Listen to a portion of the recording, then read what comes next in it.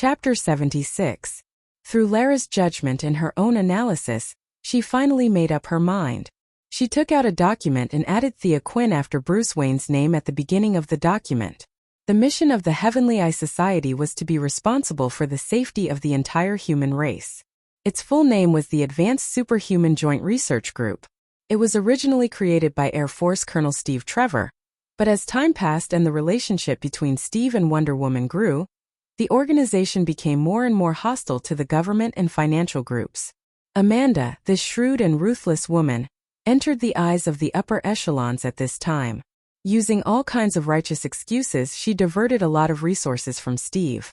Although the leader of the organization was still Steve, as the number of supporters increased, she had also become an important figure in the Heavenly Eye Society.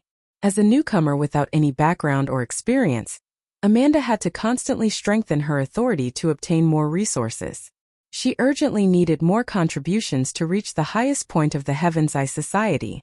She wanted to take in the supercriminals locked up by the organization for her own use. After all, many of the missions were dangerous and cold-blooded, and it was difficult to send ordinary soldiers or agents to complete them. At this time, she needed these villains to do the dirty work, but these people would not bow down easily. She desperately needed some superheroes that she could influence to deter these villains. Originally, Batman was a very good choice, but now Thea seemed to be a good choice. Batman was more mature, but he was mentally unstable and did not like those in power. Thea was young and inexperienced, but her mother was about to enter the upper echelons, so the chances of her betrayal were very small. Should she choose someone with more experience or someone she could trust? These two choices made it difficult for her to choose. Luckily, there was still plenty of time, so she could only put this problem aside. Lila walked out of the room and let out a long sigh in the dark night. She vaguely knew about Amanda's plan, but she didn't know how her report would affect Sia, a girl she could get along with. Whether it was good or bad, she could only let time tell. She was just reporting according to what she had observed. "Sir, the other two have woken up." An agent waited outside the door for a while, and immediately reported when he saw her coming out. "Got it." Lara nodded. Since they were awake, she would go and visit them. She walked to the door and was about to push it open when she heard the conversation between the father and daughter. "Dad, Robin is in danger now, you know. That guy from Star City should have saved Robin instead of saving this unknown woman. If Robin was here, we could have gone back to save everyone." Barbara complained to Chief Gordon in the room. The guy from Star City she was referring to was Miss Thea. After all, she was her savior, and it was inappropriate to use her to describe her. She didn't want to use honorifics either. In the end, she chose a vague guy from Star City instead. Chief Gordon didn't think that there was a problem with this rescue mission. He knew Lara's identity, and it was already good enough that he had saved all that he could. As for Robin, he really didn't think that he would be of much use. It was true that he could fight, but how many people could he fight? 5 or 10? In this kind of situation, it was actually useless. Only his own daughter was treated like a treasure. If they had saved Robin, who knows where they would be hiding now?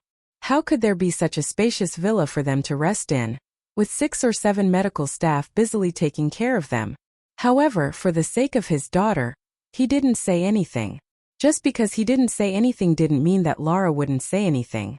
At first, Lara didn't understand what was going on, but when she heard "unknown woman," she thought about it a few times and realized that it was referring to her. "What do you mean? Shouldn't you save me? Should you leave me in the hands of the criminals? Should I die just because your boyfriend is worth saving? Don't fall into my hands, you be *tch, or you'll regret being born." Lara climbed to a high position in the Sky Eye Society, where good people mixed with bad people. She wasn't a good-tempered person, and she had a lot of bad intentions in her heart. Women were all good at acting. She pretended as if nothing had happened and knocked on the door.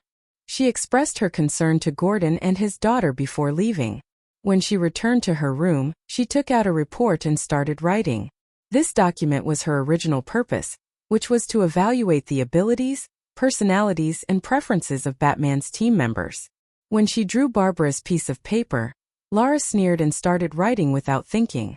Of course, she wouldn't write about Barbara in a particularly bad way. That would be seen through at a glance, and it would seem that she was taking revenge, which would affect her career. The adjectives she used were all good words, such as warm-hearted, courageous, and eager for justice. She wrote a large piece of paper. These words were good words for publicity, but in the eyes of the special battlefront, especially a black-hearted woman like Amanda, these words were synonymous with idiocy, and especially idiocy. If it was a report from Batman or Thea, she might have verified it, but for a second or third-tier hero like Barbara, she basically just read it, signed it, and stored it. She didn't have the energy to verify it. Whatever her subordinate said was the truth, not to mention a subordinate of Lara's level. Even if she found a mistake, she wouldn't take it seriously. She couldn't see any problems now, but when she encountered something more troublesome in the future, and needed a hot-blooded hero to charge at the front, this file would play a role in adding fuel to the fire. Just as Lara was thinking about how to write a 500-word review with a pen in her mouth, a subordinate knocked on the door. "Sir, Miss Thea is back." "Back? When did she go out? What did she do?"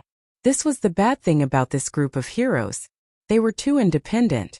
She had only been here for a short period of time, and this person had already run out. Where is she? Lara's head was full of question marks, and she thought that she had to have a good talk with her about discipline. In the interrogation room, Miss Thea captured someone alive. The subordinate's face was full of excitement. Oh, amazing! That was the only way Lara could express her feelings now.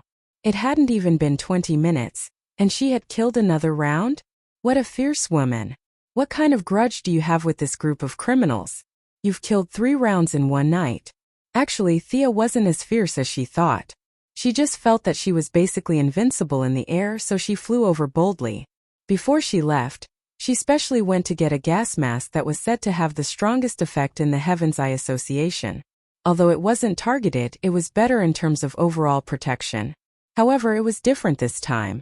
The process could only be described as not smooth. The people in the camp weren't fools. 4 or 5 searchlights illuminated the entire camp as if it was daytime. The patrolling criminals stretched their necks and looked up at the sky as if there was something wrong with their necks. Thea was still a few hundred meters away from the camp when she was discovered. Chapter 77. The first time you came, we ignored you. The second time you came, we magnanimously let you go. In the blink of an eye, you're here again? Even if they could tolerate it, they couldn't. Not all of the bandits in the camp were illiterate. There were a few who boasted of their high intelligence. They gathered the hostages, strengthened the security, turned on all the searchlights, and even set up a small radar. That was why Thea was discovered before she even reached the camp. Even though she was discovered, Thea wasn't in a hurry. She was 200 meters above the ground, and the people below her were like ants. Bows and arrows were useless. Even if she had bombs, she wouldn't dare to throw them. If a few hundred citizens were killed, her name would be completely red. The people below couldn't do anything to her. Gotham didn't have that many high-tech weapons. Everyone's focus was on curing the mentally ill, which was also known as spiritual development. There was very little development of firearms, and even a rocket launcher was considered powerful. As for the heat-seeking missiles that could threaten Thea, the bandits didn't have any. They angrily raised their AKs and fired a few rounds into the sky, not caring if they hit their targets. The smarter ones pointed their guns at the hostages' heads and raised their loudspeakers to shout at the sky, implying that if Thea didn't come down, they would shoot. Thea didn't take it seriously. You guys have watched too many movies. I'm not on the side of justice. Kill me if you want. I don't even know these people. Even if you kill Robin, it has nothing to do with me. I'll mourn for him for half a minute. You want me to go down and die? Are you kidding me? She circled the camp twice as if nothing had happened. She could see that the bandits were a motley crew without any discipline. They had tattoos or piercings. Not many of them were dressed normally. However, their equipment was pretty good. They were all wearing American military uniforms. Did they rob a military base in Gotham? However, Thea looked twice and realized that they were just small fries. They didn't seem to last more than 3 minutes. None of them had a name on them. At least she didn't see any. There was no one at the place where Robin had fainted earlier. They could see a few criminals gathering the hostages. They could only apologize to Robin. They had really tried their best. You can pray to God to protect you from now on. Just as he was about to return home, he saw a criminal pacing back and forth on the side, As if he was relieving himself, Thea watched the man swagger around. She didn't know if he had kidney deficiency or something else, but he stood there for a full 3 minutes. Are you trying to lure me down? Thea scanned the area with her infrared glasses and found no less than 10 people hiding nearby. Originally, I was planning to go back like this, but since you're giving me a live witness, I don't want to make it seem like the people of Star City don't know etiquette, so I can only accept it. Thea didn't use her maximum speed before, so these people didn't know how fast her thing was floating in the sky. They just assumed that it was about the same speed as a car. Therefore, the circle of people lying in ambush could only be considered to be neither big nor small. Thea arrived at the side of the bait in less than 150 kilometers per hour. It was a forest and there were 8 criminals hiding there. The infrared glasses showed that these 8 guys were squatting motionlessly, waiting for Thea to take the bait. Just when these people thought that the enemy would fly over their heads and perform a dumpling wrapping performance, Thea suddenly sped up, took a big circle and rushed down from the other side of the bait. These people didn't expect such a variable. Caught off guard, their weakness of not having received formal training was undoubtedly exposed. 2 criminals reflexively rushed out with their rifles. The 2 people who rushed out were a little confused. I came out just like that? What should I do next? While they were in a daze, the people behind them also shouted, "Come back! Come back!" The 2 brainless guys turned back into the forest. But at this time, Thea had already completed her mission. Her skateboard was originally modified with emergency equipment. There was a chain on each side of the V-shaped skateboard. She used one to pull Gordon and his daughter onto the ticket, and now she had the other one to use on this guy who was holding up his pants. She instantly increased her speed to 300 kilometers per hour and rushed to about 100 meters in front of the bait. She didn't know what these criminals told him to pay attention to, or was this person trying to be realistic? Anyway, when Thea saw this person, he was unbuckling his belt. Thea's sudden appearance startled the enemy. His brain didn't react. Should he pull up his pants or take out his weapon first? It was dark in the middle of the night. With Thea's speed, she could only see a blurry figure in front of her. Her left foot stepped on a mechanism, and a chain with a sharp arrowhead pierced into the bait's shoulder. This arrowhead wasn't designed by Thea. It came with the original equipment.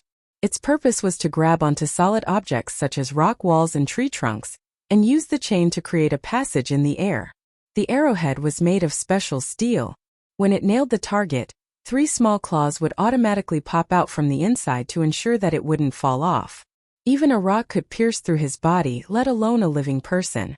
The bait did not know that his treatment had been upgraded to the same level as the big rock on the bridge pier.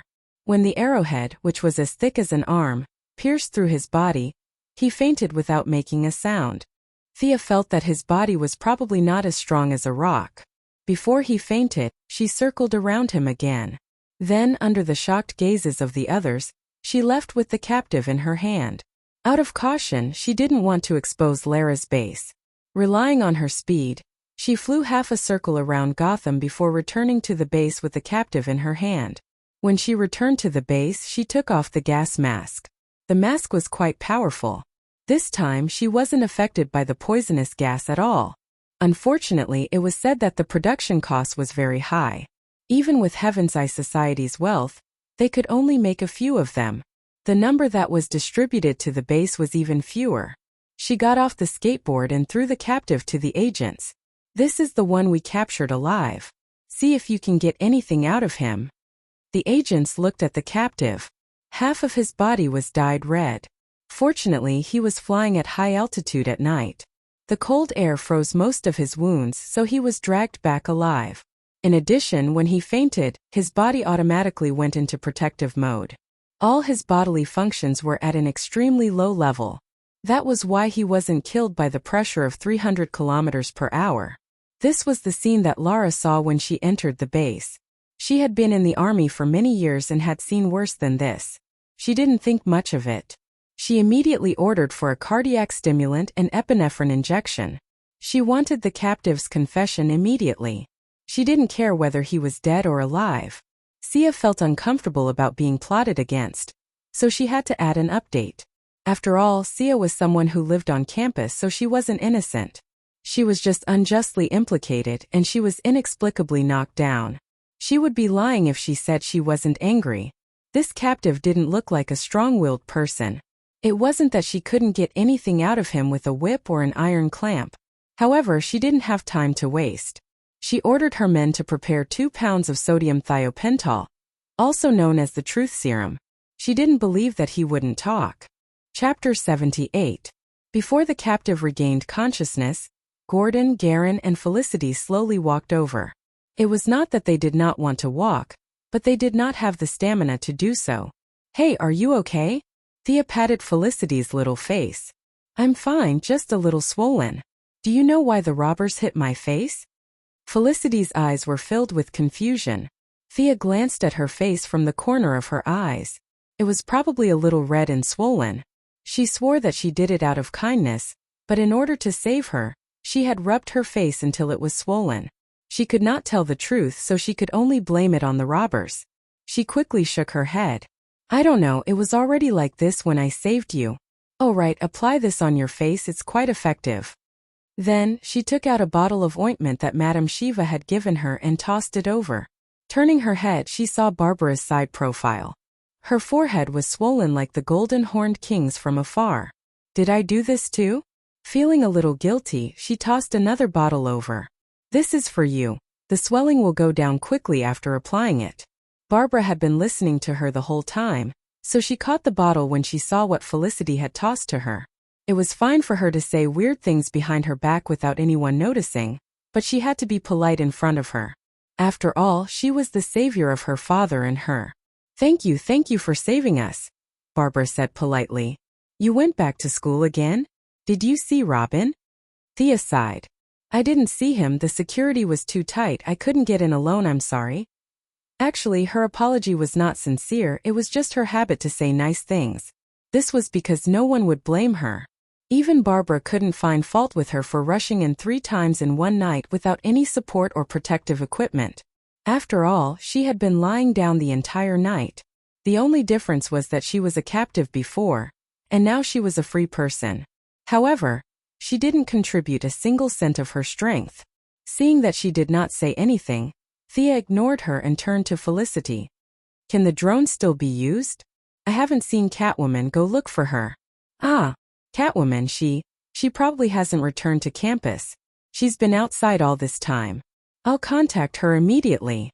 Felicity was still a little dizzy, and she couldn't come up with a lie after thinking for a long time. She could only take out her phone and make a call. "When did you two become so close?" Thea felt that it was quite strange. These two people's personalities were almost completely different. One couldn't stay at home while the other could stay at home forever. To be able to catch up with such different living habits, it could only be said that their natures were similar. Hurry up and call her back. Thea could not be bothered with these trivial matters. The most important thing now was to gather all the combat forces, and then wipe out the pests who were destroying her plan to unite Gotham and Gotham. At this point, she no longer cared about whether she had the right to command. She had already gone to the scene 3 times.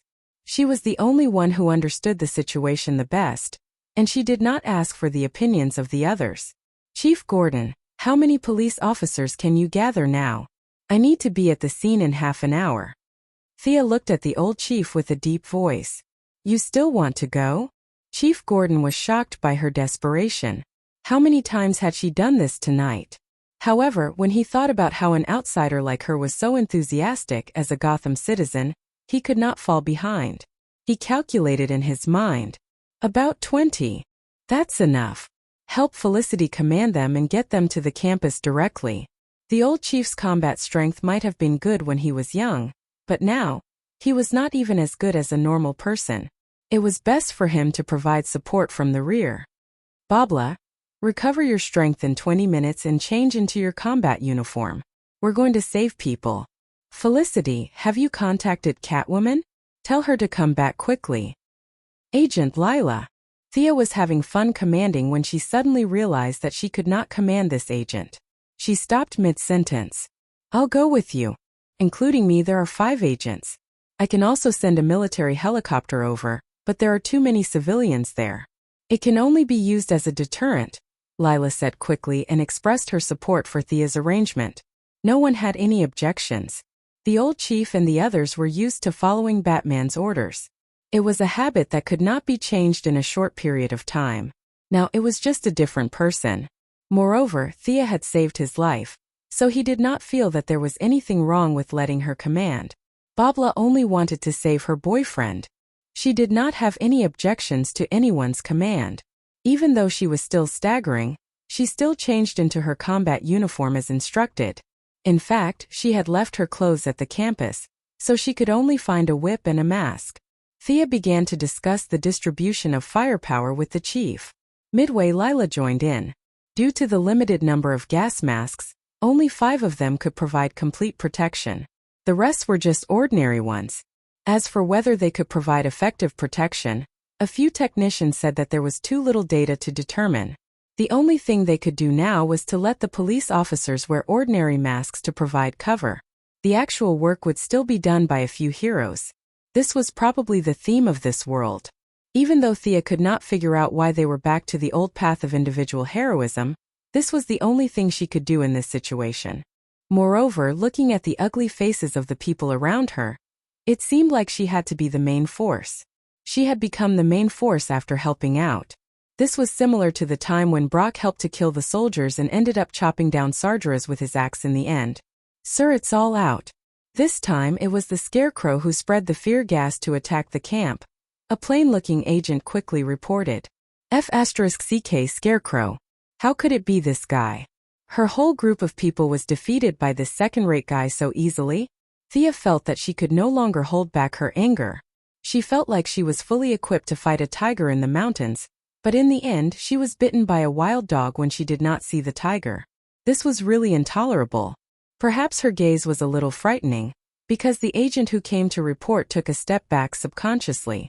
However, he still finished his report in a low voice. They plan to transport everyone away after dawn. As for where they are going, he does not know. She could not wait any longer. She had to act immediately. No one knew if they would transport the hostages in advance. After all, she had already acted rashly and alerted the enemy 3 times. They would not be so careless as to wait until dawn. "Babla, we have to leave early. How much of your combat power have you recovered?" Thea was really out of ideas now. Other than herself, she seemed to be the best fighter. Although she doubted her ability, there was really no one she could use now. Chapter 79. Looking at her unquestionable expression, what else could Barbara say? Whether it was for the sake of justice or to save her boyfriend, she had to grit her teeth and do it. She stomped her feet, feeling much better than before when she was as limp as noodles. She didn't know if she could come out alive in this state. She hesitated whether she should say goodbye to her father and say some last words. "What happened? Why did you call me back in such a hurry?" Fortunately, Catwoman's timely return gave her more confidence in this operation. She prayed in her heart that God was still watching over her. Her emotions surged, and even the various disdain she had for Catwoman in the past automatically decreased. Thea didn't have time to explain to her. She was discussing the allocation of police support with Gordon, so she gestured for Barbara to explain to her. Barbara could only reluctantly explain to Catwoman once. In fact, there were many things that she wasn't clear about. She had been lying in bed for the entire night, and could only use her own deductive abilities to reconstruct the incident. As for how true it was, no one paid attention to it. Scarecrow. This name was no stranger to Catwoman. It was an old enemy. When she heard that even Robin had fallen into the enemy's hands, Catwoman only felt that it wasn't that she didn't understand, but that the world was changing too quickly. She prayed that Robin's true identity wouldn't be discovered. He wasn't Batman and couldn't enjoy the treatment of a broke back. If he was discovered, he would definitely be executed without a doubt. After hesitating for a moment, the Catwoman still handed her whip over to Babla. It wouldn't make a difference whether she used a dagger or a baton, but Babla couldn't do the same. Without a whip, her combat strength would be reduced by 30%. Babla took the whip and waved it a few times. She felt that it was quite handy. After all, it was Old Man Bruce's brand. She felt more confident with it than if she were to rush in with a pistol. Thea walked over at this time and handed each of them a gas mask. "Put it on when you reach the camp. The 3 of us will take the lead and eliminate the enemy's resistance." The Heaven's Eye Society will be responsible for eliminating the remnants. The rest of the police will be responsible for rescuing the hostages. There are no problems. Thea looked around. Seeing that everyone had tacitly agreed to this arrangement, she waved her hand and set off. Ooh! Thea found a car driven by an agent and got in. This time she did not fly on the skateboard. Instead, she used her mind to control the skateboard to follow the team.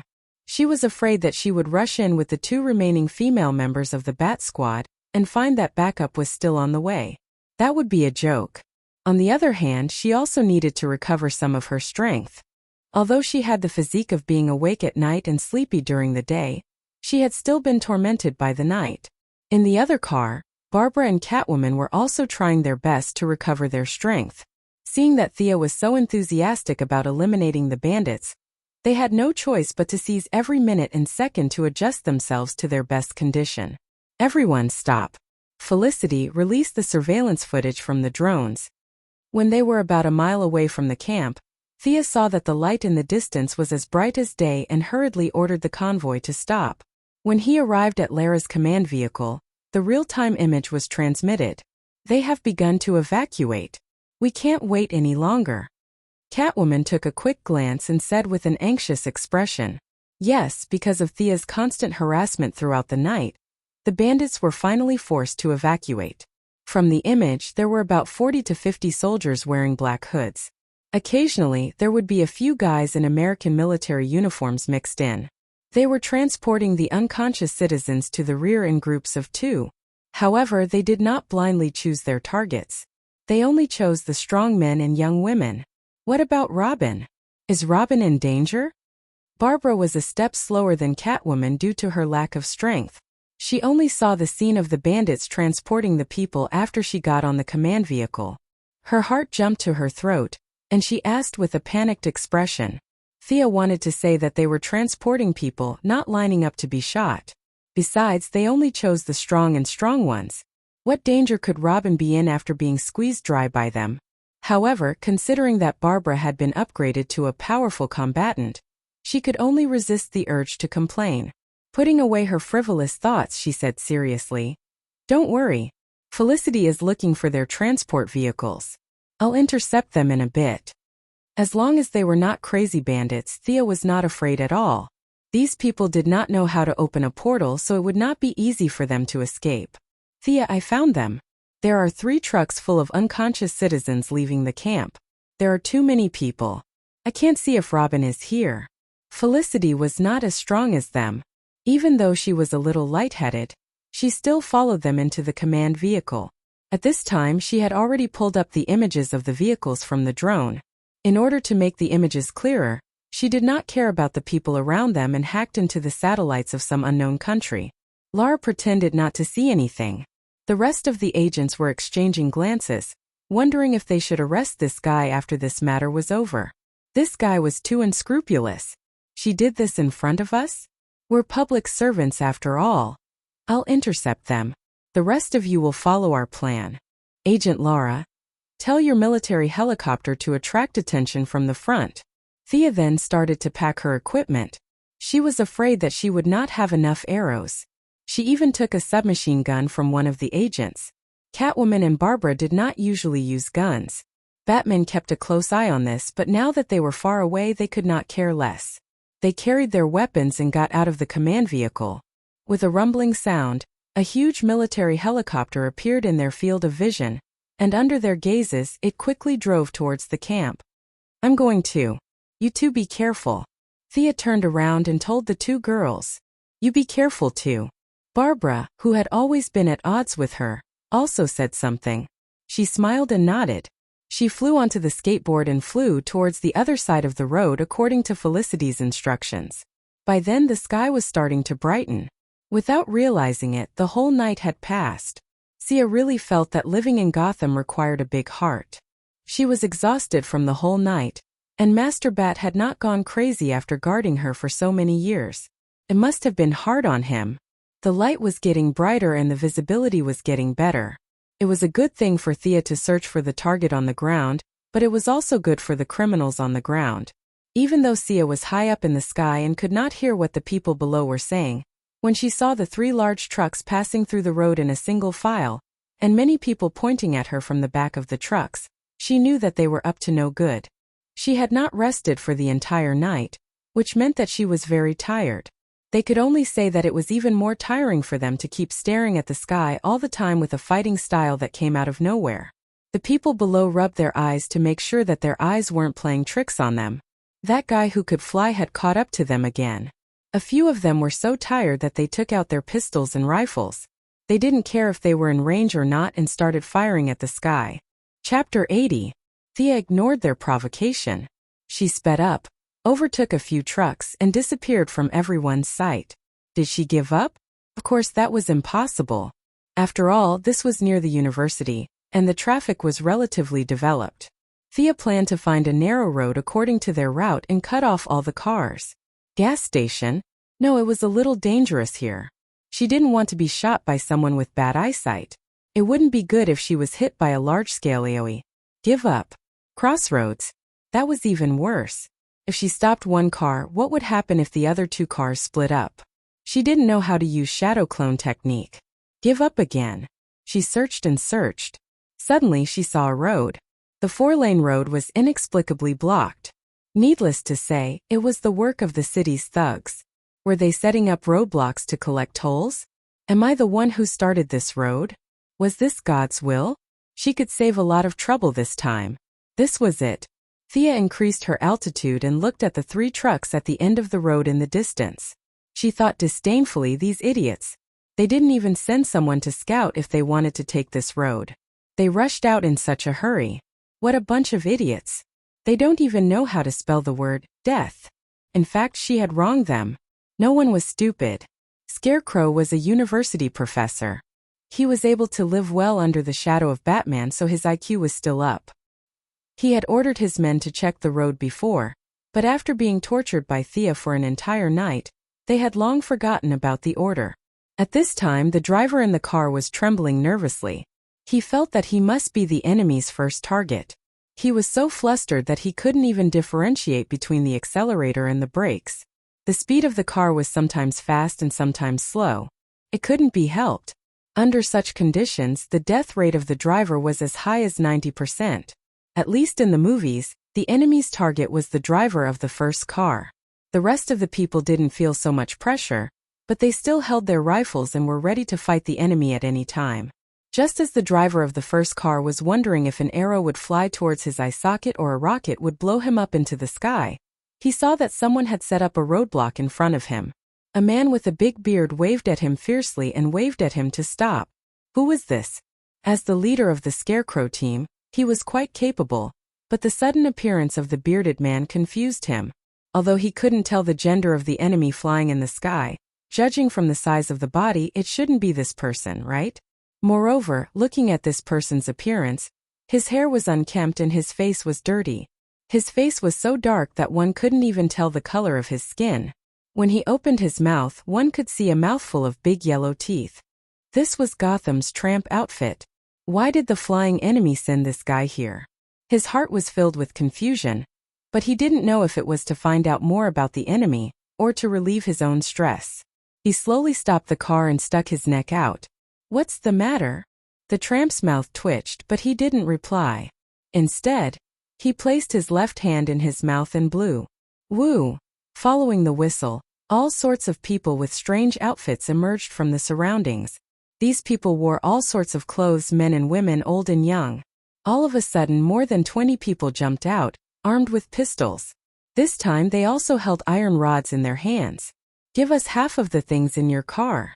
The bearded tramp in the lead had a shotgun in his hand. He fired a shot into the sky to prove that he had bullets, and looked at the robbers in the car with a playful expression. Thea, who was hiding on a tree branch far away, was overjoyed when she saw this scene. Who said that Gotham was filled with unruly people? This was definitely a rumor. These people were still very cute. They were afraid that it would be difficult to complete this mission alone, so they didn't ask for anything in return. They even brought their own food to help her. When some people were happy, there would naturally be others who were sad. The driver in the lead was in a lot of pain. As a local, he already knew that this group of people had nothing to do with the enemy flying in the sky. This was a robber gang that was deeply characteristic of Gotham. This group of people had all sorts of weapons and there was no organization at all. They couldn't even be considered a small gang, and could only be described as a group of people who were involved in the underworld. Compared to his own American equipment and elite training, this group of people was like children who were still drinking milk. His heart was filled with a sense of superiority, and he unconsciously revealed a mocking expression. As the leader of the robbers, the bearded tramp relied on his good eyesight, and naturally, he caught the driver's disdain. He felt that his dignity was being challenged, and without thinking, he grabbed his shotgun and fired at the driver's rearview mirror. Bang! Did you hear me? Come down! The bearded tramp shouted fiercely. If he hadn't fired the shot, the scarecrows would have already stepped on the accelerator and rushed over. They had a mission to complete and didn't have the time to waste with this group of trash. However, his shot had angered them. They had been tormented by the enemy for an entire night without sleep, and now they were moving again before dawn. It would be a lie to say that they weren't depressed, but they forcefully suppressed their temper. Now that they saw this group of trash provoking them, they couldn't hold it in any longer. The driver picked up the walkie-talkie and said, "All of you, get down and teach this group of trash a lesson." The scarecrows had put in a lot of effort into his group. After the chaos in Gotham, he had successfully robbed an American military arsenal and armed his men to the level of a regular army. With this level of strength, he wouldn't dare to say that Gotham was invincible, but it was considered strong among the major forces. There were 3 cars, each with a driver and 3 gunmen. All 12 of them were wearing bulletproof vests and helmets, and they carried their rifles as they got down from the trucks. They didn't even need to be ordered to find cover in blind spots, which showed that they had good military skills. The bearded tramp was dumbfounded by the professionalism of this group of people. He wondered if they were American soldiers. Did he kick an iron plate? He only wanted to get rid of his pocket money, he didn't want to fight the army. Not knowing what he was thinking, the fully armed scarecrows didn't want to waste time with him. A loud voice rang out, "Ready, fire." Thea, who was hiding in the distance, was initially shocked by the excellent equipment of this group of people. When she saw that they were about to open fire, she naturally couldn't let the Gotham crowd, who had brought their own rations, get hurt. Although they were outnumbered 12 to 20, and the crowd had a certain advantage, the difference in equipment was too great. If they really fought, it would be a crushing victory. She had already taken out a magnetic arrow and knocked it on her bow. When she heard that they were about to open fire, she didn't hesitate and shot it towards the center of the battlefield. Buzz. There was a low buzzing sound and pa, pa, pa. Guns were constantly attracted to the arrow by the strong magnetic force. Thea was very generous. She included both sides within the range of the arrow's effect. In less than 10 seconds, the low buzzing sound stopped. No matter which side they were on, they were surprised to find that the guns in their hands had disappeared. Chapter 81. Thea observed from afar and nodded her head. The effect was not bad. She had forcefully evened out the strength of both sides. This time, the enthusiastic citizens who had brought their own rations to help her should be able to use their advantage in numbers, right? The 2 groups of people did not know that she was secretly messing with them. The absorption speed was too fast, and they did not see the arrows clearly. They only saw that the guns were gathered together by an unknown object, and finally formed into an irregular cylinder in the middle of the field. What was that? This question appeared in many people's minds. Those with good eyesight noticed. Why did my gun fly up? Sensing that their advantage in weapons was gone, the Scarecrow team reacted very quickly. 2 of them jumped onto the vehicle. In fact, it was not that they could not fight with their bare hands, but it was inevitable that they would suffer some injuries. For example, they might lose 2 teeth or break 2 fingers. Previously, they had used weapons with the mentality of crushing the enemy. Now that it involved injuries, a few of them immediately retreated. The leader saw that everyone had the intention to retreat, so he decided to retreat. They wanted to run, but Thea would not let them do as they wished. She hid in the forest behind the homeless people, turned on her voice changer and shouted with a hoarse voice, "They want to run, charge!"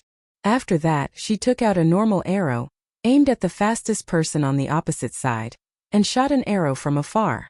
The distance was a little far, about 200 meters. Thea did not have much confidence, So she aimed at the person's torso. She did not see where the arrow hit the person's body. She only heard him scream. One of his legs was about to step onto the truck when the arrow suddenly appeared and hit his leg, which was not supported by a bulletproof vest. Under the intense pain, he did not manage to take a step forward and fell off the truck. There were still a few people in the Scarecrow team who understood. They realized that something was wrong and quickly called for a few people to get on the truck. However, they forgot the nature of the Gotham citizens, and that was madness. They were the so-called people who would get excited at the sight of blood. They were all violent and had a bit of the demeanor of the orcs. The hot-blooded citizens were already trembling in fear, and were ready to scatter and flee. Thea's unexpected intervention had restored their morale. When they saw an unlucky person fall from the sky, the remaining people turned around and fled instead of seeking revenge. The hot-blooded citizens felt that the enemies in front of them were only SOSO. Why were they running? They were obviously afraid of them. Most of the weapons they brought out were cold weapons like water pipes, baseball bats, and the like. There were very few firearms, so Thea's magnetic arrows didn't have much effect on them. Seeing that the enemy had no weapons and was preparing to escape, a few rough men, who were like reincarnated ghosts, rushed forward while cursing.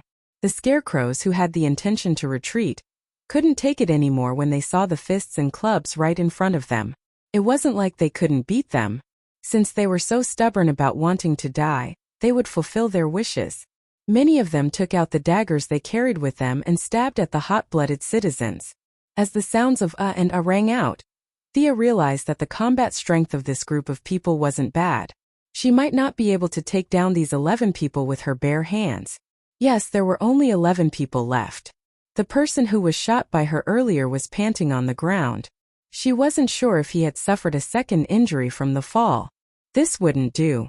The 11 people with amazing combat strength and great teamwork had already taken down the 2 hobos who were charging at the front. Among them was the big bearded man who had blocked the way previously. He was originally dressed in decent clothes, but his fierce face was now stabbed until it looked like a bloody gourd. He was lying on the ground with blood foaming out of his mouth. She couldn't watch the show anymore. Roll up her sleeves and attack? That was impossible. Thea had always kept in mind that she was here to help. She couldn't lose sight of this goal. In order to make the fight between the 2 groups of Gotham players fairer and more entertaining, she decided to attack whichever side was stronger. She nocked an arrow and started to aim. Soon, a person who was wielding 2 daggers and waving them up and down like a windmill entered her sight. However, this group of people were wearing bulletproof vests, so she could only aim at their unprotected limbs. As the sounds of swoosh rang out, Thea changed her target with every arrow she shot. This showed the excellent mobility of the skateboard. Her movements were erratic like the wind, and her stamina consumption was almost zero. Even though the Scarecrows had already noticed the abnormality, the robbers had holes in their brains. They only saw their enemies fall to the ground and didn't realize that there were reinforcements in the dark. They thought that they were the ones who had killed them. Soon 4 of the 11 people were shot down by Thea, and another one was taken down by the vagabonds. The situation was now 6 against 18. With such a huge difference in numbers, the elite training and skillful cooperation of the Scarecrows could no longer be used. If they could retreat while fighting, they might be able to win with fewer people. However, they couldn't run. If the people in the car couldn't send the Scarecrows over, based on their understanding of their leader, they would be scared to death. The 6 of them could only form groups of 2, back to back, and barely fend off the attacks of the vagabonds. At the same time, they were praying to God in their hearts. Thea didn't know if God knew about this, but she did show her style. She looked at the 18 valiant vagabonds and felt a little uncomfortable. If this group of people swarmed her, she would be in a bit of trouble. If you don't believe me, just look at Grandmaster Ye's 3rd Division when he was surrounded by dozens of people at the shipyard. The advantage in numbers was very intimidating when one's strength hadn't reached a certain level. There was no need to think about dozens of people. Thea wasn't that fierce.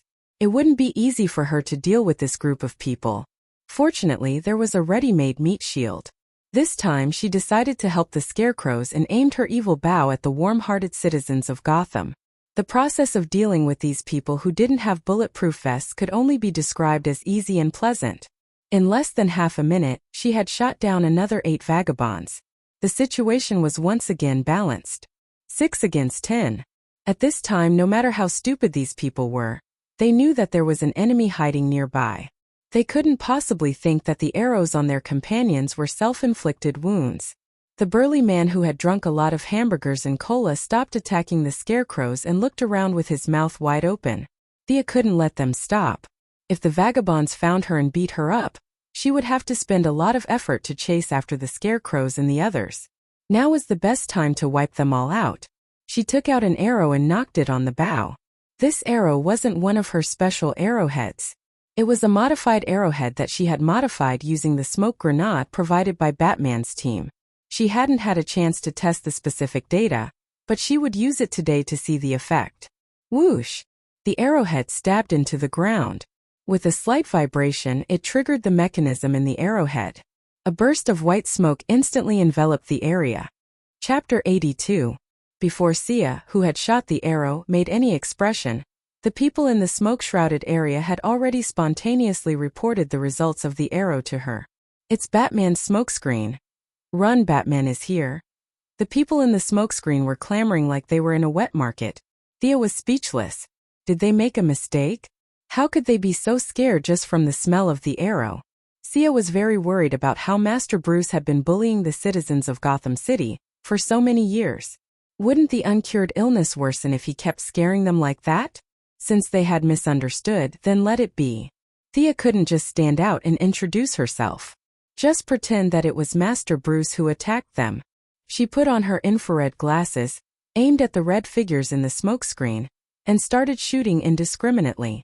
Just like playing Angry Birds, she constantly chose her target, pulled her bow, and continued the process. She didn't care whether the target was shot dead or not. I have the situation under control. How's the situation in the school? When will my reinforcements arrive? Thea enjoyed this game very much. She made the smokescreen 3 times thicker than the original smokescreen, and it wouldn't disperse in a short period of time. The weapon that was originally meant for running was modified to be the same as Momochi Zabuza's mist concealment technique. However, she still remembered her mission during the game. She asked in her headset, "Where are the reinforcements from the police?" She didn't even see a ghost. Oh, there was a busy tone. "Ah, Thea, they're all busy. The enemy is very strong." Felicity saw that no one was speaking, so she had to answer herself. "How many enemies do they have?" Infrared was not a good thing. She could only see biothermal energy and could not tell whether the person had been shot or not. Sia could only focus on those who could still run. 9. Feline Girl will take on 4, Barbara will take on 3, and Lila and the agent will take on 1 each. What the heck, there are only a few enemies. I thought that Gotham's villains would all be there. But it turns out that there are only 9 of them. I have 12 enemies and 20 enthusiastic citizens, and they didn't even make a sound. Needless to say, these guys must have grabbed a stick and started the fight. Do you guys have brains? What a fierce comparison. However, such words could easily damage their morale. At this time, Thea could no longer see any moving thermal reflections in front of her. She was afraid that she would miss something, so she shot another arrow at each target. Hurry up and call 3 drivers. I'll go and support them. Thea didn't dare to leave immediately. What if she met a person with a tenacious vitality or a heart that was on the right side? What if the person pretended to be dead on the ground and happily pulled the people away after seeing her fly away? Wouldn't her efforts be in vain? You're pretty fast. Phew, we're almost done. Catwoman said in the communication channel while panting. Since you said so, I'm not in a hurry to go over. Thea was also a little tired. In less than 5 minutes, she had shot 90 arrows in one go. This was different from shooting dead targets. These people knew how to dodge and run. Furthermore, she couldn't tell who was wearing a bulletproof vest and who wasn't. She could only aim at their limbs. The smoke hadn't completely dispersed, so she didn't know how her results were. Thea didn't just rest. She flew onto the skateboard and circled around a few cars. Among the crowd, she found the figure of a skinny black-haired man.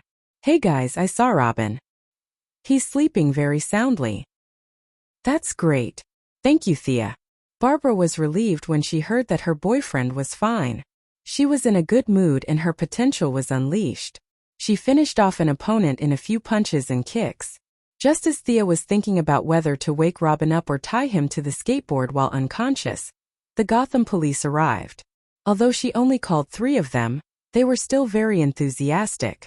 More than 10 of them came, led by Gordon himself. They were all wearing GCPD bulletproof vests and carrying submachine guns. As the smoke gradually dispersed, the tragic scene appeared in front of everyone's eyes. The originally black asphalt road was now stained red with blood. More than 30 people were lying on the road that was less than 100 meters long. They were all wearing military uniforms and had pieces of cloth hanging from their necks. There were all kinds of people, but they all had one thing in common. They were all pierced with arrows. Some had 3 or 4 arrows, while the others had at least 2. The entire area didn't look like a modern road. It looked like they had returned to an ancient battlefield, where a group of English longbowmen had shot a rain of arrows across the distance of time. Many people were nailed to the ground by Thea's 4 limbs. Their hands and feet were nailed to the ground. Originally, this wasn't a big deal. They just needed to bandage their wounds. However, in the chaos of the crowd, this kind of damage was magnified to the extreme. Many people were pinned to the ground by arrows. After being pushed and shoved by the crowd, the metal arrowheads cut off their hands and feet. What wasn't a serious injury became a crippling wound. Ugh! 2 young police officers were dizzy from the scene of broken limbs and the thick smell of blood. They ran to the side and vomited under the sympathetic gaze of their companions. Gordon was not as ignorant as the young man. When he was young, he had served in the military and fought in wars, and he had seen worse than this.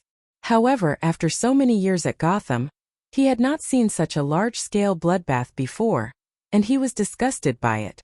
Just as he was about to order his subordinates to check if there were any survivors, he unexpectedly found that these people were all injured in their limbs. This made him feel that this lady was really a good person. The scene was so tragic, but there wasn't a single person who died. As for the missing limbs, this was a problem for the disabled to consider. The police chief didn't need to worry about it. These people were all bad people. If they were disabled, it would only be good for society. If he couldn't bear to see them like this, he could organize the police department to donate more money to the Disabled Association. Cuff them all. Gordon waved his hand and ordered his subordinates to clean up the mess. Chief, this person has no arms, we can't cuff them. One of the police officers looked at the disabled person in front of him and realized that the problem he encountered was not taught in the police academy. This criminal had no arms, what should he do? He could only ask for help from the old chief, who was known as the Evergreen of Gotham. The old chief had a lot of experience. Cuff them together with the others who are missing arms. We can't lose both arms, right? Good idea. A few of the police officers who encountered the same problem but didn't dare to say anything were impressed by the courage of their companions. They cuffed the disabled people together in pairs. Chief, I'll leave this to you. I'll go over there to help. Thea informed Gordon and hurriedly flew to the school campus. She still wanted to settle the score with the Scarecrow. She wouldn't let anyone go, but this guy must die. Did she do all this alone? Seems like it. She's really vicious. The police officers didn't recognize Thea. Moreover, she was wearing a mask and had a voice changer on. When they saw her flying away with a murderous aura, their faces were a little pale. This scene looked like it was done by 10 people. One person could do so much damage. How vicious was this person usually? Chapter 83. Thea flew back to Gotham University like a gust of wind, completely unaware that she had earned herself a vicious reputation in the GCPD. Catwoman did not lie when she entered the campus. The battle had ended. As there were too many civilians, the Heaven's Eye Society's military helicopters could only intimidate them. They did not dare to shoot at the unconscious civilians, so the scale of the firefight was not large. At least, it was more peaceful than the bloodbath on Thea's side. From time to time, she could see a few police officers carrying spray cans spraying some spray into the air to neutralize the nerve gas released by the Scarecrow. She rushed into the command vehicle. Lara was not in the vehicle. Catwoman and Barbara were resting on the side, while Felicity was resting on the table. She did not say anything when she saw Thea coming in. She just waved her hand listlessly. Did you find the Scarecrow? Thea knew that they probably did not catch the Scarecrow, But she did not give up and asked. I didn't see it. Probably ran away. In fact, Barbara had never recovered to her peak condition. This time she had been forced to fight because of various moral and collective beliefs. Although she only had 3 opponents, it was extremely difficult for her to fight. There was a cut on each of her shoulders and arms. Although it had been bandaged, one could still see that blood was constantly seeping out, which showed how deep the wound was. After answering Thea's question, she asked another question that concerned her the most. Robin didn't come back with you? Don't worry, I came back first. They will be here soon. Director Gordon is keeping an eye on them. Even if the old director was not satisfied with his son-in-law, he would not kill him while he was unconscious, right? Hearing that her boyfriend was by her father's side, Barbara was completely relieved. She nodded and did not say anything else. Thea moved closer to Catwoman and said softly, Hey, what have you been busy with recently? Primitive accumulation of capital, Catwoman said elegantly. His words sound so different from the rest. It seems like I'm not the only one who has designs on Gotham's rich families. Just as I was about to find someone like him to discuss which targets are easier to target, and which won't reduce my reputation in the hero faction, 3 trucks slowly drove into the school. It was a little inappropriate to talk about this topic now. Sia patted the absent-minded Barbara and said, Robin should be back. Let's go and take a look. Hearing this, Barbara wiped her face and subconsciously walked out. Catwoman hurried over to support her. She didn't want her to fall and get seriously injured while walking. When they're done, let them come to the command car for a meeting. Thea called out from afar. She didn't want to go down. The school compound was sprayed with some unknown mist again. The smell was mixed with the original poisonous gas, and it was extremely unpleasant. Catwoman supported Barbara and acted out a 1,000-meter search for their husband. Well, it wasn't far. The 2 of them didn't walk far before they saw Robin, who had barely regained consciousness, sitting on the ground in a daze. The usually capable young man was sitting there in a daze.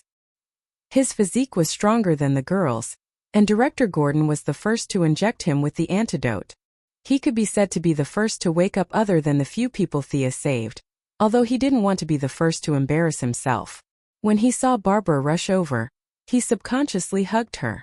When he heard his girlfriend describe the bizarre events of the night, he felt ashamed.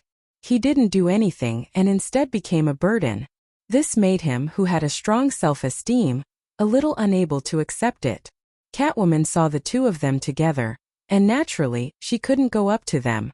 After all, she was related to Batman, and could be considered half a master's wife and an elder. If they were to do anything intimate, it would be inappropriate for her to see it. It was better to stay away.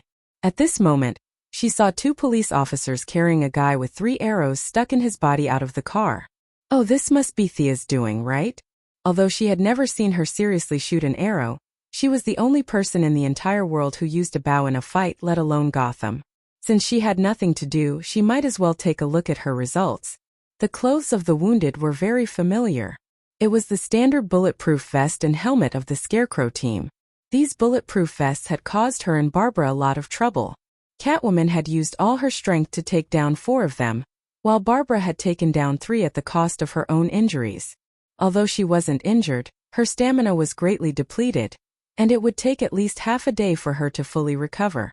Perhaps out of a woman's mentality of comparison, Catwoman walked closer to observe the wounded. When she saw that they were all shot in their limbs, she was secretly pleased.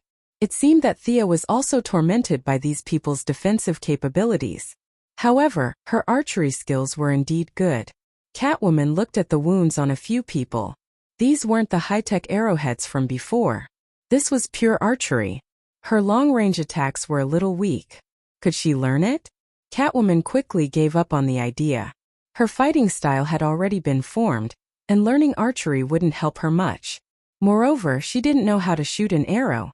In theory, Batman should know how to shoot, but she had never seen him use a bow before. She didn't even know who to look for if she wanted to learn. At first, Catwoman crossed her arms and looked at the police officers carrying the wounded down. Soon, her expression changed from calmness to surprise, and finally to thunder. How did she take down so many enemies alone? At this time, there were already 30 wounded people on the ground. Without exception, they were all shot by arrows. The most were 4 or 5 arrows, while the least were 2 or 3 arrows. From afar, it seemed that the ancient drama team had just finished filming a war scene, and the extras were lying on the ground. In fact, there were already police officers on the truck ready to pull out the arrows. However, when Thea designed the arrows, she only considered how difficult it would be for the wound to heal and how it would bleed non-stop. She didn't consider the problem of treatment afterwards. Therefore, all her arrows had barbs. It was fine if the arrows were not pulled out, but if the arrows were forcefully removed, the consequences would be fatal. An unlucky police officer encountered such a situation. The wound that was originally the size of a finger was forcefully pulled out, and it became a hole as thick as an arm. Blood gushed out like a fountain. Fortunately, Gotham Police Academy's teaching was excellent. Using the little first aid knowledge he had learned, he found a rag to plug the wound. Only then did he barely keep the criminal alive. This scene was seen by many people. The other police officers didn't dare to pull out the arrow. If they didn't pull it out, they would still be alive. If they pulled it out, who would be responsible for the death? Although the police officers had a quota of not being guilty of killing a few people every year, they didn't want to waste it here. Anyway, the arrow wasn't stuck in their bodies, so they just carried it with them. Helpless, the police officers transported this group of people, who were suspected to be extras from Hungdian Studios, back to the campsite. They laid them out on the ground and prepared to find paramedics to help this group of people. Chapter 84. The medical staff from the police station had been scattered during the city riot. This time, the ones who came with them were the laboratory staff from the Heaven's Eye Society, and a few special agents with experience in battlefield first aid. They wore white coats and pretended to be angels in white. These people were better at dealing with gunshot wounds and electric shocks. When they saw so many arrow wounds, they were shocked. When the police officers passed them the plastic bags of broken limbs, they could only be described as stunned. Even a big hospital with thousands of people would have to work overtime with this amount of work. How could they do it with just a few people? How long would they have to work? Fortunately, criminals had no human rights in the eyes of the police. The police officers threw the broken limbs aside, meaning that it was fine if they could reattach them, but it was not a big deal if they could not. In fact, it was fine if a few of them died, as long as not too many died. The former special agent and current medical staff understood what the police meant. They silently decided the fate of these brainless and disabled people on the ground. Coincidentally, the Paralympic Games were organized by the Paralympic Federation this year. These people were all strong and healthy. They could be pushed into the laboratory and violate 17 or 18 international conventions. They could secretly modify them and send them to the competition. They could even win glory for the country. The smell of blood at the scene interrupted Barbara and Robin's conversation. Robin was dizzy and did not understand what happened, but Barbara knew very well. This was all done by her? As far as I know, she's the only one who's good at archery in Gotham. The feline girl looked at the 2 bags of broken arms and legs, and seemed to have thought of some unpleasant experience. Her expression was a little ugly as she spoke. Barbara was completely speechless. She counted the number of people on the ground. There were a total of 30 people. Although some of them did not look like criminals, since they were here, they must be accomplices or something. The image of Thea facing 30 people automatically appeared in her mind. Her arrows were like flying locusts. Swoosh, swoosh, swoosh, swoosh, swoosh, swoosh. She thought back to when Thea entered the command vehicle. She did not seem to be injured. How could she beat up 30 people without any injuries? Barbara was stunned by this fact.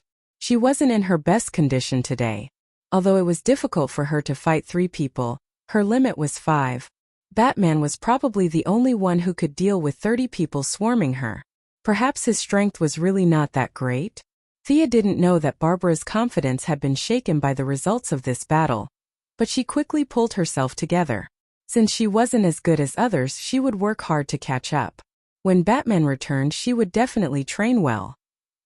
When Catwoman and the others returned to the command vehicle, they found that the culprit of the Gotham Highway tragedy was sleeping soundly on the table. At this time, Thea had already changed into her usual attire. She didn't know if there was going to be another battle, and it was a little stuffy in the car, so she only wore a short tank top that exposed her arms, a pair of hot pants and a pair of slippers. She was sleeping soundly with her head tilted. A pair of long legs were somewhat dazzling under the reflection of the light in the car.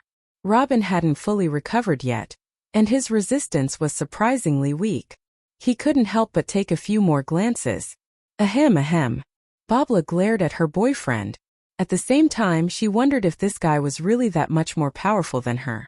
Looking at her lazy appearance, his firm belief was shaken again. Wake up, don't sleep. Catwoman nudged her.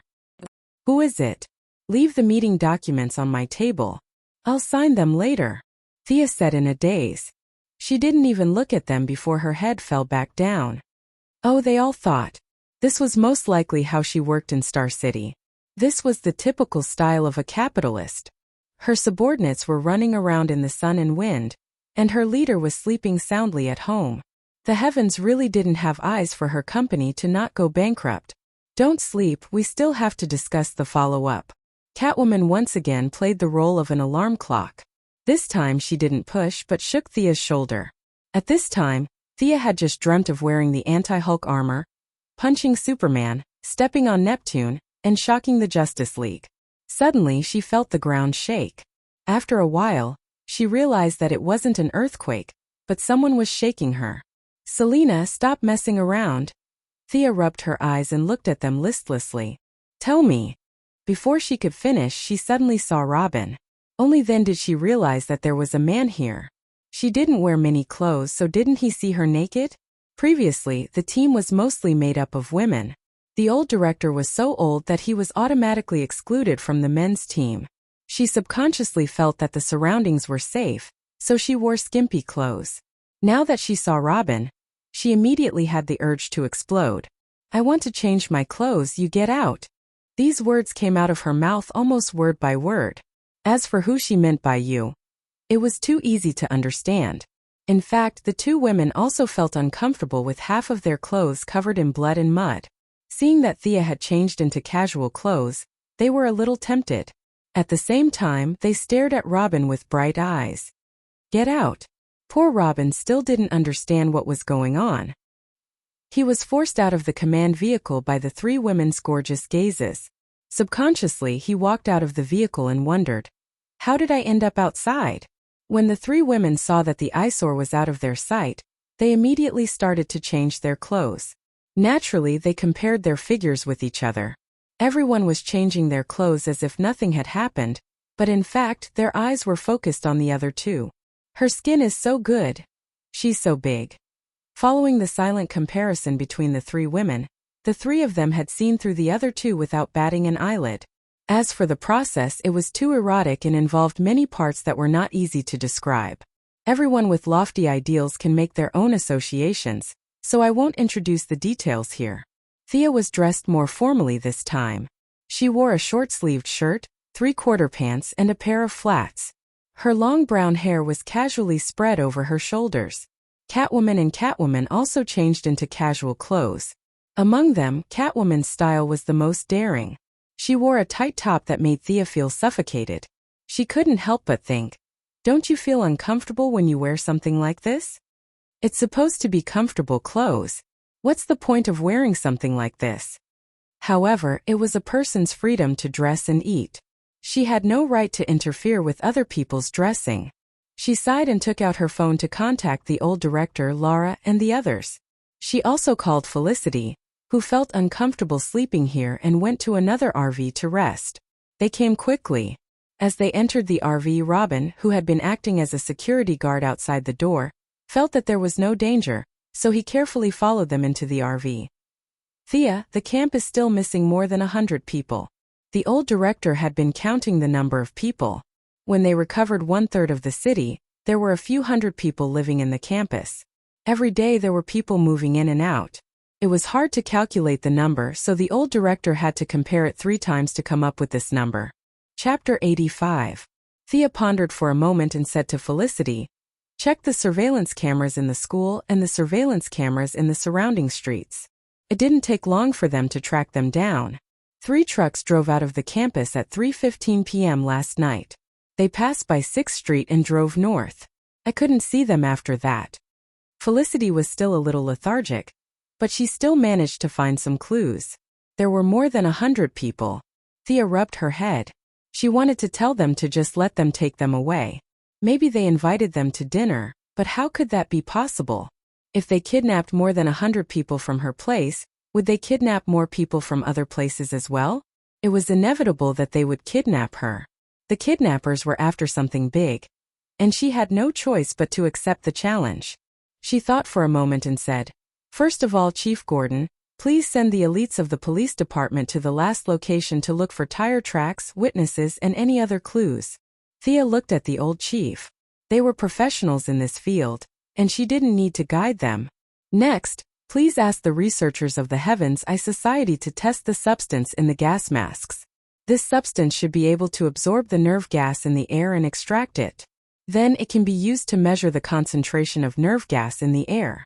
Along the way, it can be used to map out the escape route of the kidnappers." Although Lara didn't understand everything, she understood about 70% to 80% and nodded. "Lastly, you guys, we caught a lot of criminals, so you should be able to get some clues." Thea looked at the 3 generals of Batman's family and friends. This was their traditional method of catching criminals and beating them to death in order to find clues. To be honest, Thea thought this method was stupid, but she still arranged it to give them something to do. Her words were very much in line with their intentions. They did not want to go to the streets or run around like fools with instruments. Interrogation by torture was very much in line with their usual style. Whips and daggers were ready-made. They were skilled and experienced. Hanging criminals up and beating them was the most suitable job for them. "That's it then. Let's split up." Thea arranged their work and was ready to bury her head in the blanket and sleep after separating from them. She didn't know if she could continue her beautiful dream after being disturbed by Catwoman. Bang! The door of the command vehicle was abruptly pushed open. A tall black man with white hair ran in with a few steps. Who was this? Thea's first reaction was that her real identity had been exposed. Should she kill him or knock him out and kidnap him? But soon, she realized that the people in the car didn't seem surprised. This man didn't seem to be an enemy. "Lucius, what's wrong?" Chief Gordon didn't understand why this old man was here. When Thea heard the name, she immediately thought of Voldemort and the Death Eaters. But soon, she knew that this black man wouldn't take out his wand and cast a green light on her because she had seen this man's picture before. It wasn't a memory from the other world, but a picture she saw when she was working at Quinn Group. His name seemed to be Lucius Fox, the president or vice president of Wayne Group. They didn't know what had happened when they saw him rushing in. They were about to leave the car, but they stopped. "James, something's wrong. You have to think of a way." The old man was out of breath. Felicity quickly handed him a glass of water. "Thank you." The old man looked at the girl in front of him and realized that he didn't know her. But since it was urgent, he didn't have time to be polite. He grabbed the chief and ran out. Looking at the 2 old men who were almost 120 years old and looking like they were about to elope, Thea quickly stopped them. "Excuse me, what happened? Can you tell me?" She had just assigned the chief a task and now they were dragging him away. Wouldn't that make her lose face? Lucius realized that he didn't know this girl either. He was confused for a moment. "Did I enter the wrong house because of my old age?" He looked around the command vehicle and saw that he knew most of the people in the vehicle. This was strange. Chief Gordon had always been a steady person. To put it bluntly, he was not a quick-witted person. He could do things step by step very well, but whenever there was an unexpected situation, he would be dumbfounded. At this time, he did not think that he could provide much help to the old black man. On the contrary, he admired Sia's intelligence and resourcefulness. "Lucius, what's going on?" "Don't worry, they're all trustworthy young people." "Okay. Even though I don't think you can help, I received news that Talia is going to hold a board meeting this morning to announce Bruce's disappearance. At the same time, she will confirm her son's right to inherit Bruce's shares. We really can't think of a way, so..." The few people in the vehicle were silent when they heard the news. Lara and Felicity didn't care about the matter. They also knew that the child was indeed Batman's son, so there was no problem with the inheritance. Gordon, his daughter, and Robin also felt that this was someone else's family matter. As outsiders, it wasn't appropriate for them to interfere, and they had no legitimate reason to stop it. Talia was ruthless and didn't leave herself a way out. She used the Assassin League's intelligence network to spread the news that the child was Batman's. The idlers like Superman and the Martian Manhunter didn't find Bruce himself. Otherwise, they would have flown over to send congratulatory gifts. This matter was so big that it couldn't be fake. Catwoman wasn't as helpless as the others. Her expression was very ugly, and her knuckles were cracking. She wanted to hit someone but didn't know who to hit. "Lucius, we want to stop this, but we really can't." "You." Chief Gordon didn't know what to say to his old friend. He forced himself to say a few words and couldn't continue. Let me interrupt. Don't you all want Talia's son to inherit his father's shares? Who's included in this?" Thea saw that they all looked as if their father had died. She didn't want to care, but she was afraid that it would affect future operations, so she still asked. Lucius also knew that Talia's move was very vicious and almost incurable. He came to Gordon with the intention of making a last-ditch effort. But in the face of Thea's question he replied, "Me and Alfred. Also, Selina will oppose it too. Catwoman would definitely oppose it. She couldn't wait to kill them with a big knife. This hatred was greater than the sky and deeper than the sea. Although she wasn't with Batman for money, she couldn't suppress her anger when she thought of a pile of money that originally belonged to her floating before her eyes and falling into someone else's pocket. Although Barbara didn't get along with her, she also made her position clear. Oppose. She took the lead in opposing, and Robin also changed from being neutral to opposing. "I'm against it too, but our opposition is useless." Gordon also expressed his support for his old friend. Chapter 86. Since all of you are against it, what if Mr. Bruce comes back and agrees? Will he be angry that we made the decision for him? Sia saw that they were so aggressive, but she still asked, "Master Bruce won't settle the score later, right? Do you have a solution? You don't have to worry about Bruce. He won't agree. Even if he agrees, he can't do anything if all of us oppose it." Lucius had been a CEO for many years and was good at reading people's expressions. When he saw that Thea was calm, he couldn't help but feel a glimmer of hope. As for Master Bruce settling the score later, he wasn't afraid at all. The people in this room were either his friends or comrades, and he couldn't go against their collective opinion. Actually, I don't think this is a big problem." Thea thought for a while and felt that it really wasn't a big deal. Old Lucius's arrogant look could only be said that his thinking was limited. "I don't know if you know, but I have shares in Wayne Group." Thea stretched out a finger and said slowly. She had only found out about this a while ago. "My father bought 0.5% and 0.7% shares in Wayne Group for me and my brother. Of course, these shares aren't directly under our names. After my brother passed away, these shares automatically went to me, so I have 1.2% of the shares. You want to initiate a shareholders' motion of no confidence to deny Talia's legal inheritance? But your shares are still too little." Lucius was too lazy to think about how this girl had Wayne Group's shares. He had worked hard for many years, and Bruce had plundered from the board of directors, so he held about 1% of the group's shares. It seemed like a small amount, but considering the scale of Wayne Group, it was a lot of money. "It's a lot less, but our Quinn Group holds 3.5% of Wayne Group's shares, and the Merlin Group has about the same amount of shares. I can help you get these. Mr. Lucius Fox, let me introduce myself. I'm Thea Quinn." The old man felt that the world was changing too fast. He took off his reading glasses and looked at the girl in front of him. He had never seen her before. He hesitated and asked, "Is Moira Quinn yours?" "It's my mother." Thea answered straightforwardly.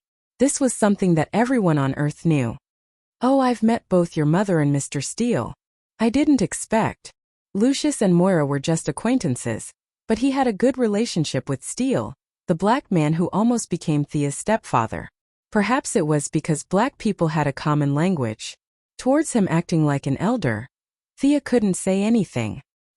He was indeed very old and still would call him uncle when she saw him. Her status was even lower, so she didn't plan on chatting with him. Thea just nodded with a faint smile for him to continue. "But it's still not enough, isn't it? Our board of directors' veto power must be at least 15% of the shares." The old black man collected his thoughts and returned to reality. "That's not difficult. Let me introduce you to Miss Laura. She's an important member of the government and can indirectly influence some companies. They should also have some shares in Wayne Group. Thea pointed at Laura, who was watching the show from the side, but didn't introduce her identity as an agent. She vaguely referred to her as an important member of the government. Laura, who had been in the army all her life, did not understand the internecine nature of the modern corporate system. Previously, she did not realize what role she could play in this matter. But now that Thea mentioned it, she immediately realized what she could do. What affected the company? It was basically a government company. She could not guarantee that everyone would listen to her just by making a call, but she could at least call 7 or 8 companies. Moreover, if she could not do it, there was still Amanda. It wasn't difficult to do this, and the favor given was sufficient. It was just a matter of making a few phone calls, and she didn't have to risk her life. This was very much in line with her current mission of providing charcoal in snowy weather. She didn't ask for Amanda's permission and nodded at Lucius's pleading gaze. Next, under the gaze of everyone in the room, Sia made 2 phone calls, one to her mother and one to Malcolm. Although the 2 of them were a little confused, they did not waste any time and gave her the phone numbers of a few Wayne shareholders, telling her that she was one of them and that she could contact them without worry. Laura was even faster. She contacted 3 or 4 companies. The 2 women and Lucius hid at the side and counted the shares in their hands. It easily exceeded 15%. Fu, as the butler of the Wayne family for many years, also had some shares, but the amount was very small. The few of them pieced together to complete the task. Mr. Lucius, you still need to raise the proposal. Our people are only responsible for supporting it. You have to understand that. Thea wrote 2 phone numbers to the old man and asked him to contact them himself. If one's family had too much say in other companies, it could easily cause a chain reaction. This was a problem with the rules of the game. Destroying this foundation could easily lead to other people's imaginations. Was the Quinn family trying to increase their right to speak? Was it a hostile takeover? This was something that Thea didn't want to see. I understand. The old man still understood this point. After all, he hadn't been eating rice for so many years for nothing. Thea sent away Lucius, who had come in a hurry and left with light steps, with a look that said, "I'm here to die, so you can go."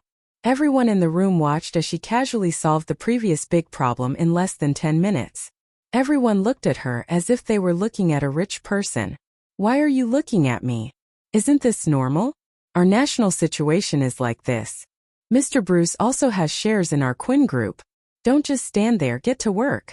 Thea was annoyed by their stares and quickly reminded them that there were still citizens in the hands of criminals waiting for them to rescue them. Only then did they disperse and go about their own business. Catwoman was extremely agitated and was even more certain that she had to work hard. After this incident, she would have to work overtime to accumulate wealth. Robin hugged his girlfriend and walked to a place where no one was around. He was still muttering softly. How much money do you think she has? Definitely richer than you. Barbara returned to the campus and had already taken out her equipment. She picked up the whip and waved it a few times. She was ready to vent her frustration when the criminal didn't speak. Thea didn't know that her friends were hurt by her flaunting of wealth. She ordered Felicity to control the drone to search for clues while she calmly ran to the RV to rest. During lunch that day, the few of them gathered again. Of course, it wasn't for a meal, but to summarize the information from various aspects. Old Gordon, who had been promoted from captain to intelligence team leader, summarized the information that they had gathered. There are missing people in every city. The exact number is hard to calculate, but their base didn't hide it. Director Gordon took out a map and pointed at a place on the map. It was here. The few Gotham locals in the room gasped. Thea, who didn't know the inside story, asked the question of the foreign support team. Your map is white and there's no name on it. How do we know where this is? Please explain. This is Arkham Asylum. Chapter 87. Even Thea and Laura, who weren't locals, were shocked when they heard the name. It would be an exaggeration to say that the name resounded throughout the multiverse, but it definitely shocked the entire Americas. Arkham Asylum. Just listen to the name. This wasn't a result that was created by people who hadn't gone mad yet or had already gone mad. This was a place of no return that was created using their brains and lives. As the landmark of Gotham, Arkham Asylum and Blackgate Prison were the top choice for youths who wanted to join the mafia. If a promising young man could get a release certificate from Blackgate Prison and a stable condition notice from Arkham Asylum's Mental Health Committee, then this person would be able to apply for a job at Penguin Man or one of the 5 major crime families in the city. These two places were similar to the martial arts school and magic school in novels. Blackgate Prison was responsible for all kinds of combat training, while Arkham was responsible for all kinds of spiritual guidance. For most of the Americans, Blackgate Prison's teachings were child's play. Arkham was the real place to be reborn. Now that they suddenly heard that a large group of criminals had gathered in such a terrifying place and had captured countless citizens to undergo some kind of mental or physical transformation, this bad news gave Thea a headache. Seeing Barbara, who was always keen on giving advice, frowning, Thea knew that they were more or less afraid. Yes, the Golden Thigh Batman wasn't here, and these small accounts heard that they were going to go straight from a 5-man dungeon to a group dungeon. Not only were they afraid, even Thea herself was feeling a little guilty. However, she was still the leader who had fallen into her lap, so she couldn't let them down. At times like this, her old comrade was more reliable. She ordered Felicity, "Send out the drone and scout. Also send the real-time interface to this car." Felicity replied with an "O" and went to do her work. Looking at her optimistic attitude, it was unclear whether Arkham had little effect on her, or she was just naturally bold. "Director, do you have a map of Arkham? Let's discuss the attack route." Could they not attack? Of course they could. Thea didn't want to go. She wanted to contact Amanda to send a Hellfire missile to her comrades in the asylum. It was safe, fast, and worry-free. However, his current identity was that of a hero on the side of justice. Furthermore, he was the kind of big brother or big sister that led the group. He definitely could not say this. If they were unwilling to go, then he could reluctantly go along with the situation and not go. However, to Gordon and Barbara, who had a sense of justice of 100 and a sense of justice of 99, they would rather die than give up on the hostages and live their lives peacefully. Under Thea's regretful gaze, Gordon excitedly carried a bunch of blueprints. Who knew which idiot was the one who came up with the city? Arkham wasn't just a wooden house, it was a large administrative area, similar to Chaoyang and Pudong. Thea looked at the detailed map of the asylum. This place, which could be called a hospital for the time being, took up a lot of space. It was far larger than a normal hospital. It took up almost 100,000 square meters of space. It was difficult to calculate, but it was around 150,000 to 200,000 square meters. Come and take a look. I'm already outside the asylum. Felicity controlled the drone to fly above the asylum like a remote control plane. The few of them quickly walked to the screen to take a look. This was Thea's first time seeing this famous building. From the outside, it didn't have a hellish atmosphere. Just like all the buildings in Gotham, it was dark, dilapidated, old, and had a hysterical restlessness. It's just SOSO. Only the simple-minded Felicity could say that. She pursed her lips and skillfully activated her invisibility, thermal imaging, and many other functions. As the drone descended, they gradually saw the situation in the courtyard. It was not an exaggeration to say that it was overcrowded. Less than 100 square meters, there were 5 gun-wielding criminals patrolling the area. In less than half a minute, 3 patrol teams had passed by this area. Felicity didn't dare to descend too low. The optical camouflage ensured that most people couldn't see her, but the drone's sound couldn't be hidden. Since they couldn't enter the building, she controlled the drone to fly around the wall outside the courtyard. Fortunately, with the thermal imaging technology, Thea and the others followed closely behind the wall, looking for the best attack point according to the old map. There are too many people here, Thea mumbled after looking at the map for a long time. Based on the thermal imaging alone, there were thousands of people. Perhaps the criminals were only 1/10 of them? That was still a shocking number. The 5 of them couldn't take on so many people. Wait, fly back a little more. Gordon saw something and stopped Felicity. A vague figure appeared on the screen. The person was inside the building. The drone's camera was looking through the window, so the image was very blurry. Can you zoom in a little more? Gordon squinted for a long time but couldn't confirm it. It's the same if you zoom in. This is a commercial drone, not a military one. But we have other methods. This was developed by the Quinn Corporation for the Star City Police Department. Unfortunately, someone messed up our plan. Felicity opened the facial recognition software as she spoke. At the same time, she glanced at Catwoman. The cat girl looked embarrassed and winked at him. Why do you keep bringing this up? Didn't we just let it go? The comparison on the computer was very fast. Soon, a clear headshot was found beside the blurry image. The similarity is 95%. This is the person. What a weird name. Oswald Copperfield. Felicity bit on her pen and looked at the results on the computer. She felt that the person looked weird and indescribable. The few locals in Gotham looked at each other. Their expressions were not good. They said in unison, "Penguin. Continue to investigate." Thea didn't think that this guy was scary. He didn't have any superpowers, his fighting skills were ordinary, his height was tragic, and he even had a limp.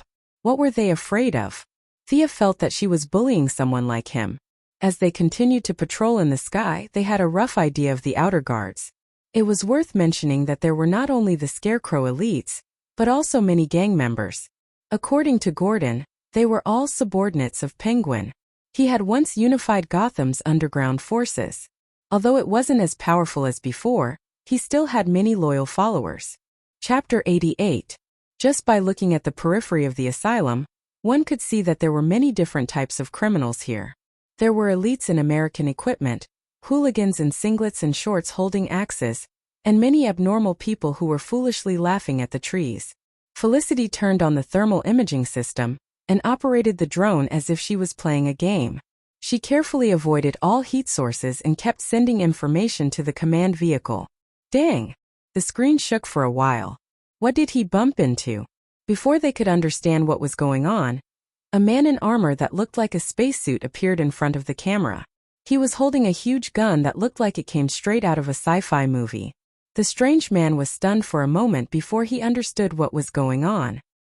He raised the weapon in his hand with a ferocious smile on his face. A thin mist was released and the signal in the command vehicle turned black. Freeze! 3 voices were heard at the same time. Felicity pouted and tossed the controller away as though her favorite toy had been snatched away. She lay down lazily on the sofa beside her. Thea had a vague impression of this person.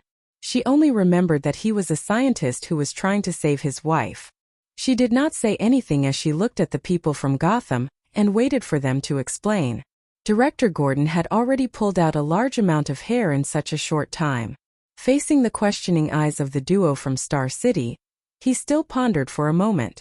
This is Mr. Freeze. His real name is Victor Ferris. He's a scientist, an expert in cryogenics. In order to freeze his terminally ill wife, he had been conducting research on human cryogenics. Later, there was an experiment accident. His body had undergone a large-scale mutation, and he became cold-blooded. That's why your drone didn't see him. He has no body temperature. Director Gordon recalled the information he knew and gave a simple description of this person's past. Now that Freeze is in Arkham, it can't be Scarecrow who is the leader. There must be someone more powerful commanding them. Barbara made her own analysis. Thea had already thought of this when she saw Penguin Man. How could the former underground emperor of Gotham listen to a former university professor? Conversely, it was also impossible. Now that she saw Freeze, her theory was confirmed. We've already met 3 famous mini-bosses? Could there be other villains? Thea felt that according to Murphy's Law, there were probably more. Was the world consciousness retaliating against him because he did not take the usual path and called on the citizens to stand up and resist? He did not take the old path of superheroes? Should I gather all the villains together and attack them all in one go? Thea rubbed her chin with her right hand as she looked at the people on her side. She could be considered a first-rate hero while the rest were second-rate heroes. Considering that the other side had a hidden boss, the righteous side was obviously weaker. Furthermore, Arkham's terrain was complicated, and they had to fight it head-on without being able to escape. Could it be that they had no choice but to launch a people's war? Thea thought about it over and over again. There was no way she could defeat so many villains with just the few of them. Moreover, the villains all had their underlings. Previously, Barbara and the others had a hard time fighting 3 to 5 elites. She estimated that there were at least a few hundred of them here. Without helpers, the few of them wouldn't be able to do anything. Thea looked at Gordon. Director, if we want to save the people in Arkham, we have to mobilize as many people as we can. We can't rely on just the few of us. What do you mean? Gather all the police officers and hand over your weapons. You can use the city council's name or the government's name. We need a large number of armed forces that we can control. Thea glanced at Lara. Skies, I will cooperate with us and find those who are not that mentally ill. The American people were actually very tragic. A group of politicians with holes in their brains mocked the entire world, followed by conscription. Therefore, there were many citizens who had served in the military and fought in wars. Among them, there were those who had no connections and survived the war. When they returned home without a job or a wife, they started to feel uncomfortable. Many of them walked the path of criminals. Among them, there were famous people like the Archer of Death, and there were even more nameless people in cars. There were countless of them.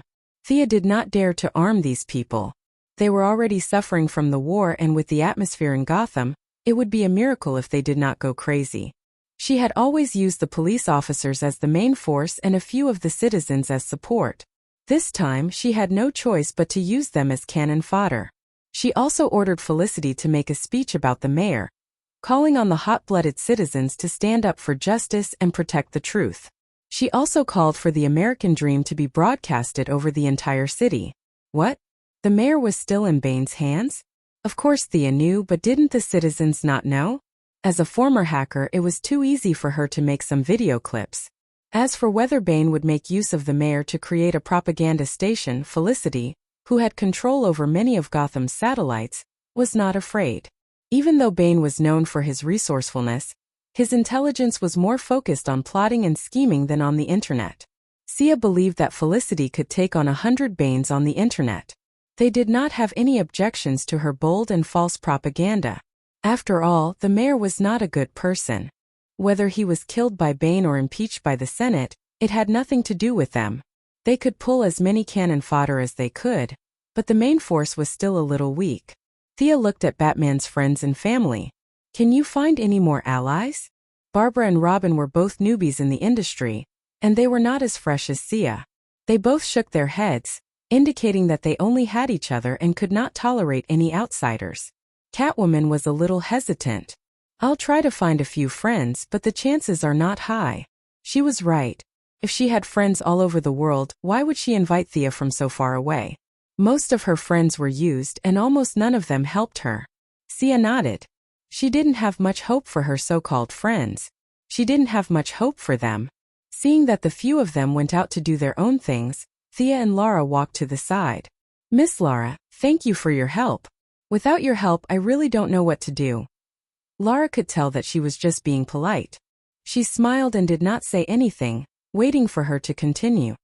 Does the Sky's Eye Society have any technological weapons that can make everyone in Arkham faint, like the poisonous gas last night? Thea really did not want to rush in and fight head-on. That would be too stupid. Chapter 89. As for Thea's question, Lara really didn't know. First of all, although her rank was high, she was only in charge of administrative work. It was impossible for her to come into contact with the core secrets of the Heaven's Eye Society. Even if she did, it would be through various code names and pronouns. She wouldn't know what she was dealing with. She could only vaguely say, "No, we really don't. We're a kind, conscientious, and responsible government organization. We've never done any research on poison gas or anything against humanity." Thea guessed that Lara wouldn't dare to say anything, so she didn't want to make things difficult for her. If you don't have one, I can come up with one myself. The two said goodbye and Thea went to find the researchers of the Heaven's Eye Society. She wanted to see if there were any ready-made weapons that could be modified by her imagination. However, the reality was cruel. Thea busied herself for the whole afternoon but didn't come up with any results. When the topic of poison gas was brought up, the researchers shook their heads. No matter how Thea tried to reason with them, there was no such thing. However, Thea knew from their expressions that they definitely had it, and it was quite a lot. However, they wouldn't say anything even if they died. Lara said that it was fine even if all the agents were sacrificed, but she didn't say anything about poison gas. Thea was helpless. Since they said they didn't have it, she would assume that they didn't have it. If poison gas didn't work, how about sonic weapons?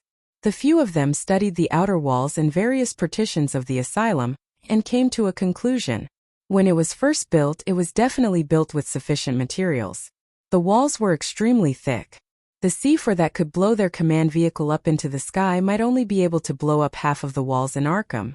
The walls could absorb 90% of the sound waves, unless there was one in every room. However, there were hundreds of rooms here. The cost of a sonic bomb wasn't cheap, so it was unrealistic. Similarly, the magnetic bomb was also abandoned. Smoke bombs could be used, but the space in the room was too big. They would need to make a giant smoke bomb that covered 100,000 square meters. Currently, they didn't have the technology to do so.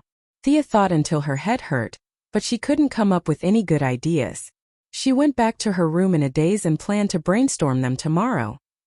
Boom! Bang! Thea had overused her brain and was sleeping soundly without any dreams. Suddenly, she heard the sound of an explosion. Was someone setting off firecrackers? Spring Festival? No. Spring Festival my ass, this is Christmas, alright? Opening his eyes, a vague thought appeared in his mind. Could it be that the enemy is attacking again?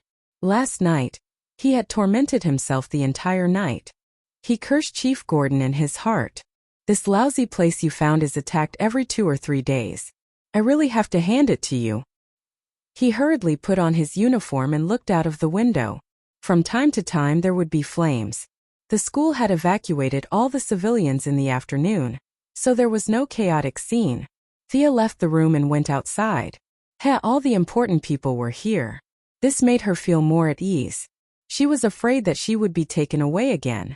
She had to save her teammates every night and sleep during the day. She couldn't live like this. Just as he was about to say that he didn't care who the enemy was, only where the enemy was, he saw Lara Gordon and a few other agents take out their pistols and shoot at the sky. Who are you shooting at?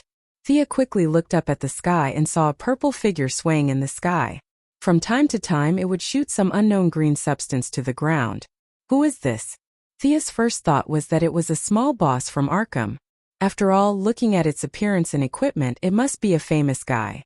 Now, everyone was helpless against the enemy in the sky. It was similar to how she went in and out 3 times last night. However, on second thought, it didn't seem right. You came alone without any fear.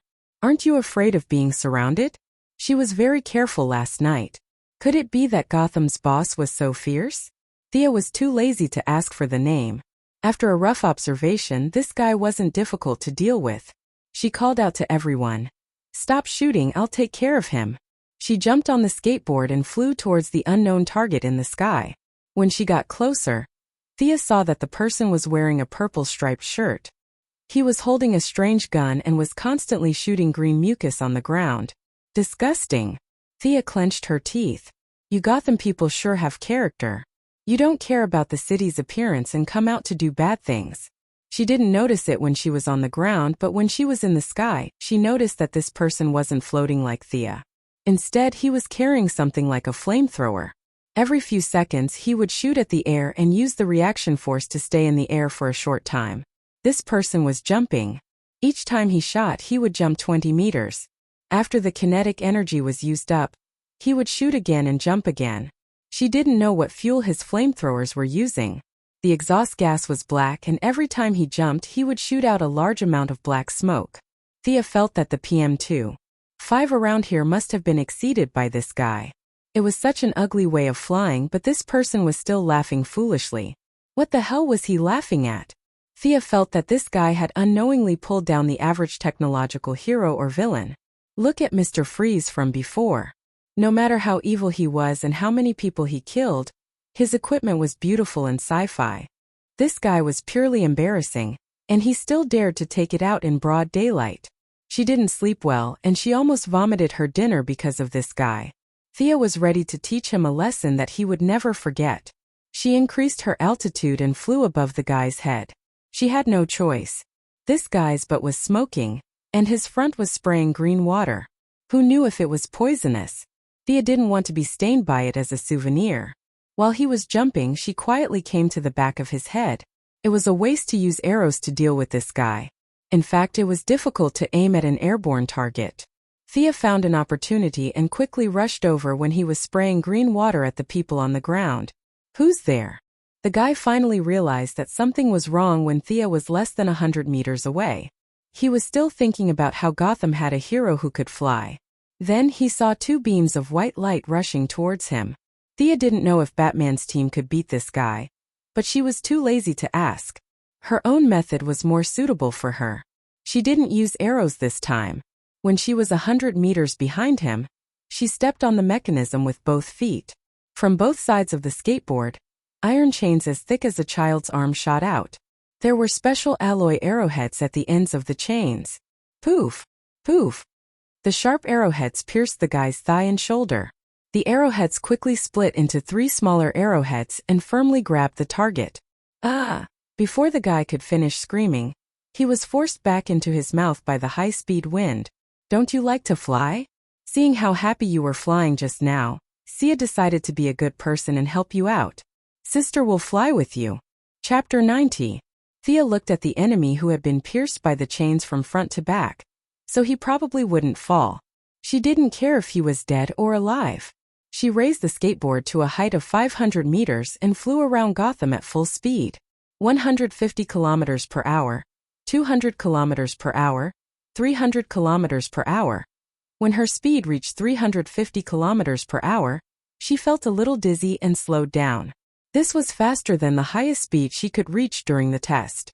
It seemed that her body was gradually adapting to the high speed of the skateboard. Thea lowered her head and glanced at the man in purple who had been pierced by 2 chains. He had already fainted when she was halfway through the city. She didn't know if it was due to excessive blood loss or the high speed pressure. Serves you right. You bastard. How dare you show off in front of me? How dare you show off in front of me when you're flying in such an ugly manner? I'll cripple you even if you don't die. You'll be traumatized when you think about flying in the future. Since the enemy had already fainted, Thea was too lazy to continue flying. She identified the direction and returned to the camp as fast as lightning. When she got off the skateboard, there were already police officers who wanted to take the man in purple away. However, after looking at him for a long time, they realized that the chains had already pierced through his body. If they pulled them out, it was hard to say if the man would survive. The few of them didn't dare to face the ferocious demon Queen Thea directly. They could only look at their boss, Chief Gordon, for help. Thea's perceptive sense was becoming more and more skillful. Naturally, she felt that something was wrong with them and pressed a switch on the side of the skateboard. Swoosh, swoosh. The opened arrowheads closed up and quickly bounced back into the skateboard. As for the man in purple, he didn't bleed profusely. When he was flying at high altitude, the wound had already frozen, so his life wasn't in danger for the time being. Thea had recently understood the unspoken rules of this world's heroes. Not killing was certain and inevitable, but criminals could be severely injured as long as they didn't die at the time. If they died in the hospital, it would be a medical dispute and had nothing to do with heroes. Batman had long understood this principle and practiced it. However, the Flash, who hadn't appeared yet, was in the category of people who didn't understand it. The future Flash was conflicted by the principle of not killing. This was a story for the future, so let's not talk about it for now. Understanding the rules of the game was good news. Thea was previously afraid that she would be kicked out of the righteous faction if she went overboard. Now that she knew the unspoken rules, things would be much easier. The 2 police officers took the man in purple away for questioning. They hesitated for a moment and decided not to handcuff him. There was a fist-sized hole in the man's thigh, and his bones, muscles, and lymph were all mixed up like a mess of mud. Not to mention whether he could run away or not, whether he could walk normally in the future was a big question mark. The few of them prepared to take a look at the confession. Perhaps this guy would have some information about Arkham. Thea was not sleepy at the moment, so she followed them in. Speaking of which, who is this guy? After walking for a while, Thea realized that no one was talking. She casually asked a question with the intention of chatting. Everyone was speechless. You don't even know him? You flew for half an hour with such deep hatred, and you don't even know who he is? As the former team leader and now the deputy team leader, Director Gordon quickly explained. His name is Daruri Walker. His code name is Killer Moth. He's a millionaire. Logically speaking, he didn't commit any serious crime, so he shouldn't have attacked us. Director Gordon was confused. Enemies kept popping up one after another, making him feel physically and mentally exhausted. Thea wanted to laugh. Killer moth, killer crocodile. Their names were similar. Could they be brothers? Coincidentally, both of them were destroyed by her. One of them was diving while the other was flying. Their cooperation should be quite effective. It was strange that they didn't team up. However, she didn't take these words to heart. She wouldn't be afraid even if Killer 47 came, let alone Killer 1 and Killer 2. As the medical staff entered, Killer Moth gradually regained consciousness. The agents took out 2 ounces of truth-telling serum and poured it down his throat. In less than 3 minutes, the agent passed the confession to Laura. He quickly glanced at the few of them and bowed before leaving. This guy didn't come from Arkham. He's here to look for the stolen item. Laura looked at a certain someone with a faint smile. At this moment, everyone including Thea turned to look at a certain someone. It couldn't be helped. A certain someone had too many records in this area. No matter who the enemy was, he would use the Flying Dragon's cloud-searching hand. He would search until there was nothing left of the enemy before he attacked. Selena? Can you explain? Thea looked at Catwoman with a strange expression. Ahaha. This bastard probably put a tracking device on the painting. I'm so sorry. Catwoman scratched her head awkwardly and stuck out her tongue. Thea was speechless. Big sister, you're going for the sexy route. Why are you acting cute all of a sudden? Do you think I'll let you go just because you're cute? Besides, we asked you to look for reinforcements. Is this how you look for reinforcements? You're just being taunted by the monster and then being dragged back to the camp to fight. I'm in the wrong here. Did I go a little too far? They were only here to catch the thief. It wasn't a big mistake. Thea carefully looked at their expressions. Although they didn't look too good, they were still within the normal range.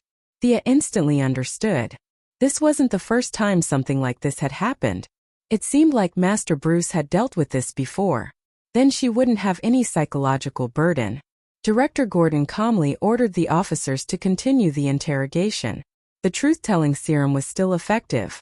The agents were eager to make a contribution this time, so they poured a lot of it. After all, this person wasn't a good person. He instructed the officers to find out all the bad things that his ancestors had done. They had to nail him down and make it an irrefutable case. The few of them didn't mention the killer moth anymore. They chatted about the weather for a while, as if this person had never been here. Sia also felt that it was very righteous and heroic to beat the owner into a cripple, and then accuse the victim in the end. Was this the connection between the higher-ups? If it weren't for Catwoman's relationship with Batman, with her 1-meter-tall criminal record, she would have been locked up in the Black Gate for a long time. For the next 3 days, the entire camp was bustling with activity. More and more police officers joined the Arkham assault team. Director Gordon was indeed a person of virtue and prestige. With a single call, he had already recruited more than 300 official police officers and more than 200 auxiliary police officers. At the same time, Felicity's elaborate fake mayor's recruitment order was broadcasted on all the major channels. The image showed the mayor crying and complaining about the atrocities of Gotham's criminals and his own powerlessness. He called on the passionate citizens who had joined the army to take up arms and protect the city. At the bottom of the screen, Director Gordon's phone number and the camp's address were also displayed. It had to be said that the foreigners were really practical. In just a few days, they had gathered more than 200 veterans who had participated in many wars. These people didn't need any training. They could fight as long as they picked up a weapon. Laura had also secretly ordered her subordinates to investigate the families of these people, and eliminated a dozen of them who didn't have any family background and looked gloomy. Chapter 91. On the night of the 3rd day, Catwoman, whom the people had high hopes for, managed to trick a reinforcement into coming to her aid. Thea glanced at the person in front of her. She could only see a small part of her lips and chin. She seemed to have been burned. Her entire body was covered in black and yellow clothing.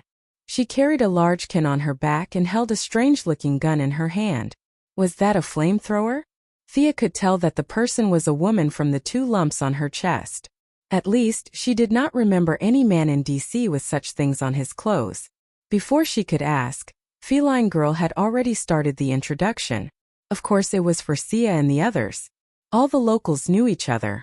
This is my friend, Bridget Parker. Her code name is Firefly. She will help us deal with Mr. Freeze. Catwoman then introduced her teammates and the duo from Star City. However, Thea did not think that the person was listening. She seemed to be thinking about something. Well, it did not matter. It was good news that she could deal with Mr. Freeze. Thea started her career with frost arrows, so she was powerless against this ability. Now that someone volunteered to fight Mr. Freeze as the commander, she was more than happy to welcome her. Looking at Firefly's equipment, her ability was obviously to spit fire. Fighting fire with water? Seemed to be worth watching. Firefly Parker was not a talkative person.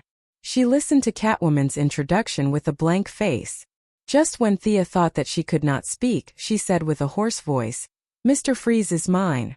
It was easy to understand what she was trying to say. She did not care about the others and they could do whatever they wanted. Thea did not know where Catwoman found such a unique friend. Was she really her friend? She gave Catwoman a helpless look, implying that she should deal with it herself. Catwoman knew Firefly's personality. She knew that Firefly did not like to see strangers after being burned. She greeted the others and led Firefly to a place to rest. Just as Thea wanted to prepare for a few more days, Gordon and Felicity came to her in a hurry. "We have to act now." The old director was so busy that he was dizzy. When he saw Thea practicing archery in a corner, he was envious. That's right. Many people in the city have been captured and sent to the asylum, and none of them have come out, Felicity said anxiously as she hugged her tablet. Since so many people had been captured, the other party must be planning something big. Moreover, it was obvious that these people were not captured to treat others to a meal. The city was in chaos, and they did not need to do any heavy physical labor. There was only one reason why they needed so many people: human experiments. Thea was not sure if her guess was correct. She asked the local director, "Why do they need so many people?" "There is a secret lab under Arkham." Their initial project was called Indian Mountain. It was used for human experiments, but it was abandoned many years ago. Gordon sighed as he recalled the past. What did they research? Do you have any recollection of it? The duo from Star City was curious, especially Felicity. Perhaps all hackers had a strong thirst for knowledge. When she heard the information that was not available on the internet, her lips parted slightly. Her nose trembled slightly, and her eyes shone brightly as she waited for the director to reveal the answer. Gordon thought for a while. It should be an experiment to revive the dead. However, the results were not ideal. During the experiment, they fused the DNA of various animals into the human body. Some people even gained superpowers because of it. Thea's first reaction when she heard about superpowers was to say, F***CK. If they captured thousands of people, there should be at least a few hundred successful experiments, right? If a few hundred superpowers swarmed her, she would have to run. However, these superpowers are not strong. I could handle them one-on-one when I was young. Gordon did not know if it was because he was panting or if he was trying to impress them, but he split his sentence into two parts. Thea regained her confidence after hearing what he said. She glanced at the director's physique and imagined his body when he was young.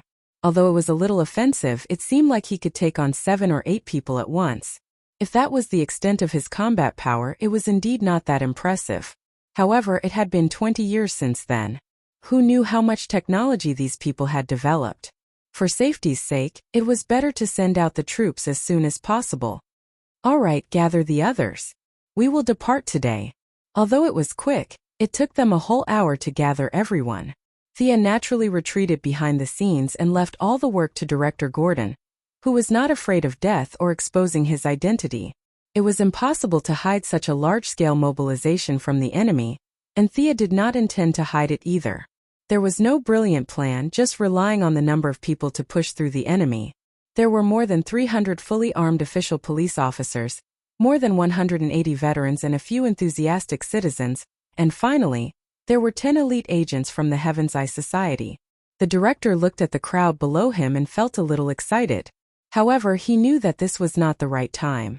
After a few simple words of encouragement, he waved his hand and set off. More than 500 people sat in a total of 30 vehicles. The Heaven's Eye Society's military helicopters were in the air preparing for the enemy's possible attack. Thea carried the skateboard and did not participate in the observation. Instead, she stayed in the command vehicle and discussed the attack route with a few people. There was no other way. There were too many small rooms in the lunatic asylum, and it was not easy to use the skateboard indoors. In such a large-scale battle with nearly 1,000 people on both sides, there was not much room for her to use. Sia's position was to snipe the boss with a name and leave the rest of the soldiers to the main force. We should split up and enter the asylum from 3 directions. Barbara was obviously much more energetic and began to express her brilliant ideas again. Thea did not bother to answer her. Why did she think that she was so smart? She did not like her. No, we don't know the terrain. If we split up, the enemy will take us down one by one. The only person present who could ignore her and had considerable experience in commanding battles was Lara, the senior commander of the Heaven's Eye Society. Catwoman was not optimistic about the idea of splitting up. If anyone ran into Mr. Freeze, they would die without the support of Firefly. Thea was not that afraid of Mr. Freeze. She saw him play with a drone the other day. Something seemed wrong. When he played with a drone, his movements were very slow. She did not know if it was a problem with his body, but his reflexes were so bad that it was even worse than a normal person's. The speed of the freezing air from the gun was also not fast. With her own reflexes, she could have stabbed the arrow into his face the moment he raised his hand. However, she did not know how strong the defense of his helmet was. Moreover, Catwoman found Firefly and said that she would take care of everything, so Thea did not say anything. Stop arguing. The enemy has already discovered us. Let's go in through the front door. Director Gordon arranged the retreat. If the situation is not good, we have to make sure that the main force can retreat relatively intact. Chapter 92. Barbara was a little annoyed by her act of thinking of retreating before the battle even started, but for various reasons, she forced herself to hold it in. Gordon and Lara, who came from the military, did not think that there was anything wrong with it, so they quickly went to arrange the mission. Perhaps it was because Arkham was preparing for a civil war. Their convoy was not attacked. This meant that Thea's plan to use the military helicopters to kill a wave of enemies was dashed. When they reached the door, Lara was about to order the helicopters to return, but Thea thought it would be a waste to send the heavy firepower back just like that. Why don't we give that door a shot? Thea pointed at the rusted door. If it was not for the timing, she would have gone up to take a picture. This place was too famous, it would be a waste not to do something. Lara thought that she was being childish, different from her usual calm self. However, after thinking about it, blowing up the door would make it easier for them to retreat. She picked up the pager to contact the operator on the helicopter. Whoosh! Whoosh! 2 anti-tank missiles accurately exploded on the iron gate. The iron door was already rusted beyond recognition. Even an adult would be able to break it with an axe, much less such a powerful missile. After a loud crash, the group waited for the smoke to disperse. They did not get out of their vehicles and drove straight into the famous Gotham. Go, go, go! The officers jumped out of their vehicles and entered Arkham in a line. The formation was split into 3 parts. Leading the way was Gordon and the 200 officers. Barbara and Robin volunteered to protect the old director. The middle part was Lara and Catwoman, leading the agents and more than 100 hot-blooded veterans. Initially, Firefly wanted to follow Catwoman, but Thea was worried about her. What if she was a spy sent by the enemy? Furthermore, she was carrying such a large canister. She should have hidden it. If Thea was the enemy, she could have fired an arrow at the canister from afar. Half of the 500 people would be wiped out. Thea used the excuse that she was a ranged attacker to protect the escape route and dragged Firefly and the rest of the officers to the back. She felt that it was very likely that the enemy would throw a boulder or something to cut off the team when they were halfway through and then destroy them separately. Therefore, she walked very carefully. From time to time, she would pay attention to the top of everyone's heads. She was afraid that if she heard a whistle, arrows would rain down on everyone on this path. However, even after everyone had entered the mental hospital, this scene did not happen. This made her feel a little uncomfortable. Was she too sinister, or was the enemy too stupid? These people probably didn't intend to ambush him at all, right? Indeed, Arkham had no intention of ambushing them. Not long after, Thea noticed that the troops in front had stopped moving. She leaped onto a nearby table and looked into the distance. Both parties were now in an indoor gym. It was said that it was built with funds from the Mental Hospital's Health Committee. The venue was very large, but there were not many facilities around it. The seats on the stands on all sides were also seriously damaged. Thea pushed through the crowd and walked to the front of the team. The enemies in front of her were divided into two groups. On the left was the old acquaintance Scarecrow's elite team. They were still wearing their old American military uniforms and were extremely well equipped. However, there were not many of them, only less than 30 people. Behind this group of people stood armed gangsters in all kinds of clothes and equipment. On the right was a short and fat man in a suit with an umbrella. Thea recognized such a unique guy. This must be Penguin. She heard that he had many lethal weapons hidden in his umbrella. Thea was a little dismissive. Seeing that he was lame, there was a limit to how strong he could be in an open battle like this. Penguin was followed by a large group of gangsters in black suits. There were at least 200 of them. All of them were armed with pistols, and a few of them were even armed with automatic weapons. Next, they entered the stage where they were called teachers in ancient times and mathematics in modern times. The righteous side was definitely the veteran Gordon. Thea did not want to be in the limelight, but in reality she was a target. She still cherished her life. The villain was Penguin. Perhaps because Scarecrow's underlings had been killed by Thea. He did not have the right to speak. Even though his expression was still a little gloomy, the former Gotham professor and now Scarecrow had tacitly accepted the fact that they were led by Penguin. "Hey Jim, old friend." Penguin greeted with a fake smile. "Oswald, long time no see." Gordon replied solemnly. After the two greeted each other, they entered the stage where they were defending themselves. They both treated themselves as the victims. One side said, "You must release all the captives, put down your weapons and surrender immediately." The other side said, "Arkham has been the territory of the Gotham gang since ancient times. You have no right to interfere with what we do." They both knew that the other side would not admit defeat so easily, but the two had no choice but to finish the process. Thea was too lazy to listen to their nonsense. She whispered into their earphones, "Be careful. The enemy's elites have not appeared yet. Be careful in case they launch a sneak attack." The few of them understood this. Scarecrow studied for his master's and doctorate at Gotham University. After that, he stayed in the university to teach and was promoted to a professor. This guy probably did not even know where to go after leaving Gotham. He was as thin as a twig, and without his poisonous gas, his combat ability was not even 5. Everyone said that Penguin was good at fighting, but Thea looked at his small body and lame leg.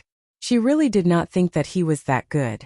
The enemy's capable fighters were obviously hiding. If they were not planning a sneak attack, what else could they be doing? Especially when there was an unscientific guy like Mr. Freeze hiding. Even Thea felt that it was a little troublesome. She kept looking around. Soon, the leaders of both sides finished their briefing and returned to their respective camps. Almost at the same time, they shouted, "Fire!" Bang! Bang! Gunshots fell on the heads of both sides like continuous raindrops. Thea had already found cover.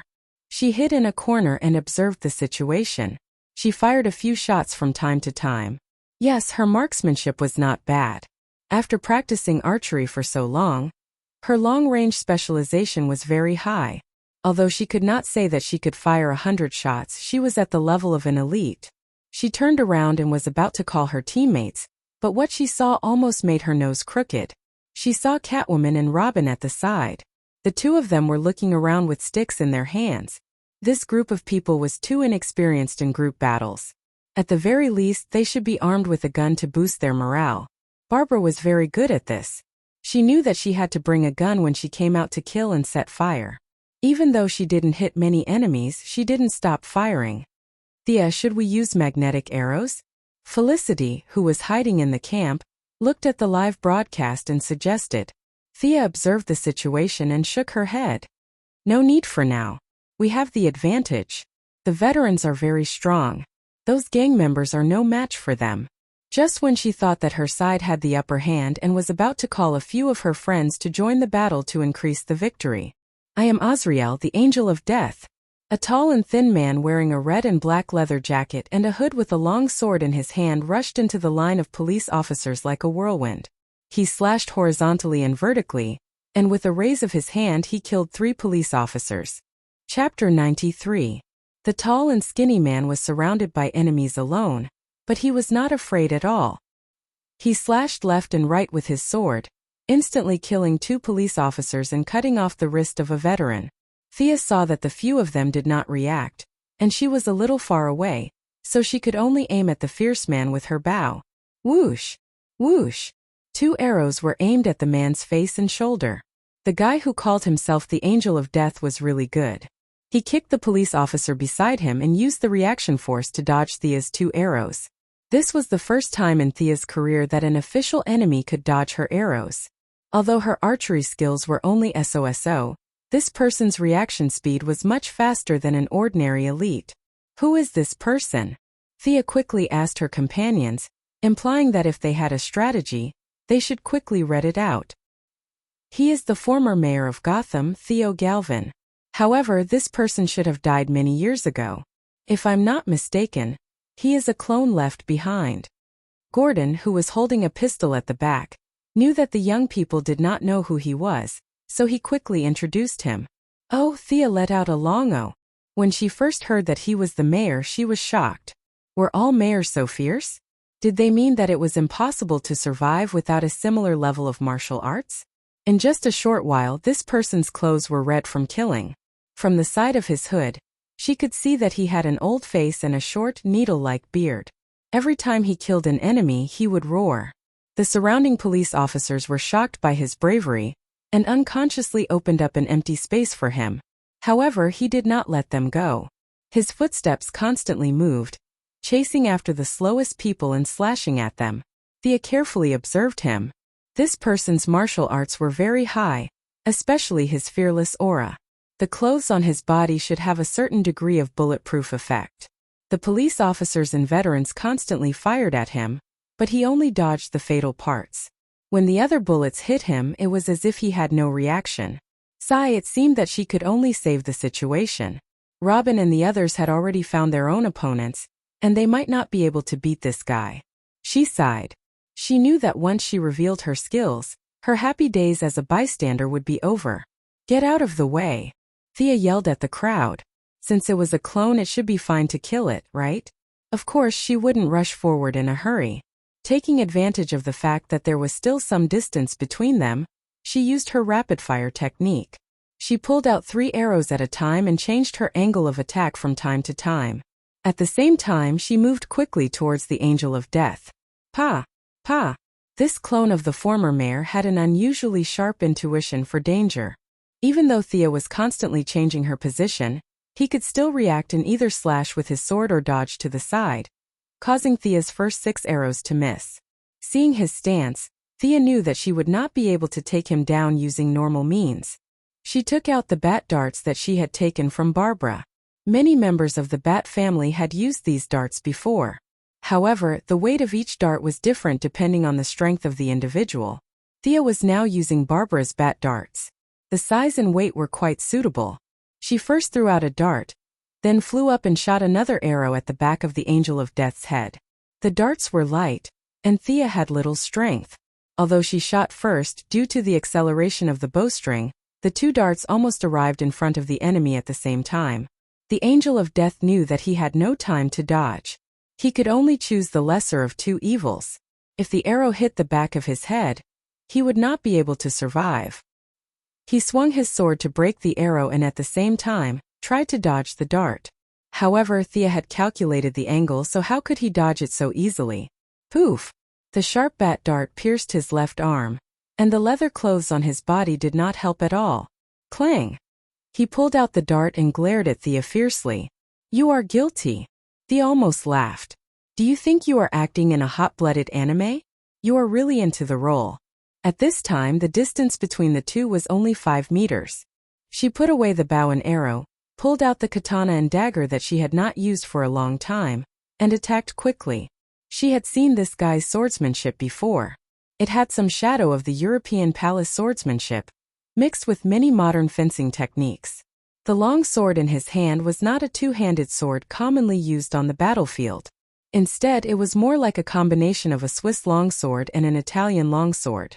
The blade was less than 1 meter long, and the handle was inlaid with many gorgeous patterns. The scabbard that hung diagonally was also decorated with shiny jewelry. If this guy was not showing off, it meant that this was a famous sword. Whether it was a famous sword or not, she would know after trying it out. Many famous swords were not as sharp as weapons made of modern alloy steel. The katana and dagger in Thea's hand were made of special steel. In order to make these two weapons, they were approved by Moira and used rare metals.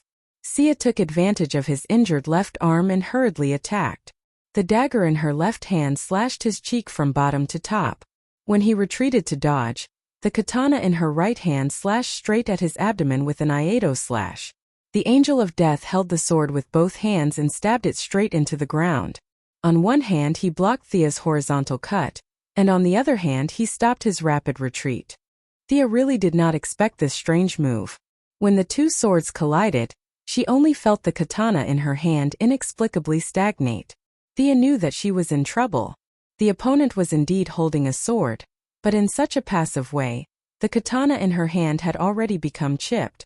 Although the situation was a little unfavorable, Thea felt more and more that her fighting spirit was high, and the blood in her body was boiling unconsciously. She held the dagger in her hand and put the main direction of attack on the katana in her right hand. She was weak, and the Japanese style of swordsmanship was not suitable for her. So she changed to Wing Chun 8 chops. Hachi 8 chops should be suitable for short swords, but now there was no condition. Thea could also barely use the katana.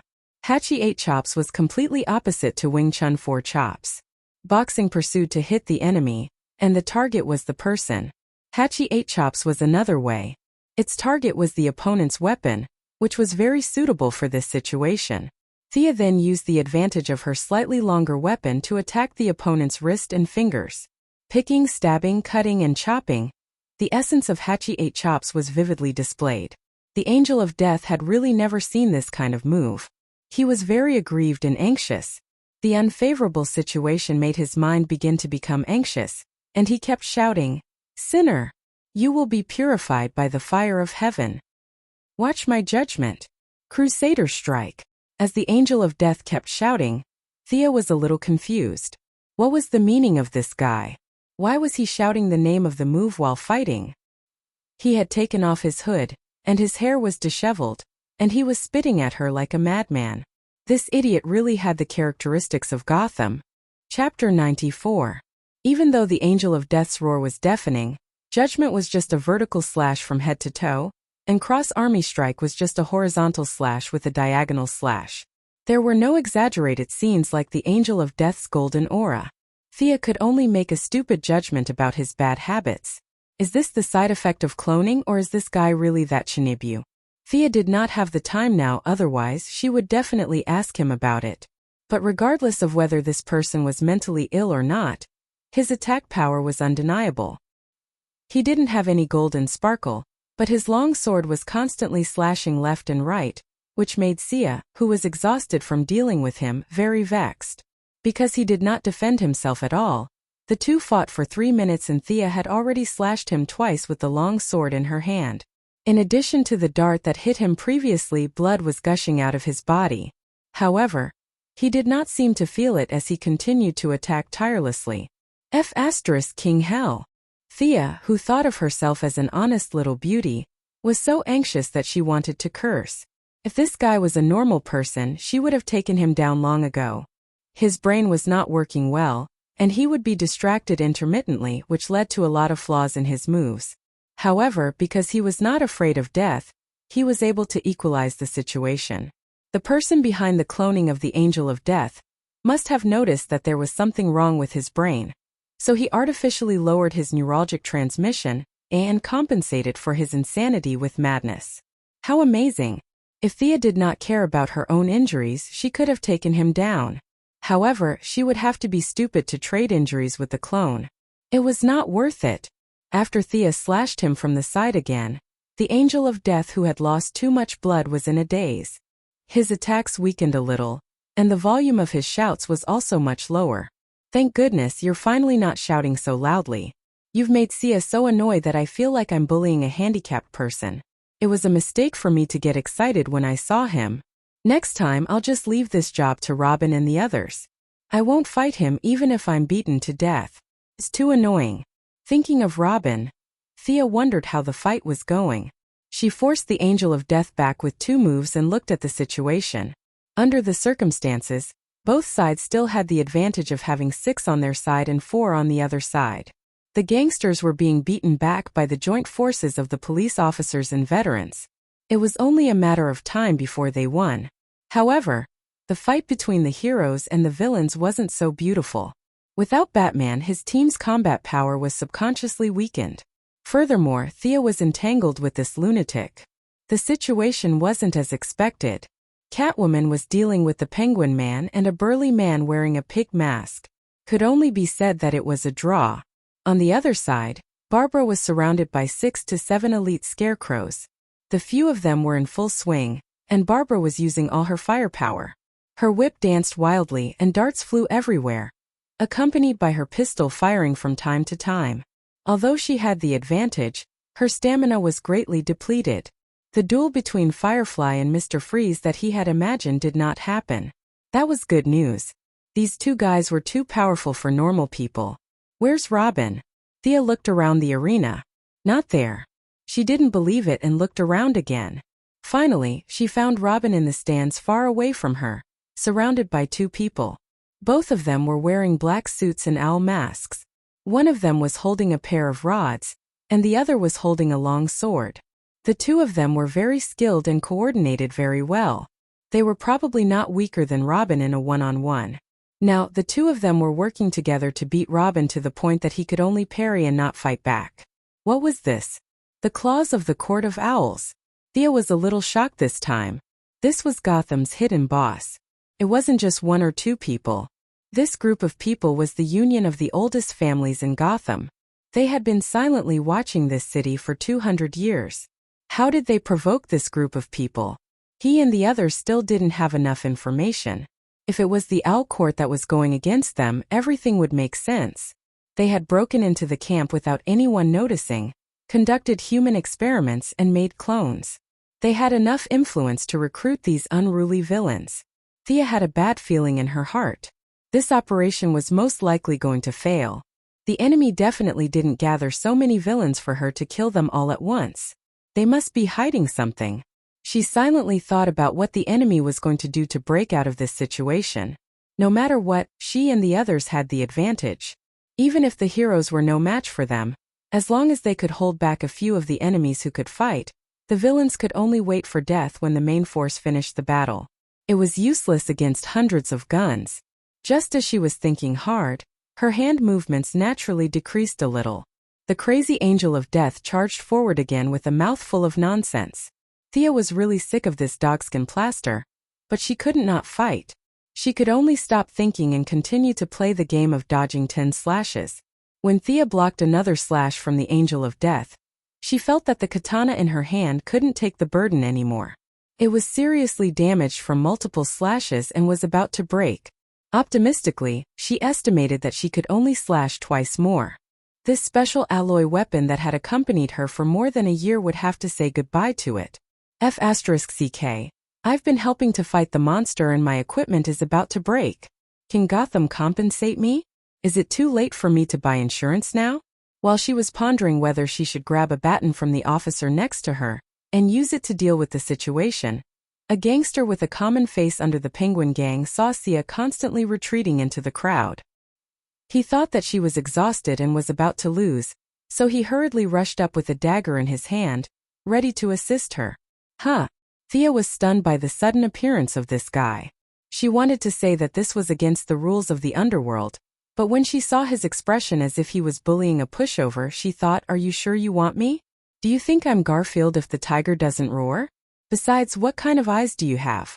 Do you think that the blood on that lunatic is all mine?" Actually, she had wrongly accused him. He was a core member of the underworld and wasn't blind. The main thing was that Thea was wearing a red dress and couldn't tell if she was bleeding or not. Seeing the ferocious attacks of the Angel of Death, he would naturally think that she was at a disadvantage. She tilted her body slightly and dodged the dagger. It would be a waste not to use such a good helper. Thea grabbed his wrist and pulled him towards her. At the same time, she tripped him lightly. In a normal fight, one should let go and let the opponent touch the ground intimately, but Thea didn't do that. She grabbed the opponent's arm and spun quickly, using the strong inertia to throw the person towards the Angel of Death. Everyone should stay away from lunatics. The Angel of Death saw a figure running towards him. Without thinking, he stabbed the person's chest. Chapter 95. Thea had noticed this problem before. Why did this idiot called Death Angel jump into the crowd without saying a word? A more scientific explanation was that this guy had behavioral and cognitive impairments, or simply put, this guy did not recognize people. Many huskies that were raised for a short period of time also had this problem. They would run away in the blink of an eye after letting go of the leash. In the eyes of huskies, everyone looked the same. This was the problem with this guy who had been fighting with Sia for a long time. The breeder, no, the mastermind behind this was most likely also cloned to save time. He only copied the brain's memory, and did not imbue it with much logical analysis ability. He looked fierce from afar, but he could not do anything. As a bodyguard, he might go berserk and hack his employer to death after 5 minutes. If he chased after the target for half an hour, he might lose contact because he could not find the way. The mastermind must have tried a lot of methods before finally using this guy as a disposable item. If he was still in the enemy's crowd, he could kill as much as he wanted. If he could survive, he would be lucky. If he died, it would not be a pity. This was the problem now. Under the huge inertia, the gangster could not stop at all. He bared his fangs and brandished his claws and rushed towards Death Angel. Puff! Death Angel, who only had instincts in his mind, did not realize that the guy who rushed over was one of his own. Perhaps he did not even have the concept of allies. He neatly stabbed his sword into the guy's chest. Just as he was about to pull out the sword, Thea had already circled around to the side. This opportunity was simply a godsend. This guy's sword was so sharp that he could not let him hold it anymore. Thea withdrew her dagger and held it with both hands. She used the Iato slash and slashed his forearm from top to bottom. Although Death Angel's brain was not very good and lacked many applications, he still had basic combat awareness. In the face of such a fierce attack, if he continued to insist on pulling out his sword, his arm would be cut off directly. Even if he pulled out his sword quickly, it would be too late. The human body was not a piece of paper. There was a certain amount of resistance. Although his sword could cut through iron like it was mud, there was still resistance. In addition, when a person was injured, it would automatically close the wound. The Angel of Death exerted a little force, but he knew that he could not pull out his sword in such a short time. He could only quickly let go of his sword and retreat, avoiding Thea's powerful strike. This guy is finally empty-handed. Thea didn't have the spirit of a fair duel. She didn't have the brainless idea of, if you don't have your weapon, I'll throw my weapon away and we'll continue training together. She was only thinking about how to kill this guy quickly and safely. Without his sword, the Angel of Death was no different from a toothless tiger. Thea no longer had any scruples. Although his martial arts were not bad, it depended on who he was compared to. Compared to Chief Gordon, he was pretty good, but in the eyes of Thea, he was really weak. The two of them fought with speed and quickly exchanged 7 or 8 moves. Thea used her superb fighting experience and quickly found 3 flaws in his movements. She successfully made 2 cuts on his body. As blood continued to flow out, his speed slowed down visibly. His chattering mouth also became gasping for breath. After all, he was a clone, not a robot. He had flesh and blood. In just a few minutes, he was slashed by Thea into a bloody gourd. He didn't faint after losing so much blood. This cloning technology was quite impressive. Thea knew that the opportunity to win was right in front of her. She faked a move with the dagger in her left hand. When the Angel of Death raised his arm to parry, her right hand pierced the Angel of Death's chest. The violent outflow of blood accelerated his physical exhaustion. At this time, his reaction speed was much slower than before. He vaguely saw Thea's stab and tried his best to move his body to the side, trying to avoid this fatal strike. Poof! The dagger fiercely pierced his right rib. His brain wasn't clear. He only knew that he couldn't let the enemy continue to attack. Before she could pull out her dagger, a hand grabbed her dagger and looked at Thea fiercely. Yo, are you pretending to be a hero? Usually, grabbing the enemy's weapon and then killing them is something that the protagonists do. The person who cloned you was afraid that you had nothing to do every day, so he showed you cartoons to watch, right? I really have to hand it to you. After fighting for so long, you don't even know how many weapons I have? Thea ignored his wide-open eyes. Under his surprised gaze, her left hand dexterously slashed the dagger across his throat. The ferocious look in her eyes was gradually replaced by confusion. She covered her throat with her hands, and dark red blood kept spurting out. She made some incomprehensible sounds, and the tall figure of the angel of death slowly fell to the ground. I don't know if this person will give me an honorable kill. Is a clone considered a person? Did I violate the principle of not killing? If I meet Superman later, I have to discuss with him. Thea threw away half of the katana that had accompanied her for more than a year. The other half of the katana was left on the angel of death. This katana was unexpectedly broken in the final struggle. Although her left hand and right hand moved in slow motion and then replayed in slow motion to kill the enemy, she was actually also a victim. Lowering her head to pick up the sword, Thea swore to God that she was absolutely not greedy for this sharp weapon. She just wanted to go back and analyze the composition of this sword for scientific research. That's all. She then looked at the scabbard at the waist of the corpse. This scabbard also had a lot of historical value. It seemed to be very gorgeous. There were so many Yakuza members here. They definitely didn't know how to protect cultural relics in daily care. It seemed that this mission was also hers. She reluctantly took it back for research. After cutting off the rope around the corpse's waist, Thea took the scabbard in her hand. Looking at the color, it matched her crimson battle suit. It was not suitable to give it to anyone in this chaotic situation. She casually inserted it into her quiver. She had emptied a quiver before, so it was just right to store this thing. She observed the situation on the battlefield. Barbara was using all her strength to whip a few Yakuza members. It seemed that she had some kind of attribute boost. She was just short of shouting something like a queen. Robin was still the same. He was being hit by two extremely skilled claw wheels. He could only barely resist. Although it was serious, it wasn't dangerous. Plus, he was a little far from the battlefield. Thea couldn't reach him even if she wanted to help. This was also good. She could release Catwoman's combat power first. Victory was right in front of her eyes.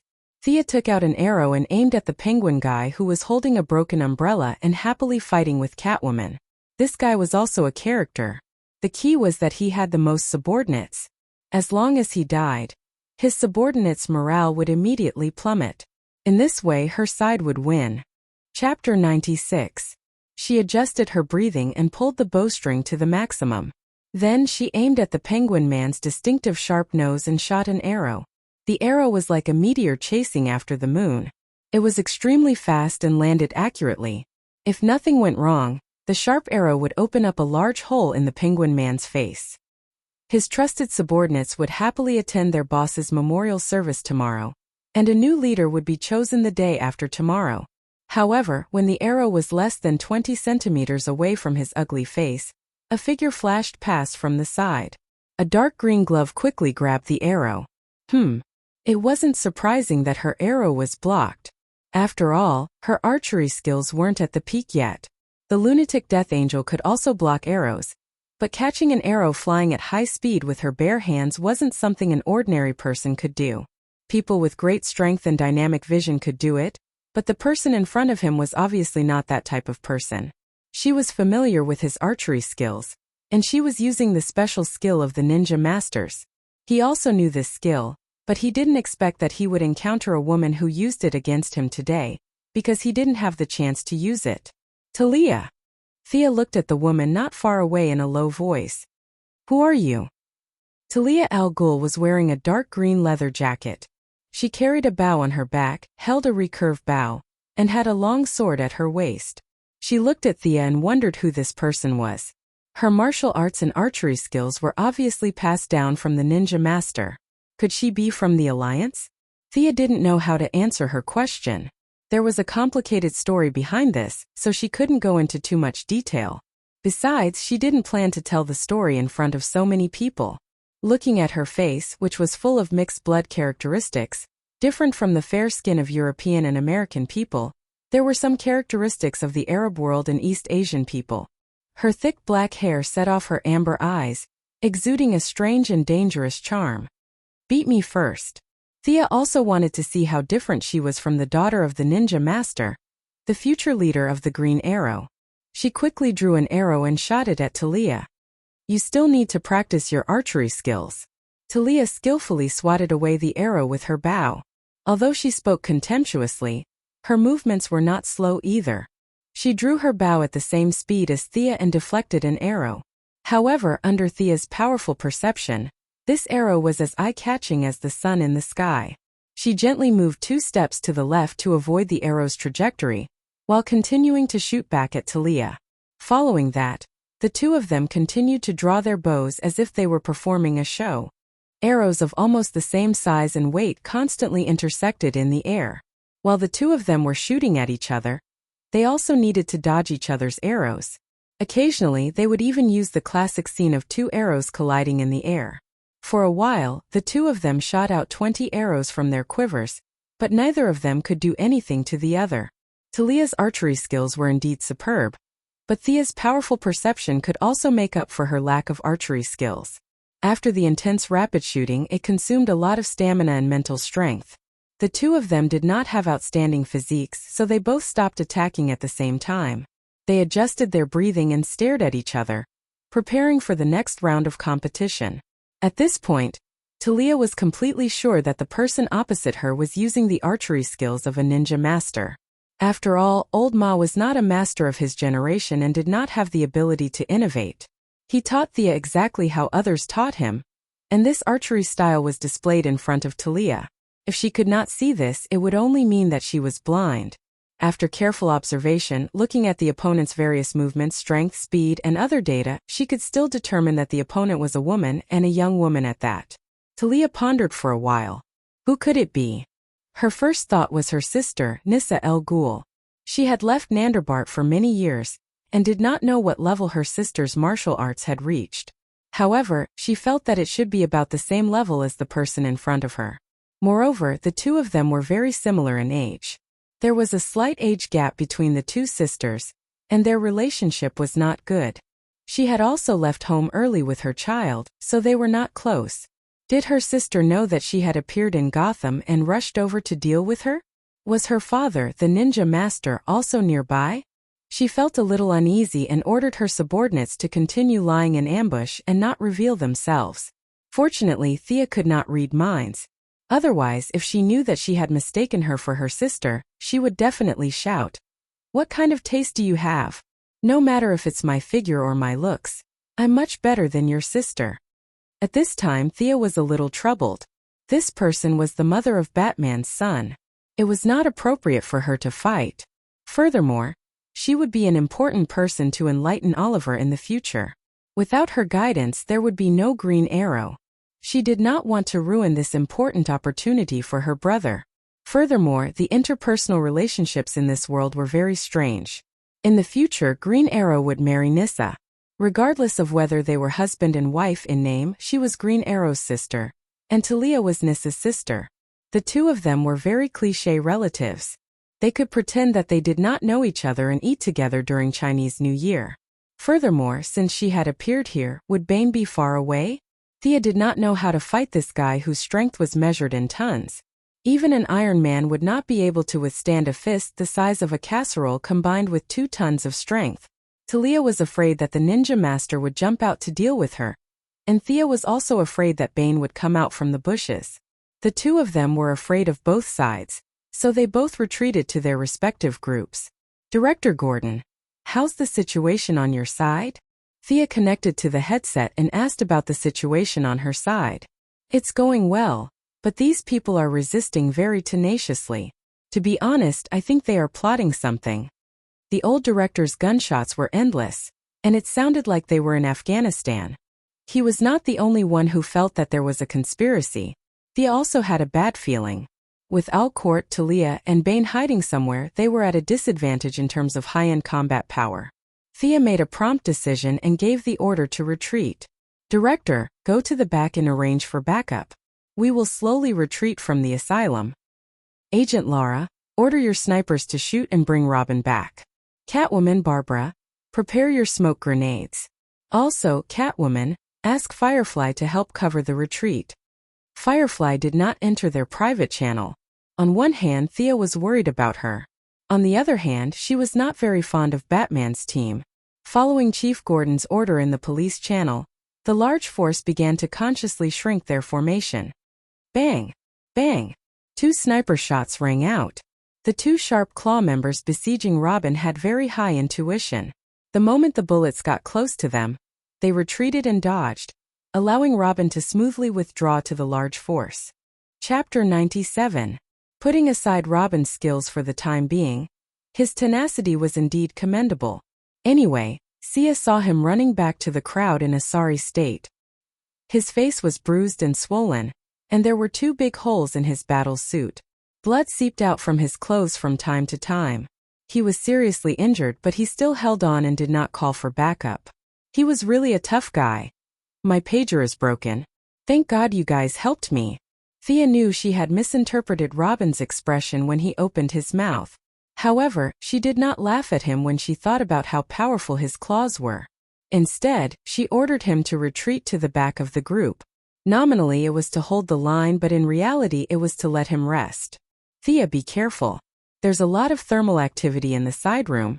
There's also a small amount of radiation. Thea was about to order the rest to throw a smoke grenade when Felicity reminded her through her earpiece. It was not surprising that the enemy had set up an ambush, but how did the radiation come out?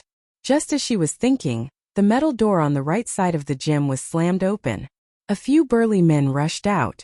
She could not tell how many of them there were, but as the door was pulled down by the leader, more and more people rushed out from the door. Oh, this must be the enhancer that Chief Gordon mentioned before. To be able to tear down such a heavy iron door like tearing a piece of paper, although his strength was not as strong as Bane's, who was measured in tons, he was still considered Hercules. Most of the people who rushed out were wearing the clothes of ordinary citizens, but their faces were anything but ordinary. Some of them had blood flowing from the corners of their eyes, some had veins on their faces and necks that were throbbing, and some even had horns or other unknown objects on their foreheads. These people had all kinds of strange appearances. No matter how she looked at them, they did not look like they were born naturally. There could only be one conclusion. Was this Arkham's unique biohuman experiment? She did not expect the mastermind to be so fast. They had already created so many successful products in just 3 days. To verify her guess, Thea took out an arrow and aimed it at the 2-meter-tall burly man with horns on his head that looked like a rhinoceros. Puff! The arrow went straight into the enemy's chest, but the blood that flowed out was not the usual red of an ordinary person. Instead, it had a strange purple color. The burly man was pushed back 2 steps by the kinetic energy of the arrow. With a roar, he pulled out the arrow and continued to charge towards Thea. Amazing! Thea could tell that her opponent was definitely injured. As long as he was still bleeding, it meant that he could still be killed. She continued to draw her bow. It was as if Cervantes had been reborn. She gracefully stood on the ground and shot 5 arrows at the rhino man that was charging at her. Roar! The rhinoceros man, who was running at high speed, was shot in the left eye by the 4th arrow. The 5th arrow pierced through his throat. He clutched his wound and fell to the ground, unable to get up again. Thea pursed her lips. These guys looked intimidating, but their real abilities were just some enhancements to their strength, speed, and endurance. They were the same as the Death Angel from before. They all needed to strengthen one thing, and that was their brains. He doesn't even know how to dodge an arrow. This guy might not even be as good as the Angel of Death, however. The fact that she could easily deal with them did not mean that they were weak. Even though the police officers tried their best to hold the line and used their skillful coordination to focus fire on 3 of them, more and more enemies were coming out from the side door. Chief Gordon, give the order to retreat. I'll buy you some time. Thea took out a winding arrow from her special quiver and aimed it at the metal door. She shot it at lightning speed. After observing the effect of the arrow, she did not know how strong these people were. She did not want to risk it, so she shot another arrow. Dense spiderwebs instantly covered the entire side of the wall. Since the reinforcements lacked an important organ like their brains, they could not figure out what the white spiderwebs were. They jostled and pushed each other as they tried their best to get out. However, they underestimated the resilience of the spiderwebs. The few people in front were instantly stuck to the spiderwebs. The people behind them used them as support to push the spiderwebs outwards.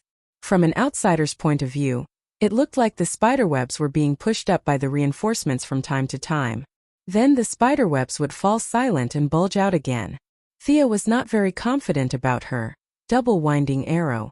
In theory, it was used to deal with normal people. Who knew if it could deal with the reinforcements? She called out to everyone, "Let's retreat." The firefly, Miss Bridget Parker, also came to Thea's side. However, her eyes were fixed on the spiderwebs not far away. She seemed to be thinking about the effects of the spiderwebs. She seemed to be eager to try it out. "You take the rear. I'll cover you," Thea whispered to Miss Firefly. At the same time, she ordered her friends through the earpiece to throw smoke grenades at the enemy. According to her experiments, the Batman brand smoke grenade would produce some kind of chemical combustion when it came into contact with fire. Today was the perfect time to test out the effects. Miss Firefly did not wait for her orders.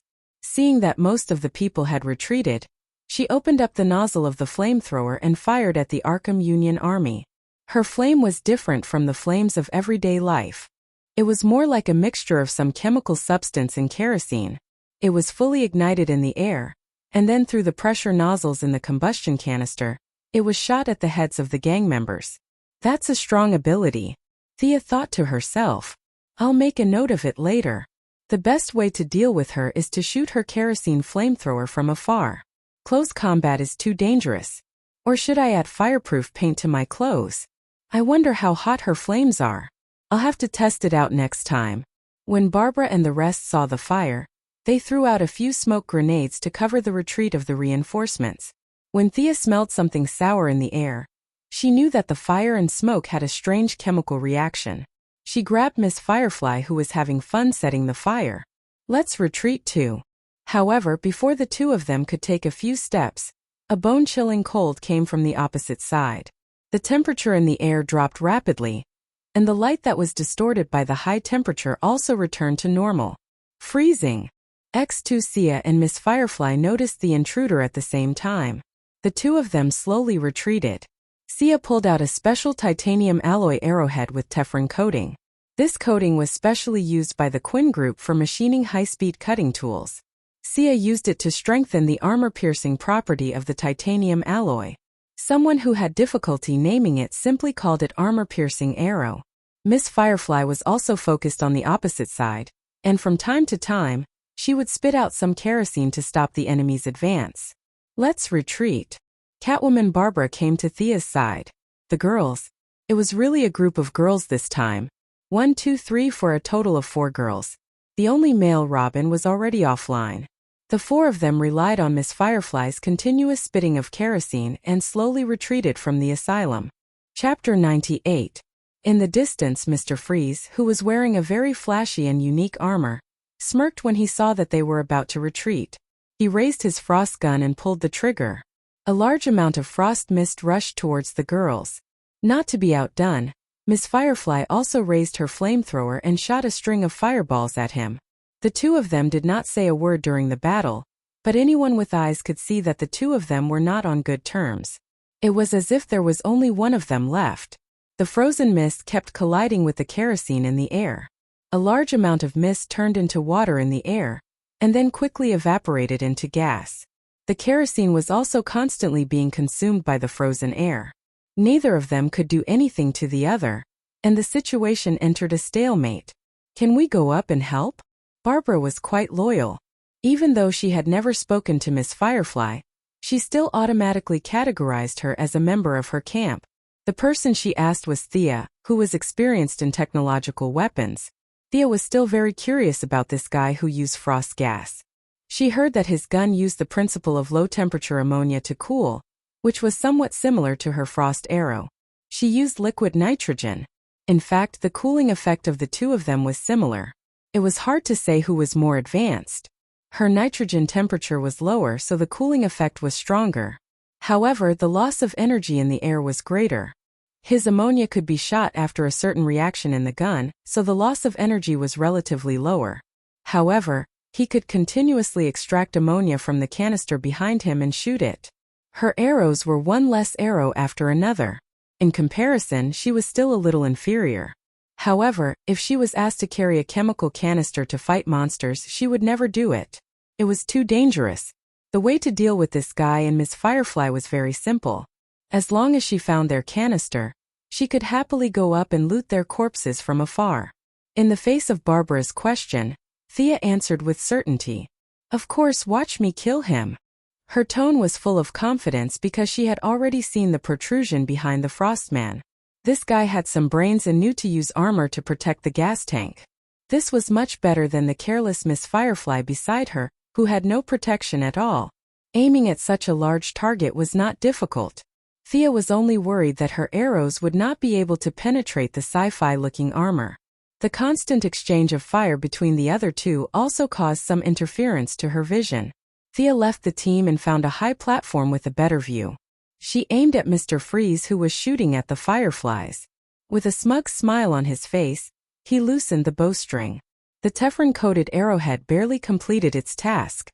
The 10-centimeter arrowhead only managed to pierce halfway into the armor.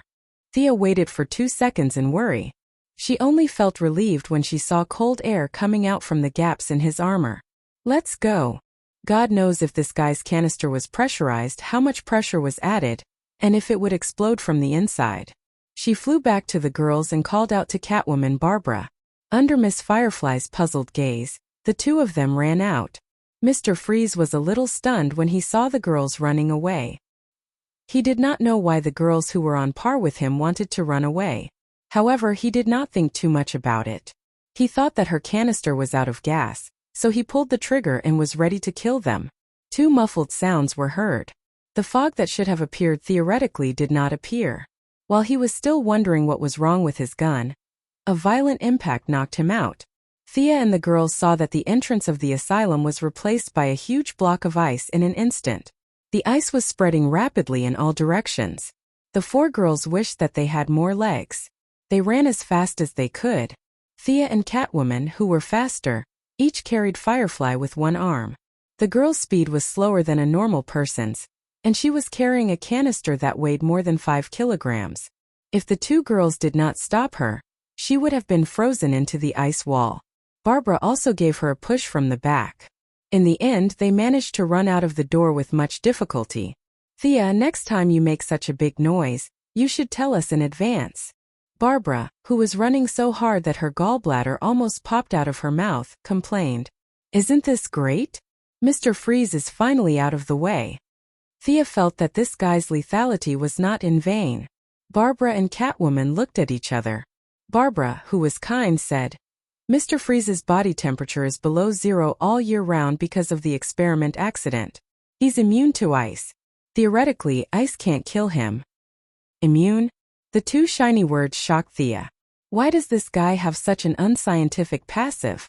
Why didn't you tell me? She then turned to look at Firefly. According to the settings of some worlds, is this girl immune to fire? No wonder she's so brave to carry the canister around. There must be a reason behind it. Although she had made a mistake, Sia's character was to never admit her mistakes. She was like this in version 1.0, and she was still the same in version 2.0. Thinking about the various chemical and physical knowledge that he knew, Zhang Heng decided to give it a try. Haha, of course I know.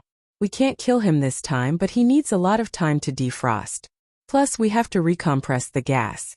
This will take precious time. Don't worry. Everything is under control. Thea patted her chest, which was almost sea-size, and promised the girls. Catwoman was illiterate, so she couldn't tell whether she was telling the truth or not. Barbara had a Ph.D. in library management, so it was obvious that she wasn't interested in physics or chemistry. She couldn't tell whether she was telling the truth or not. Miss Firefly had never dealt with her before. Seeing how resolute she was, Miss Firefly decided to believe her for the time being. Realizing that her acting had successfully fooled the 3 girls, Thea let out a long breath. She began to think about how to deal with Mr. Freeze. Since shooting the canister didn't work, what else could she do? Mr. Freeze was really powerful. Even if she used a rocket launcher to attack him, the rocket launcher would be extinguished or even completely frozen. Moreover, even if he wasn't frozen, his armor's defense was top-notch. He was almost immune to ordinary firearms. No matter how hard she thought about it, she still couldn't come up with a good idea. This guy was so hard to deal with. Thea started to worry about the current grim situation. Owl Court, Mr. Freeze, and a large number of enhanced humans created by biochemical experiments. The problems came one after another. Thea couldn't help but furrow her beautiful eyebrows. If there was no other way, he could only use the Hellfire missile. However, this was a difficult decision to make. Even if Amanda agreed with the black woman's personality, she would still put the blame on him. This could only be used as a last resort. Chapter 99. Originally, Thea had planned to pretend to retreat to lure them out and set up an ambush, but now that Mr. Freeze had unexpectedly frozen the entire intersection, she had no choice but to give up the whole plan. Miss Firefly wanted to leave alone, but Thea dragged her into the command vehicle. This person was now a treasure. Thea could not let her go before she figured out how to deal with Mr. Freeze. Thea and Catwoman finally persuaded her to stay with them. They did not speak in the vehicle. Each of them was summarizing the gains and losses of the battle. Thea took out the sword that she had picked up for scientific research. She tapped the blade lightly, and it made a low hum. Thea could not tell what material it was made of. The blade was dark black and 85 centimeters long. Including the hilt, it was only a meter long. It was a traditional English broadsword, but the blade was thinner. It could be used to stab and cut. The Latin inscription was engraved on the hilt. The Sword of Osriel. That lunatic got his name because of this sword, right? If he was still alive, he could have changed his name. Thea held the sword in her hand and waved it gently. It was a good sword. It was neither light nor heavy. With her height and strength, it was just right for her. This was the will of God. Everyone in the car couldn't help but glance at her as she wielded her sword. Firefly and Lara, who weren't interested in cold weapons, quickly shifted their gazes. Batman's group of friends and family looked at her for a while. Is this the sword of the Angel of Death? Robin seemed to have a deep impression of this sword. However, he was too far away when he was beaten up by the two claws, so he did not see Thea's battle. He was a little confused when he saw the sword. Thea glanced at him and ignored him. He really doesn't know how to talk. What do you mean the sword of the Angel of Death? Legally speaking, emotionally speaking, this is my sword.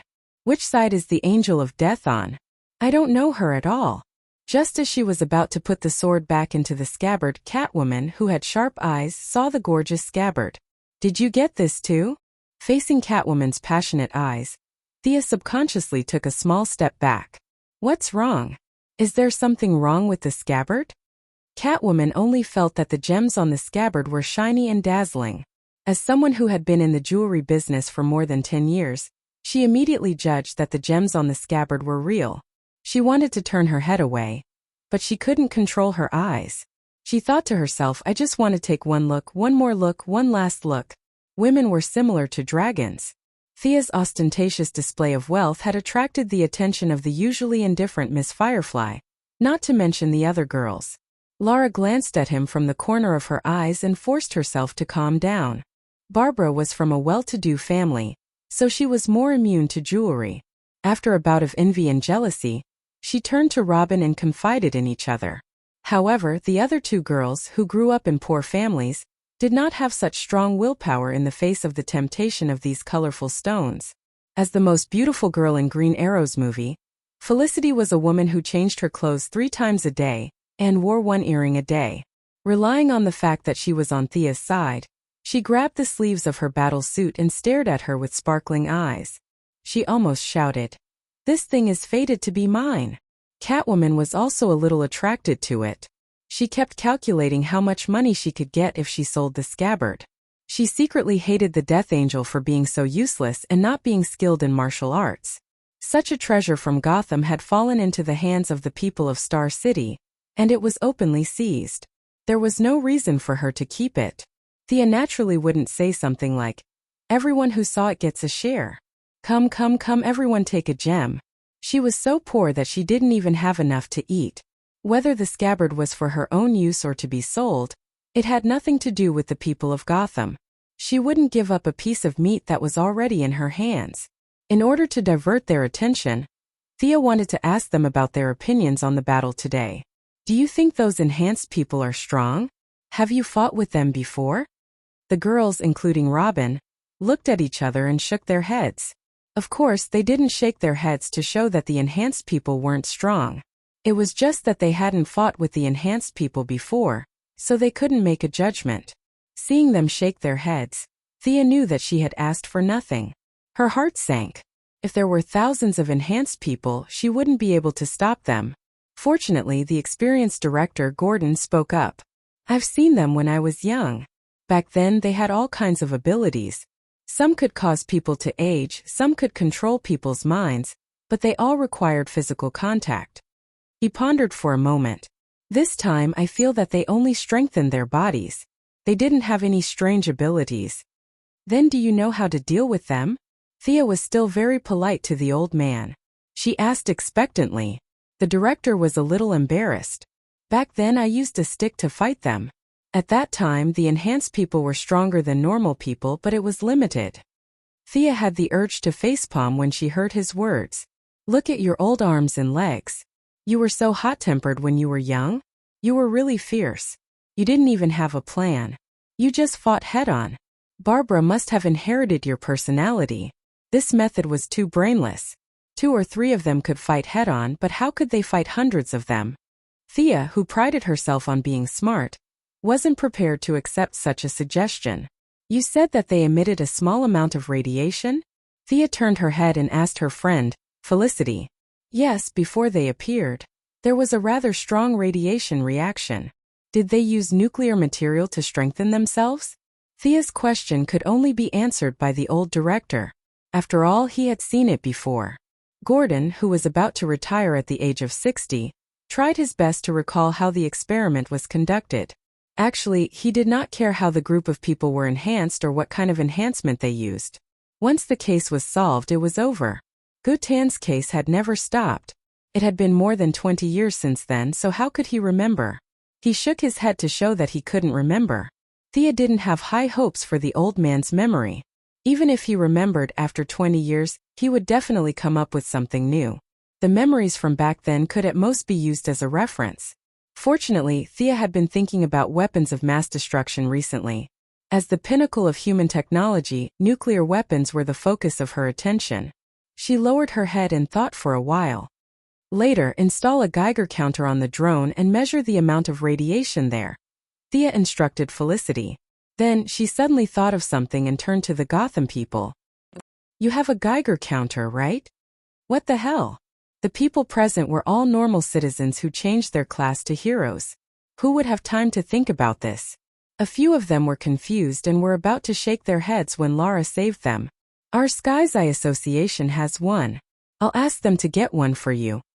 Chapter 100. Hearing that, Thea was relieved and began to focus on the discussion with Felicity. Their theory should be to use nuclear radiation to weaken the human body's self-defense mechanism, then add in various animal DNA to strengthen the surface. In fact, this kind of strengthening is very burdensome to the carrier, and the increase in strength is also very limited. Thea shared some of her thoughts based on the process of beating up the rhinoceros man. Then, as long as we remove the radiation residue on the surface of the body, theoretically, the foreign animal DNA will be gradually eliminated by the human body's own immune system, Felicity said softly with her chin in her hand. However, it was easier said than done. Removing radiation pollution was not something that could be done overnight. The 1986 Chernobyl was still standing, and 1,650 square kilometers of land was contaminated, and no one dared to go near it. The asylum did not have a pollution problem, but removing the trace elements was a big problem. She did not know if they had a ready-made reactor or if they used nuclear waste. The waste was not a big threat, but if they had a reactor with enough power, Thea would have to give up on the Arkham project. "Let's go and test the value first.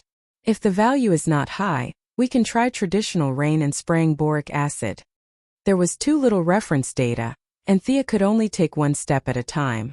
However, she suddenly thought of the problem of rain, and asked the few people who were about to fall asleep, "Has it ever rained in Gotham? Is it cloudy all year round here?" To be honest, the various nuclear waste and radiation she had been talking about were indeed a little scary. The few people in the group of relatives and friends couldn't get a word in edgewise and could only listen silently. Now that they heard her talk about the problem of rain, this problem wasn't that profound. Barbara felt that she was looking down on Gotham, a big city. No matter how bad their family was, they would not allow an outsider to criticize them. She said unhappily, "Of course it has, but there are many cloudy days throughout the year." Was that called many cloudy days? It was basically cloudy all year round. Anyway, Thea had not seen a sunny day for more than a month. Living in a dark environment for so long, not to mention the physical illness, there were also many dark thoughts in the mind, and finally there would be an opportunity to put them into action. Normal people like us commit crimes in broad daylight compared to those who commit crimes at night. Not everyone has the courage to commit crimes in broad daylight. Thea felt like she had found the cause of Gotham's illness, or rather, a part of it. At the same time, he sighed at how lucky Superman was to land in the capital of the Empire and bask in the sunlight of the capitalists. If his spaceship landed in Gotham, he would probably be poor for the rest of his life. It was unknown whether he could live to see the sun again. He vaguely remembered that in his previous life, there was a discussion on the internet about a devil being sealed deep beneath Gotham City. Therefore, even though he did not know if the cloudy days were real or not, he still had some impression of the super ferocious zombie, Solomon Grundy, sleeping in Gotham River. If he messed with the weather here, would he attract a stronger boss? Last time I was just suggesting to mobilize the masses. Didn't you see that the criminals in Gotham have started to form groups? But are you afraid? Thea felt her blood boiling. It was quite exciting. They did not know that Thea was prepared to detonate a bomb for them. Seeing that she did not say anything after asking, the group of friends and relatives did not take it to heart. They buried their heads and tidied up their equipment. They did not encounter any ambushes on the way back and returned to the campsite peacefully. The girls had to change their clothes, especially Thea, who had fought with the Angel of Death. Her body was splattered with a lot of blood. As a clean freak, she endured it for a long time. The few of them washed up and went to the meeting room. After they sat down for more than 10 minutes, Chief Gordon finally arrived. The old man did not have the time to change his clothes and wash his face. He did not rest for a moment after returning to the campsite. After calculating the casualties, he finally went to the meeting room to ask Thea for advice. 14 police officers were killed and 41 injured. 3 veterans were killed and 5 injured. Chief Gordon's heart ached. He had sacrificed many of his men. Most of them were killed in the line of duty when the reinforcements rushed out. On the other hand, the veterans were all experienced. They knew that the situation was not good and hid themselves well. The few injured were only slightly injured. Thea rubbed her eyebrows. In this battle, they had lost 1/10 of their combat strength. Although the battle results weren't great, they had at least figured out the enemy's true strength. It could be said that they had accomplished their goal. However, the reinforcements could be endlessly produced. Sooner or later, their side would be destroyed. Just as she was thinking of how to tactfully ask Chief Gordon to continue with the recruitment, the door of the meeting room was pushed open from the outside. A tall and handsome middle-aged man walked in slowly with a walking stick. "Bruce!" Catgirl was so excited when she saw the man that she didn't even care that she was on the other side of the table. She jumped over the long table with her arms on the table and rushed to the middle-aged man's side. She touched his face and tears flowed down uncontrollably. "Are you really Bruce?" Catwoman looked at her lover in front of her. She almost thought that she was hallucinating. Bruce Wayne's voice was as polite as usual. He hugged his lover's slender waist and said, "Yes, I'm back." Just as the two of them were about to do something like hugging and kissing after a long separation, a spoiler interrupted their reunion. "Kitten, I've brought him back for you. Where's the money we agreed on?" A graceful woman with long hair walked out from behind Bruce. Thea wanted to cover her face when she saw this scene. This person who ruined the atmosphere and ruined the background music of the couple's reunion was Thea's teacher or training partner, Big Sister Shiva. Big Sister ignored the surprised looks of the people around her. She even stretched out a hand in front of Catwoman, indicating that she should pay up quickly. She was busy. "Shiva, we've told you many times along the way. I'll pay and you'll let Selina go." Bruce was still very respectful to his savior. "No, she has to pay for her request. Besides, your company is almost gone. How can you get the money? I don't want your old house." Shiva ignored his gaze and focused on getting the money from Catwoman. Catwoman was very embarrassed. She had gone to Star City to look for Shiva with the intention of making a last-ditch effort. To be honest, she had thought that Master Bruce would not come back. He was seriously injured and had been kidnapped. So, she had promised an astronomical reward. Now that he had been rescued and had not lost an arm or a leg, it would be too embarrassing if she did not pay. Chapter 101. Catwoman glanced at her old lover. To be honest, she was a little annoyed that he came back unscathed. She couldn't even find an excuse to talk to Shiva. She pushed Master Bruce behind her and smiled helplessly as she walked to the other side with Shiva to talk about credit. Uncle Bruce was in an awkward position. It was true that he was rich, but a lot of his money was dead money. For example, Wayne Group shares, Quinn Group shares, Merlin Group shares, and even Lex Luthor's shares. According to the unwritten rules, these shares couldn't be cashed out without a valid reason. In addition, real estate around the world wasn't easy to sell. Ski resorts in Switzerland, wineries in Belgium, and so on couldn't find buyers in a short period of time. His daily income was basically invested in technological equipment. This was similar to Thea. However, his basic equipment was completed while Thea was just on the road. The daily maintenance of these equipment required a large sum of money. He was very similar to Thea. They both looked glamorous but were actually very poor. Therefore, in the face of the aggressive Madame Shiva, he could only express his moral support for his old lover's predicament. Everyone in the meeting room listened quietly to the haggling between Madame Shiva and Catwoman. We agreed to pay in a month. You're 3 days late. You definitely can't pay in full. I haven't asked you for my travel expenses. Do you know how hard I worked to find your man? I didn't even rest when I cut my finger. Do you know? The two women threw away their usual coldness and elegance. In this crucial moment that determined the fate of Gotham, they chattered about money, and money problems. Cough cough. Master Bruce was speechless at how they treated him like goods. He coughed twice to try to divert the attention of the people in the room. The problem of rescuing the citizens that you talked about was very deep. Add me to the chat room and we'll continue talking. However, everyone ignored him. It was rare for them to have the opportunity to gossip. If they didn't enjoy it, the people of Gotham wouldn't die anytime soon. They didn't care about these few minutes. The people led by Thea ignored Master Bruce's expression and continued to watch the two women on the other side. Catwoman, who was in the wrong, quickly admitted defeat. She took out her phone and transferred the money. Her usually strong fingers were slightly trembling. Beep. The clear ringtone of the phone rang in the room. Shiva looked at the screen with satisfaction. Kitten, you're quite rich. That's the down payment. Remember to transfer the money at the beginning of the next month. After saying that, Big Sister looked around and saw Sia. She waved at her and said, I've been away from home for a long time. I don't know if my daughter misses me or not. I'm leaving now. After Miss Shiva finished speaking, she put away her phone and flung her long black hair behind her back, leaving behind a suave back view as she walked away. What did that mean? I'm not even considered a graduate yet. They didn't even give me a certificate or anything. Sia knew that she had a daughter who was said to be shockingly talented.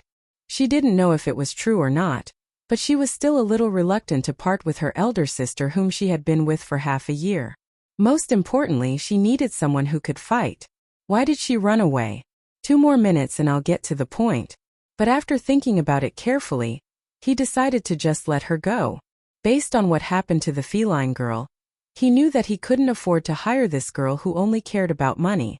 Old Ma probably spent a lot of money to teach him back then. Mr. Wayne, have you recovered? Sia hurriedly asked Batman, who was beside her. This was the strongest combat power they had at the moment. She was asking if he could fight now. Bruce was an extremely intelligent person. He immediately understood what she meant. But understanding was one thing. Objective facts on the material level could not be ignored. He raised the walking stick in his hand. I can walk normally now. F***ck, you're funny. You mean you're still injured? Then why did you come back? Did you come back to work? Sia felt like the entire world's consciousness was laughing at her. It was not easy for her to get back 2 helpers, but one had run away, and the other had a debuff. After going around in circles, she was back to the starting point. Did she still have to rely on these people? She didn't know how much he had heard of the meeting. Thea explained it to him again. Mr. Wayne, do you think the large-scale rainfall and neutralizing radiation will change the shallow evolution of the enhanced? Call me Bruce. I'll always remember Miss Thea's help to Gotham. Bruce stood up to express his gratitude. As for your suggestion, we can do it this way. Back in the day, I developed a special type of wavelength trigger. This type of sound wave is harmless to normal people. As long as we test the data of the enhanced humans and adjust it to a specific wavelength, we will be able to emit infrasound waves that are specifically targeted at the enhanced humans. I don't know how effective it is, but I think it should be able to knock someone out. From this, one could see the value of Batman's boss. Most of his combat ability was reflected in his wisdom. It wasn't a joke for him to have self-taught himself more than 10 doctorates. No wonder the ninja master valued him so much. To be able to learn so much in such a short time, he was definitely a top talent. His idea sounded more advanced than Thea's idea of sprinkling dry ice and spraying boric acid. The two of them started a heated discussion.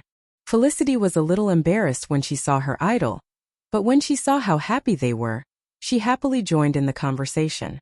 This made the rest of the people in the room suffer. Other than Catwoman, who was still thinking about how to make up for her loss, everyone else was confused.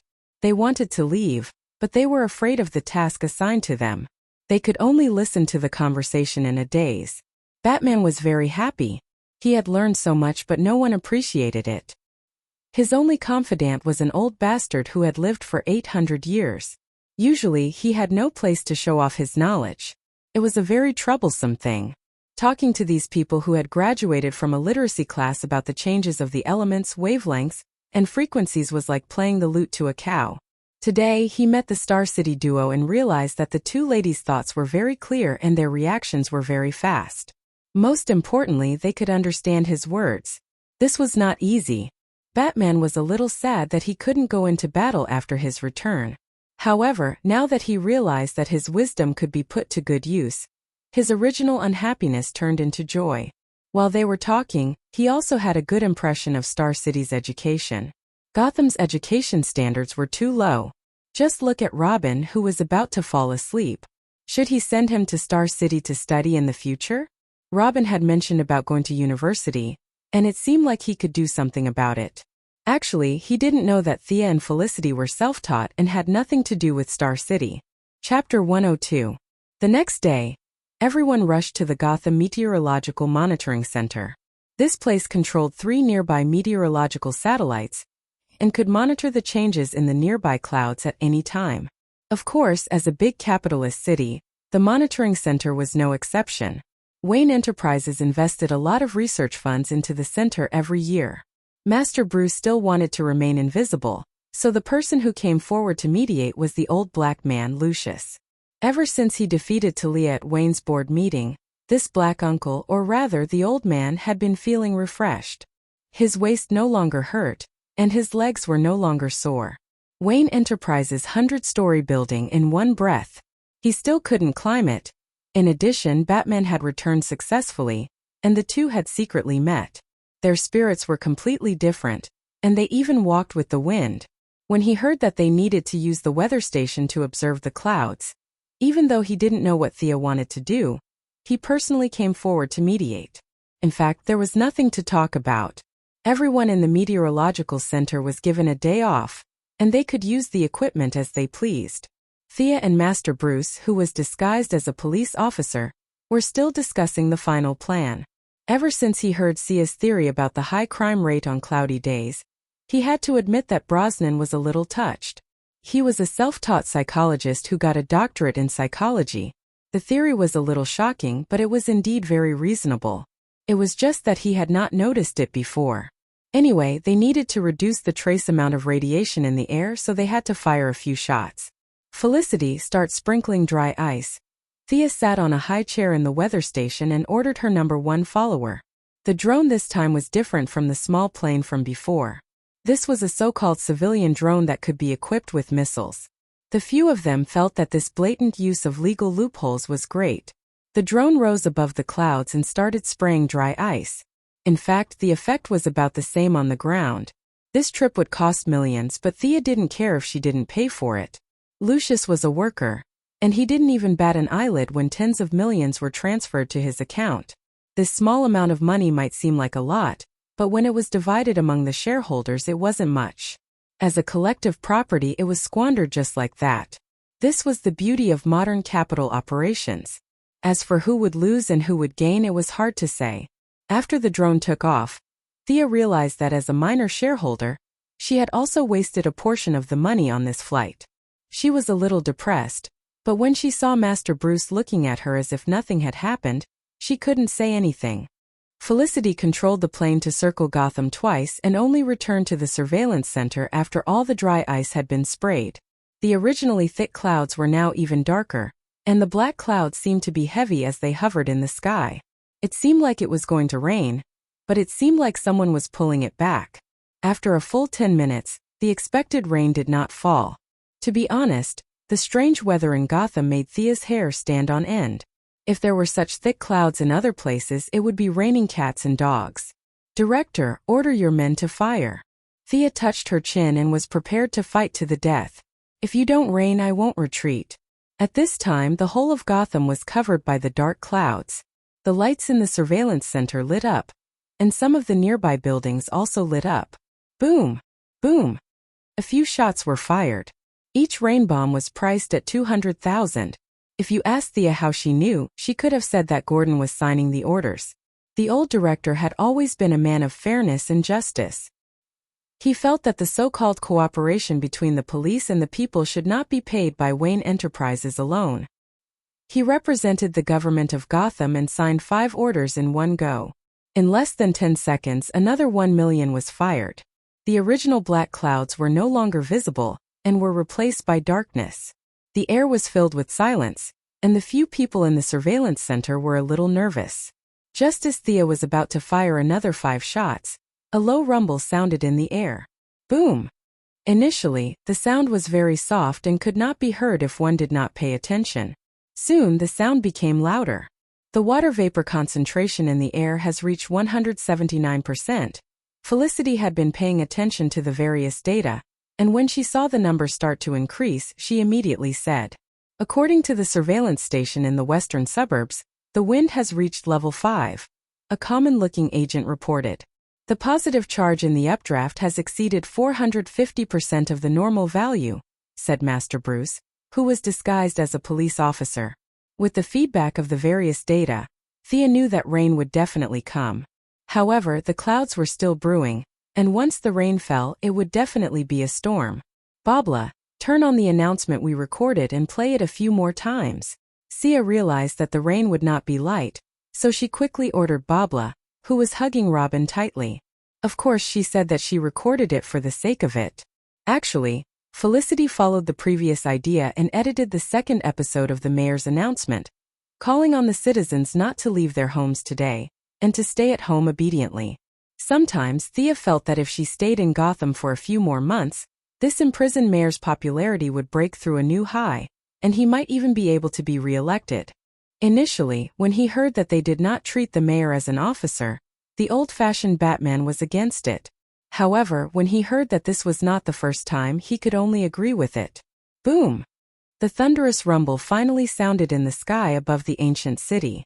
Now there was no need for them to do anything. They had already done what they needed to do, and it was believed that not many citizens would go out in this kind of weather. If there really was such a weirdo, being struck to death would only be a waste of their intelligence. The continuous rumble of thunder lasted for a full 10 minutes, and bean-sized raindrops started to fall densely on the sky above the city. The glass of the surveillance center was hit by the raindrops, and it made a loud noise. The hidden world boss that Thea was suspicious of did not jump out, proving that Gotham was not a place where the devil was sealed. It was just a cumulus cloud formed by a special terrain. She could loudly announce that this episode of Entering Gotham was a complete success, telling everyone not to be superstitious and to believe in science. She stood in front of the window and watched the raindrops hit the tempered glass, leaving streaks of stains on the glass. Of course, this was not because the cleaners in the surveillance center were lazy and did not clean the glass, but because the pollutants in the clouds were brought to the ground by the rain. Will Gotham be different tomorrow? Master Bruce stood beside her and gazed into the distance. There was a hint of worry and anticipation in his voice. It definitely will. Thea was still looking out the window and did not turn back. She was very sure of this. After all, they had spent millions. It would be ridiculous if there was no effect. After the rain, no matter how you looked at it, there would definitely be changes in the city.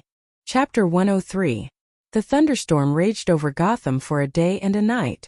When the rain lessened, Thea asked the old director to shoot 2 more shots into the sky in order to disperse all the clouds. They could not waste the rest of the day. It was unlikely that the bad guys from Arkham would ambush them in a thunderstorm. A few of them went to the side to practice their martial arts, while the rest of them helped Batman make the sonic weapon. Most of the previous equipment had been taken away or destroyed by Bane after the Batcave was exposed. Fortunately, Bruce's clever brain was still around. He pulled some equipment from the Sky's Eye Society, and the few of them rolled up their sleeves and began to work. Bruce had been doing mechanical work for a long time, so his hands-on skills were not ordinary. Thea could build the magnetic skateboard with her imagination, so her mechanical skills were also very good. Felicity had been trained in Star City, so she was quite familiar with the work. She joined in midway, and the 3 of them were in full swing. They wore work clothes, wore glasses, had towels around their necks, and were fiddling with welding torches and sledgehammers in their hands. This scene fell into the eyes of the few people who did not know the science, and it was indescribably disharmonious. You two are one of the few billionaires of the bourgeoisie. Are you betraying the class and joining the proletariat? Do I have to give you a certificate or something on May 1st next year? Barbara felt that her dream life in the upper class should not be like this. She should keep her identity as a petty bourgeois, and not try to squeeze into the upper class. Halfway through the process, Miss Firefly, who was always quiet, joined in, and the whole process sped up greatly. It had to be said that it was a waste of her talent to be born in the United States. She was a natural-born welder, and she could control all kinds of temperature and fire to perfection. Most importantly, she was not afraid of fire. In order to maintain her beautiful face, Sia had put on 2 layers of protective gear. Master Bruce also wanted to maintain his handsome middle-aged appearance, so both of them covered themselves up tightly. However, Miss Firefly did not care about this at all. The sparks that splashed on her face were extinguished without any reaction. In addition, she was so skilled in the technique that Sia even wanted to ask if she had graduated from Lanxiang High School. Now that the equipment was equipped, the next step was the debugging phase. Just as Thea was wondering if she should go and catch an enhancer in the rain, Layla performed a meritorious service. For some reason, one of her agents picked up a broken arm from the ground when they were retreating. He wrapped it in a cloth and brought it back. When he heard that there was radiation, he was so scared that he peed his pants and quickly handed it over to Lara. Everyone gathered in the laboratory to observe the arm. In fact, when the enhancers appeared that day, the few of them did not fight with each other. Only Thea shot one down from afar. The others could only say that they saw it from afar. It was only when he saw the arm up close that he realized how dangerous it had been. "Did you fuse with an animal?" Felicity asked as she pointed at the sharp claws on her arm. "It looks like some kind of lizard," Batman, who could be used as an encyclopedia, concluded after observing for a while. The few of them were too lazy to think about what kind of animal it was. They began to measure the traces of radiation on the body, and looked for special biological wavelengths. At this stage, Thea could not help much. She could barely be considered a bachelor's degree in mechanical engineering, but she did not have a master's degree. She only had a vague understanding of biological genes. It seemed that she still had to study. After the Gotham incident, she had to study hard for a period of time. The Princeton Library would be her permanent residence for a period of time. Since she could not help, she would just have to learn from Professor Bruce's calculations. Regardless of whether she understood it or not, Thea recorded the process of the calculations. From time to time, she would whisper a few words to Felicity. Although this girl was a computer science major, she had dabbled in a lot of miscellaneous subjects. She could barely keep up with Batman's thoughts. The couple, Barbara, felt that Batty had won glory for Gotham this time. The Star City duo was not omniscient. Although they did not understand anything, they still accompanied him in high spirits. Ever since Shiva took away half of her life savings, Catwoman had not been in a good state of mind for the past 2 days. She stopped looking after less than 2 minutes and hid in a corner, thinking about something. Now, her man was about to be taken away, and her money was already taken away. The bitterness in her heart was indescribable. The problem was that this was not over yet. She had used half of her savings and committed crimes recently to barely make the down payment. Faced with an astronomical amount of debt, how was she going to survive in the future?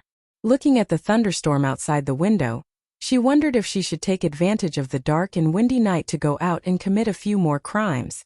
However, she remembered that Bruce was already back. He had always been against her actions. Previously, he was too far away to care about her, but now that he was back, it would be too easy for her to commit crimes to ruin their relationship. Originally, Talia had been singing "Give Me an Eagle," a mighty man in Arkham. She had used all her strength to drag him to her side. If she had pushed him out, the two of them would have been done for. After thinking about it for a long time, she could not think of a solution. As for borrowing money from Thea to pay off her debt, she had no intention of doing so. Catwoman, who grew up in the slums, did not have the concept of spending money in advance. From this point of view, she was still a rather traditional person. The rain stopped at around midnight. The next morning, everyone went outside at the same time. Thea, who had recently returned to normal, came out early. She wanted to see if Gotham's feng shui could be changed. From time to time, dirty water could be seen flowing into the sewers from high to low. Thea could not figure out what the black rainwater that fell to the ground was made of. She made a mental note to ask Gordon to increase the salary of the municipal workers. The workload was huge. Fortunately, Killer Croc had been arrested. Otherwise, the dirty water would have increased his rotten aura by 2 levels. Looking at her watch, it was 5:15. All the heroes were outside. Master Bruce, who had been busy the whole night, was still in good spirits. His lips were pursed as he looked to the east. It was said that he only slept for an hour a day. Thea did not know if it was true. She would ask Catwoman about it later. "It's here." The one who shouted was Chief Gordon, who loved this piece of land to the extreme. First it was a ray, then a ray, and finally a ray of sunlight shone on this piece of land that had not seen the sun for a long time. Thea was a little dazzled by the hot sunlight. She reached out her hand to block most of her vision. Countless rays of golden light shone through the gaps between her fingers, making her whole body red. The sun slowly rose, bringing with it rays of light. It lifted the last bit of mist above Gotham. Ha ha ha ha. Thea covered her face. She did not know why she wanted to laugh. She only felt that her body was filled with energy. Arkham Bane, they would all be thrown into the trash. Chapter 104. Her smile infected everyone. Barbara and the young couple hugged each other and didn't let go for a long time. Lara was also looking at the morning sun, and a sweet smile appeared on her face as she thought of someone. "Old buddy, have I really done something wrong all these years?" Bruce walked up to Gordon and asked in a low voice. It was hard to tell what kind of emotions he was feeling. Happiness, excitement, depression, and maybe all of them. The old director, who had always lacked quick wit, didn't know how to answer this question. However, after living for so long, he at least knew who this sentence was directed at. He could only vaguely say, maybe it's a matter of perspective. Women and men see things from different perspectives. The old director was afraid that it would hurt his confidence, so he racked his brains and finally came up with an excuse. He then added, "She's also young, ambitious, and sharp. It's good to be young." Bruce looked at Thea, who was standing in the distance gracefully in the morning sun. Even with his experience of seeing so many women, he couldn't help but be affected by this scene. This was no love, just pure admiration. Perhaps it was indeed a matter of different perspectives between men and women. Bruce could only tacitly accept this fact and pick up his shattered belief. Otherwise, with his psychological condition, if he was suddenly told that what he had done for so many years was meaningless, he would become evil at any time. "I have to apologize to you. You entrusted your daughter to me, but my focus was on Robin. I will pay more attention to Barbara in the future." He also wanted to see if there was such a big difference in the way men and women handled problems. It just so happened that he had 2 experimental subjects under him to test. Gordon didn't know whether to thank him or to pay more attention to his daughter. According to his selfish desires, it was best for his daughter to live a peaceful life. Frankly speaking, as a father, He wasn't happy that his daughter had embarked on the path of heroism. In the past, Babla had been slacking off, and her martial arts were sparse and mediocre, which was partly due to his indulgence. However, now that Bruce had clearly expressed that he wanted to treat his daughter with high standards, he could only smile wryly and express that he was fine with it. Besides, billionaires like them were all rushing to the top, and his daughter wasn't that delicate. It was always good to have more skills. There was no need to say anything about training. Unbeknownst to them, their father and teacher were preparing to train them fiercely. Babla and Selena were kissing passionately while facing the morning sun. Thea didn't look at the lovey-dovey couple and walked to the two old men. "Uncle Bruce, can your wavelength transmitter be used today?" Thea also had a headache over this title for a long time. Calling him Mr. seemed distant, but calling him by his name seemed distant, so she could only act cute and call him Uncle. As expected, this form of address gave Batman a headache. He was only in his early 30s. Was he really that old? He touched his cheeks. Recently he had been through a lot of trouble. His mouth was full of beard, and he did look quite old. Facing a 17-year-old girl, so be it. After pondering for a moment he said, "Absolutely, but the area of effect is limited. The enemy has to be within 500 meters for it to be effective. Are you going to attack today?" "Yeah, it's better to attack as soon as possible. Freeze hasn't fully recovered yet, so this is the best time to attack." Thea had already discussed Arkham's current situation with Bruce yesterday. Especially with the involvement of the Court of Owls, the severity of the situation had reached its peak. Even though Bruce wanted to wait for him to fully recover before taking action, every minute and second was precious. It wouldn't be surprising if the Court of Owls, the old nobles of Gotham, did something earth-shattering. They were both smart people. Without any conversation or eye contact, Bruce tacitly accepted Thea's current command. If he was healthy, the command would definitely be his. Even if Superman was in Gotham, he wouldn't have a problem with that. However, since he couldn't go to the front lines, he could only entrust Thea with full authority. Before 9 o'clock, the various police officers, volunteers, and veterans who received the call had already arrived at the scene. Those who knew each other were surprised by the sun in Gotham. Yes, the sun that could be seen everywhere in other places was a rare thing in Gotham. Even if it was sunny in the past, the sun wouldn't shine as brightly as it did today. Many people who had lived in Gotham their whole lives found it hard to adjust to the sun when they woke up. All the sunglasses in the convenience stores in the city were sold out. All the sunglasses manufacturers in America were awakened by the calls from their distributors. They worked overtime to stop the shortage of sunglasses. After that, they held meetings to find out what the problem was, whether it was the Korean Missile Crisis or the sudden change in the situation in the Middle East. Uncle Batman didn't slack off in the morning either. He analyzed the Scarecrow's poisonous gas sample that Thea brought back last time and made a targeted injection. The injection would provide immunity for 12 hours before the injection. Last time it was difficult to release the poison in the crowd. This time, if the sonic weapon worked, the situation would definitely be one-sided. The Scarecrow was so crazy that it might just explode in the crowd. However, Bruce was a billionaire. The entire operation involved hundreds of people. He didn't have the time to make hundreds of bottles of injections. He could only give them to his own people. Even Felicity, who didn't go to the front lines, was given one too. However, he couldn't just ignore the righteous police officers and citizens. He racked his brains and made a strengthened version of the antidote. It had a capacity of 800 milliliters. He gave it to Robin, and it could protect her for an hour in the crowd after the battle. "Barbara, you and Robin will work together this time. You two will deal with the Owl Court's Talon. I will also support you." It was the same team as last time. The enemy was missing Death Angel and Mr. Freeze. Logically speaking, they had the advantage. However, after Bruce's confirmation, Thea knew that the Talon wasn't a single person. It was a collective name for a group of people. God knows how many of them there were. If they were all as skilled as last time, it would be difficult for Thea to deal with 3 of them. Catwoman and Miss Bridget will be the mobile force to deal with any unexpected situations. Are there no problems? Let's go. Before they left, Bruce called Thea over and whispered in Chinese, "Help me keep an eye on Selena. I'm afraid that she and Talia." He didn't know what to say. He only felt that if either of the two women got hurt, he would feel terrible. At first, Thea was stunned when she heard the familiar yet unfamiliar Chinese. However, she quickly realized that it was Miss Shiva who told him that she knew Chinese. Batman knew all the mainstream languages in the world. Not only could he speak Chinese, but he could also speak Cantonese. Thea could only admire him for that. Chinese was indeed safe.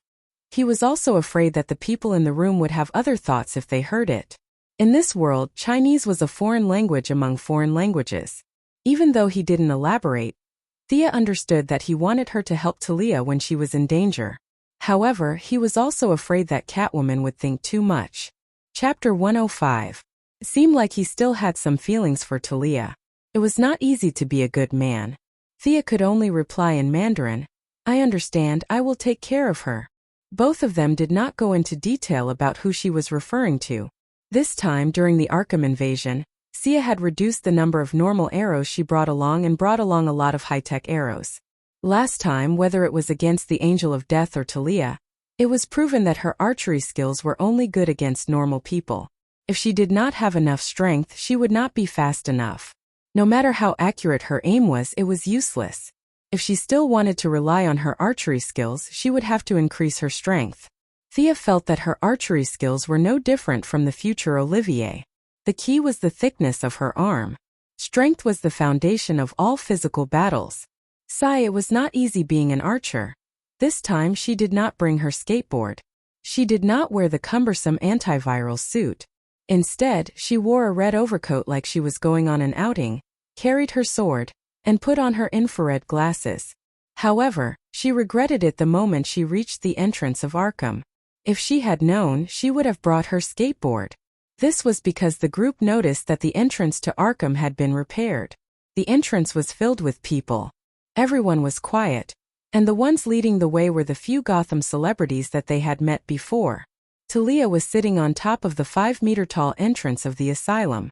She was still wearing the same dark green overcoat with a hood. She had a weapon on her waist, a quiver of arrows on her back, and a longbow in her hand. Why did they come out today? Were they not afraid of being wiped out by the missiles? Oh, Thea immediately understood. Talia must have received news that Batman was back. She knew that her lover would not dare to use missiles, so she brought a large group of people to fight. Thea regretted it. If she had known, she would have brought her skateboard. However, it was too late now. She lowered her head and ordered Lara, "Get the military helicopters here. If we can't beat them, they can cover our retreat." Yes, Thea felt like two groups of people had agreed to fight in the field after school. The elementary school students on both sides were already in position. Both sides were soldiers against soldiers, generals against generals, and the strong visual impact was constantly assaulting her brain.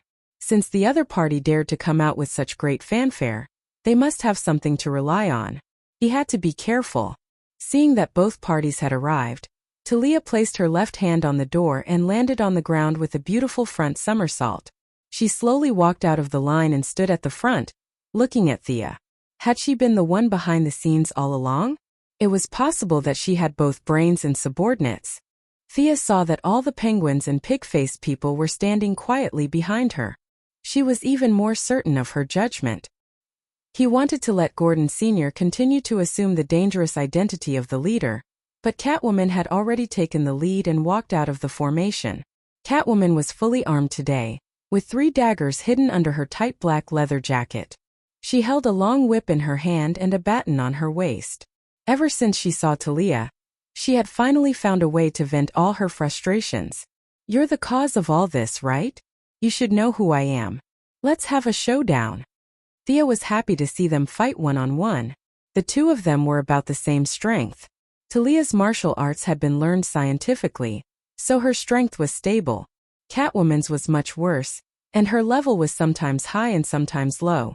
However, when Catwoman attacked in a rage, it was hard to say whether or not her little universe would explode and kill the other party. Sia could only admire Uncle Bat's foresight. These words were still ringing in her ears, and the two women were about to fight. Her task was not difficult, as long as she could keep them alive. With a bitter smile, she drew an arrow and knocked it on the bow, ready to support the one who could not win at any time. However, to everyone's surprise, things took a big turn. Talia pointed at Catwoman, who was stepping forward, and said, "You and I have a personal grudge." She then pointed at Thea, who was watching the show, and said, "Her and I have a business matter." It was hard for Catgirl to describe her current state of mind. She had seen how Bruce had called Sia aside and warned her. Although she didn't understand Chinese, she knew what he was thinking as his lover for many years. He also had feelings for Talia. Where was her position? They had feelings for each other and a child, so it seemed more suitable than her. She stood up alone to challenge Talia, which meant that her life and death were up to fate. No matter who won or lost, this matter could be put to an end. However, when she mustered up her courage, she found that Talia didn't accept the challenge and even used the excuse that it was a business matter. This made her psychological barrier collapse, and her motivation to fight was gone. Since it's business, then go ahead. Thea felt that her glasses were about to fall off. She watched Catwoman walk back briskly. What happened to the fight? I was still waiting for support. What's the meaning of this? However, before she could figure out what to do next, Talia's words made her feel what it meant to be thunderstruck. "Sister, come out. This battle should be ours." Talia stared at Thea and took off her hood, revealing her long brown hair. Who was she talking to? Thea looked left and right. Was Nisha Al Ghul nearby? However, 2 seconds later, she found that everyone on the field was looking at her. "Are you talking about me? I'm your sister?" "Your sister? How can I be your sister?" Thea's imagination ran wild. Could it be that she was also the ninja master's daughter? Her mother couldn't have made friends in Nanderbart, right? Although according to the results of social network research, her mother didn't need 6 people to contact the ninja master, but they were too far away from each other. Thea knew that she had misunderstood. She looked at her appearance. She was about the same age as her sister, and her hair was also brown. Nisha liked to wear red and black clothes, and coincidentally, her battle suit was also red. More importantly, she knew the martial arts of the Assassin League. The ninja master and his good son-in-law Batman had a lot in common. They didn't care about women. The only woman in the league was probably his daughter. The future Sarah Lance also got in with Nisha's help. Thinking of Nisha, Thea said, "I'm not Nisha." However, she regretted it immediately. How could an outsider know this name? As expected, Talia smiled faintly. "Father didn't come out with you, right? Is this your trial? He sent you to catch a traitor like me. Father is still as heartless as ever." When Sia heard this, she broke down even more. "Yes, you are really too smart. I am actually speechless. Nissa has indeed gone for a trial, and the timeline coincidentally matches up. But why did she come to Brother Tan? She went to Purgatory Island, Big Sister." Chapter 106. When the truth was revealed, not only did she feel devastated, even the hero faction was affected. Uncle Bruce, who was known as the man with the highest IQ, was monitoring the battle from afar.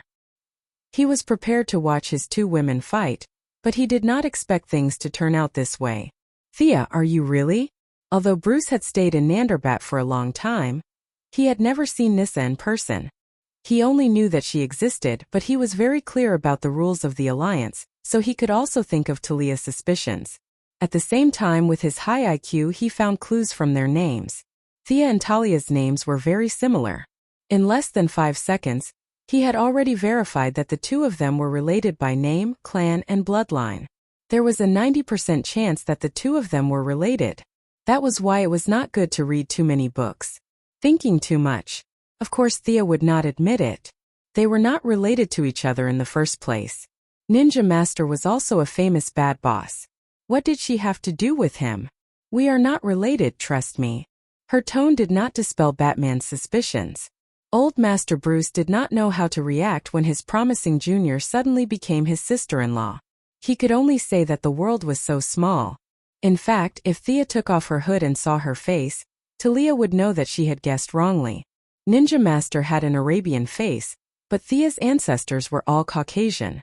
As long as one was not blind, they would be able to tell the difference.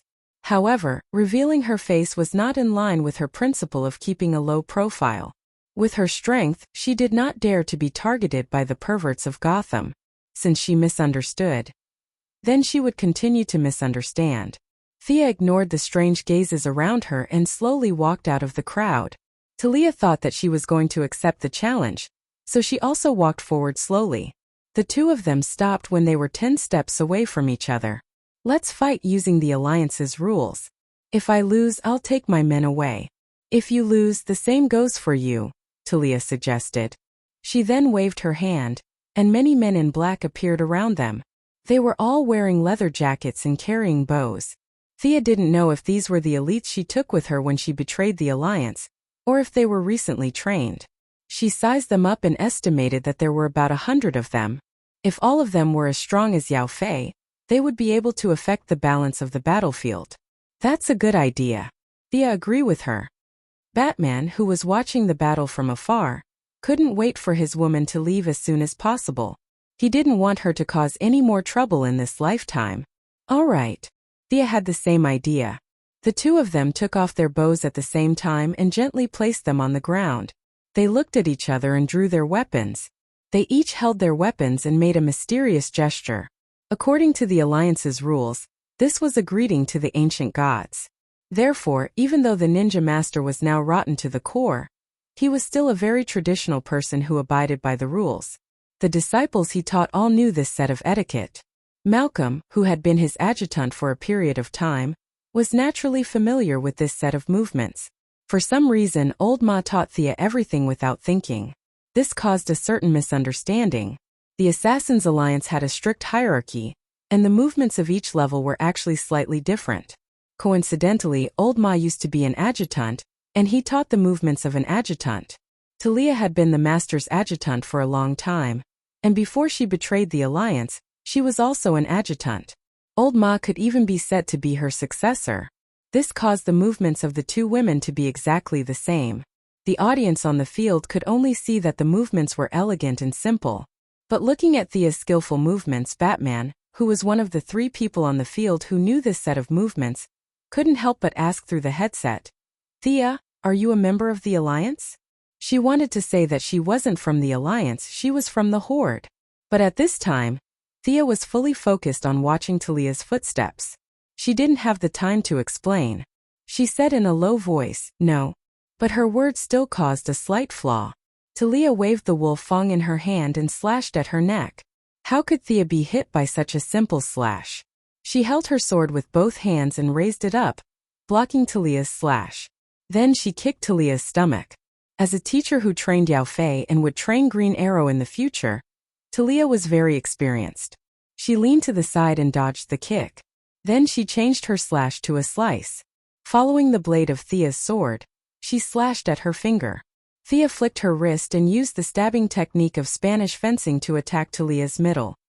Not bad at close combat. Better than your archery skills. Talia immediately changed her move. Talia blocked the attack with her sword in front of her chest. My archery skills are the worst. You underestimated me. Thea continued to stab, slash, hack and slash, trying to continue to gain the upper hand. Not bad at all.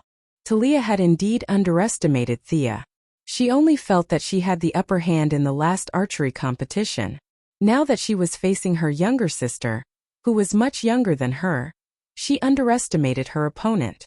But no matter if it was the eldest daughter or the opposing faction, she couldn't lose.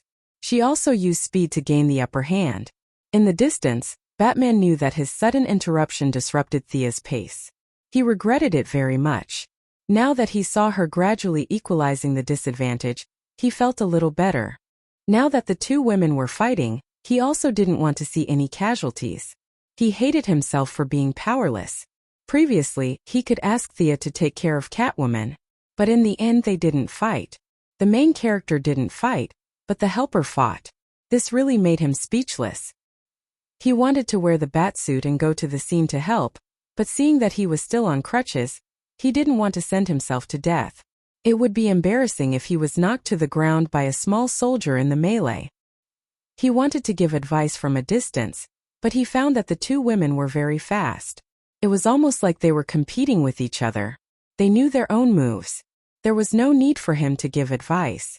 It was too late. He was very anxious. Who should he ask to be the insurance? His two apprentices were watching attentively. The two women were stronger than them. His apprentices were still a little behind. He couldn't count on them. Sigh. The only one in the field who was close to him in terms of strength was his old flame Catwoman.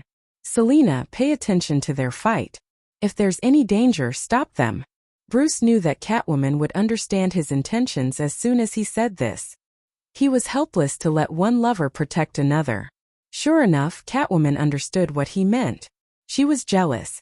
She snorted heavily to show that she heard him. After that, she didn't say anything else. The fight between the two women in the field had reached a climax. Thea was slashed on her left shoulder by Talia, and Talia was punched in the face by her. Blood flowed down the corner of her mouth. The two women entered a stalemate again. They took 3 steps away from each other and took the opportunity to recover their strength. At the same time, they kept moving around the center of the field, trying to find each other's weaknesses. Chapter 107. Their fight this time was different from the previous archery contest. Last time it was just a casual exchange. At that time, Talia was worried about being ambushed by a ninja master, and Thea didn't want to fight her, so both of them were very restrained. This time it was different. Talia felt that her sister was valued by her father, and she couldn't get rid of the anger in her heart. Forget about Catwoman, she even forgot about her own son and husband, Batman. She just wanted to prove that she wasn't worse than her sister. At first, Thea was forced to do something beyond her ability, but she was strangely dragged out to take the bullet for Catwoman. She felt that this was Gotham's first injustice. Plus, she was worried about Batman's woman and Green Arrow's future teacher. But after a few dangerous situations, she threw away her worries. Who's afraid of who? There was nothing wrong with Catwoman being paired with Batty, and she could teach Green Arrow herself. There was nothing to be proud of. There was only one word to describe it, and that was fighting head-on. The two of them rested for less than half a minute, and then they continued to fight. Both sides were confused. Didn't they agree that this was Gotham's internal conflict? What was the meaning of these two outsiders coming here to fight to the death? They didn't dare to say anything as they watched the fight in full swing, and could only watch silently. Talia had spread the news all over the world, and everyone knew that she came thousands of miles away to find her husband with her child. Now that they saw her and Thea fighting fiercely, they couldn't help but think of something. I heard that she's here to fight for her husband? One of the Penguin's subordinates said to the people around him. I heard that the one fighting her is her sister. One of the Court of Owls, who claimed to be well informed, pointed with his sharp claws. Why is this sister fighting so fiercely? One of the Gotham Police Station's 5th Division's 12th Operation Team asked. You still don't understand? It's obvious that the two sisters are fighting over something. I can't go into too much detail. One of the veterans, who claimed to be very experienced, told the people around him a story that couldn't be told. Both sides had nothing to do, so they could only kill time by gossiping. The story became more and more bizarre, and after a lot of artistic embellishments, it now seemed quite plausible. As for Catwoman, one of the protagonists of the original story, she had long been forgotten by the masses. Therefore, when the final version of the story finally reached Catwoman's ears through her little friend, Miss Firefly, she was dumbfounded. The story had evolved into a very melodramatic one. Talia's younger sister had admired Batman since she was a child. When she grew up, she came out to seek true love. When her biological sister found out about it, she resolutely opposed it, which led to the war in Gotham. This news was leaked by one of Talia's subordinates who had followed him for many years. The authenticity of the news was very high, and after being deeply processed by the masses, it became like this. As for Catwoman, Talia didn't value Catwoman at all, and her subordinates didn't even know that there was such a person, so there was nothing to do with Catwoman in this story. Catwoman, who was brilliantly ignored, didn't know what expression to make. Her eyelids drooped, and she felt the gazes around her. She could only think, you guys can just ignore me. I'll steal everything from your house later. She didn't know that not only did she take the bullet, but she also took the blame. Thea and Talia's duel had entered the final stage. Talia had the advantage in terms of experience. Both of them were taught by their fathers, but when compared to a ninja master, the difference was obvious.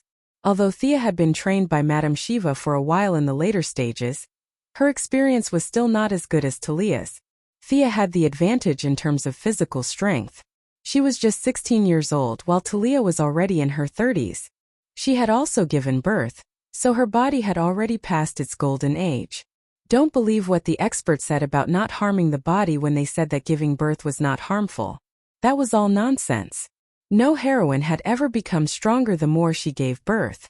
Thea tilted her head to avoid the oncoming blade. She turned in the opposite direction with the force of turning her head, and swung her sword towards Talia's waist with her left hand. Talia was a little tired from her previous moves, so she couldn't stop in time. She could only bend her knees and fold her upper body in half to form an iron bridge to avoid the extremely fast sword. Thea didn't let her off. Before she could get up, her right hand caught up with her left hand. She exerted force with both hands, and the horizontal slash turned into a downward slash. Talia didn't have time to get up, so she could only roll half a circle and use her legs to clamp Thea's legs, trying to bring her down as well.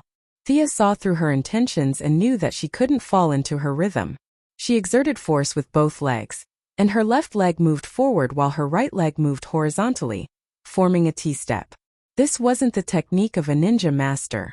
This was the Kalaripayat, an ancient Indian martial art taught by Ms. Shiva, who claimed to be Han Chinese but actually had some Indian ancestry. It was a type of ancient Indian martial art that incorporated many sacrificial and dance movements. This set of martial arts was just SOSO for Thea. She always felt that punches to the flesh were the way to go. She had never been interested in this kind of fighting style that looked more like a dance than a martial art. But today she suddenly used it and it really worked. A ninja master might know this martial art, but Talia really didn't. When she exerted force with both legs, she realized that her opponent wasn't moving at all. She knew that she was in trouble. Sure enough, Thea saw this heaven-sent opportunity. She swung her right hand in a half circle and slashed at Talia's neck. Talia was still on the ground, so there was no way for her to dodge. She was upset at the thought of being defeated by her sister, who was half her age. Was it really meaningless for her to train so hard? Was her talent really that bad? Unwilling to admit defeat, he also used the knife to stab Thea's heart from the bottom up. "Selena, hurry." Uncle Bat was so anxious that he almost jumped out of the monitor. The two exchanged blows so quickly that it was too late for them to react. Catwoman took out a throwing knife that she had prepared beforehand to save the day. Of course, Thea wouldn't die together with her. She was already prepared for a counterattack. When she saw Catwoman's knife coming at her, she pulled out a dagger that she had never used in this battle. With a clang, she parried Catwoman's long knife. She placed the sword in her right hand on Talia's neck and said calmly, "You lost." "Thea, don't." Batman was the only one who could plead in her ear. Gordon wanted to say something but he forced himself to hold it back. "Kill me for your trial." Talia threw the knife to the ground calmly. She didn't get up and sat on the ground ready to die. "Trial my asteriskus." Thea had already won. She wanted to complain again. "Will you drop equipment if I kill you? Will I get an achievement?" Besides, Batman wouldn't let her do it. However, it wasn't right for her to stop now.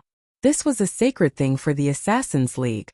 Didn't you see Talia's 100 or so lackeys watching in silence? None of them had the intention to save their boss. Batman, who knew the rules, was also in a dilemma. Hastily interrupting was equivalent to insulting both of them at the same time.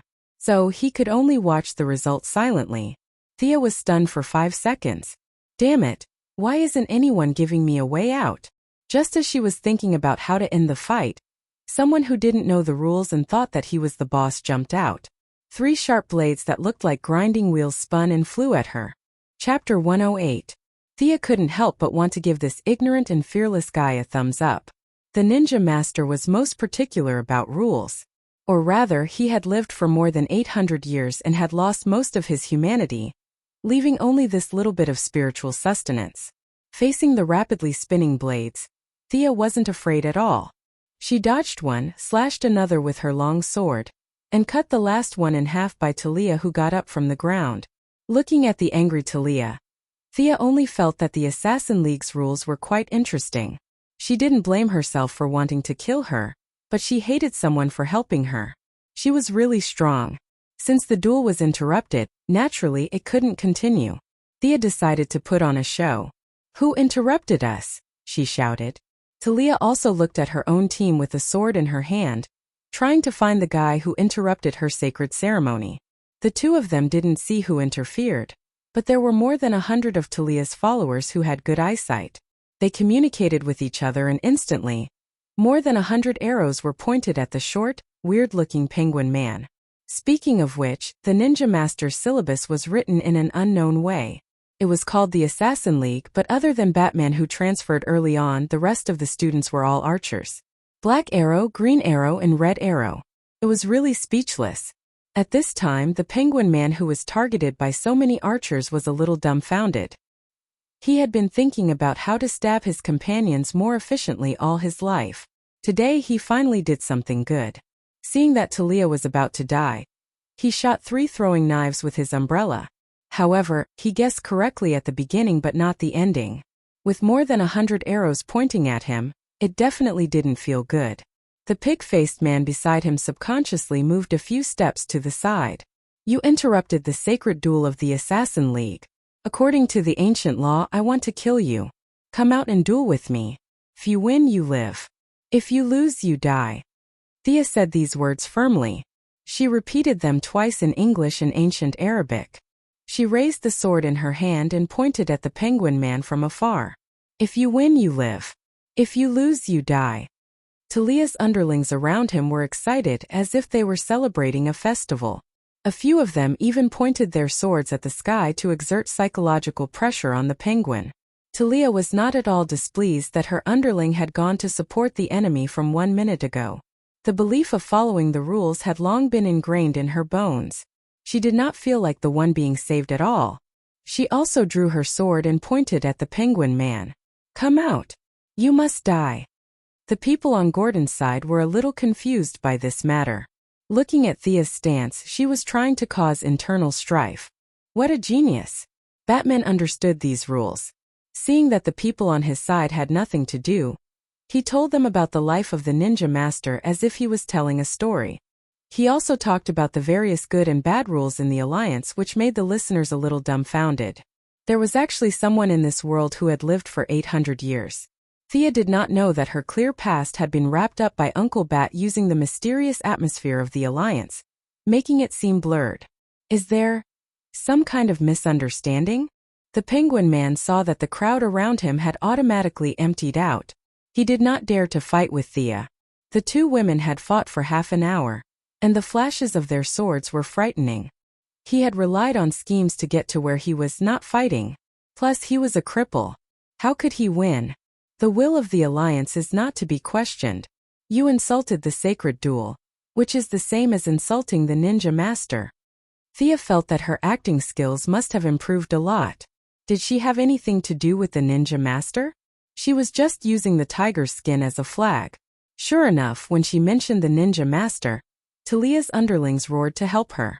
At this moment, the penguin man really wanted to faint or someone to shoot him. As the former underground emperor of Gotham, although he had never met the Ninja Master, he still knew about the Ninja Master. He only felt that the Ninja Master was a legendary figure. Did I insult him? No, I really wanted to help. Okay, if you don't want to come out, then I'll just do it. Thea knew when to stop. It was fine to use the tiger's skin for a while, but if she used it for too long, it would attract the tiger's attention. Her relationship with Old Ma could not be exposed, and Talia was also a defector. It was hard to say who the Ninja Master's first target would be. She took out a frost arrow and aimed it at the penguin man. This time she could use the Alliance's ancient tradition to kill this guy. Batman knew the rules, so it was fine if he saw it. After all, it was the Ninja Master's fault.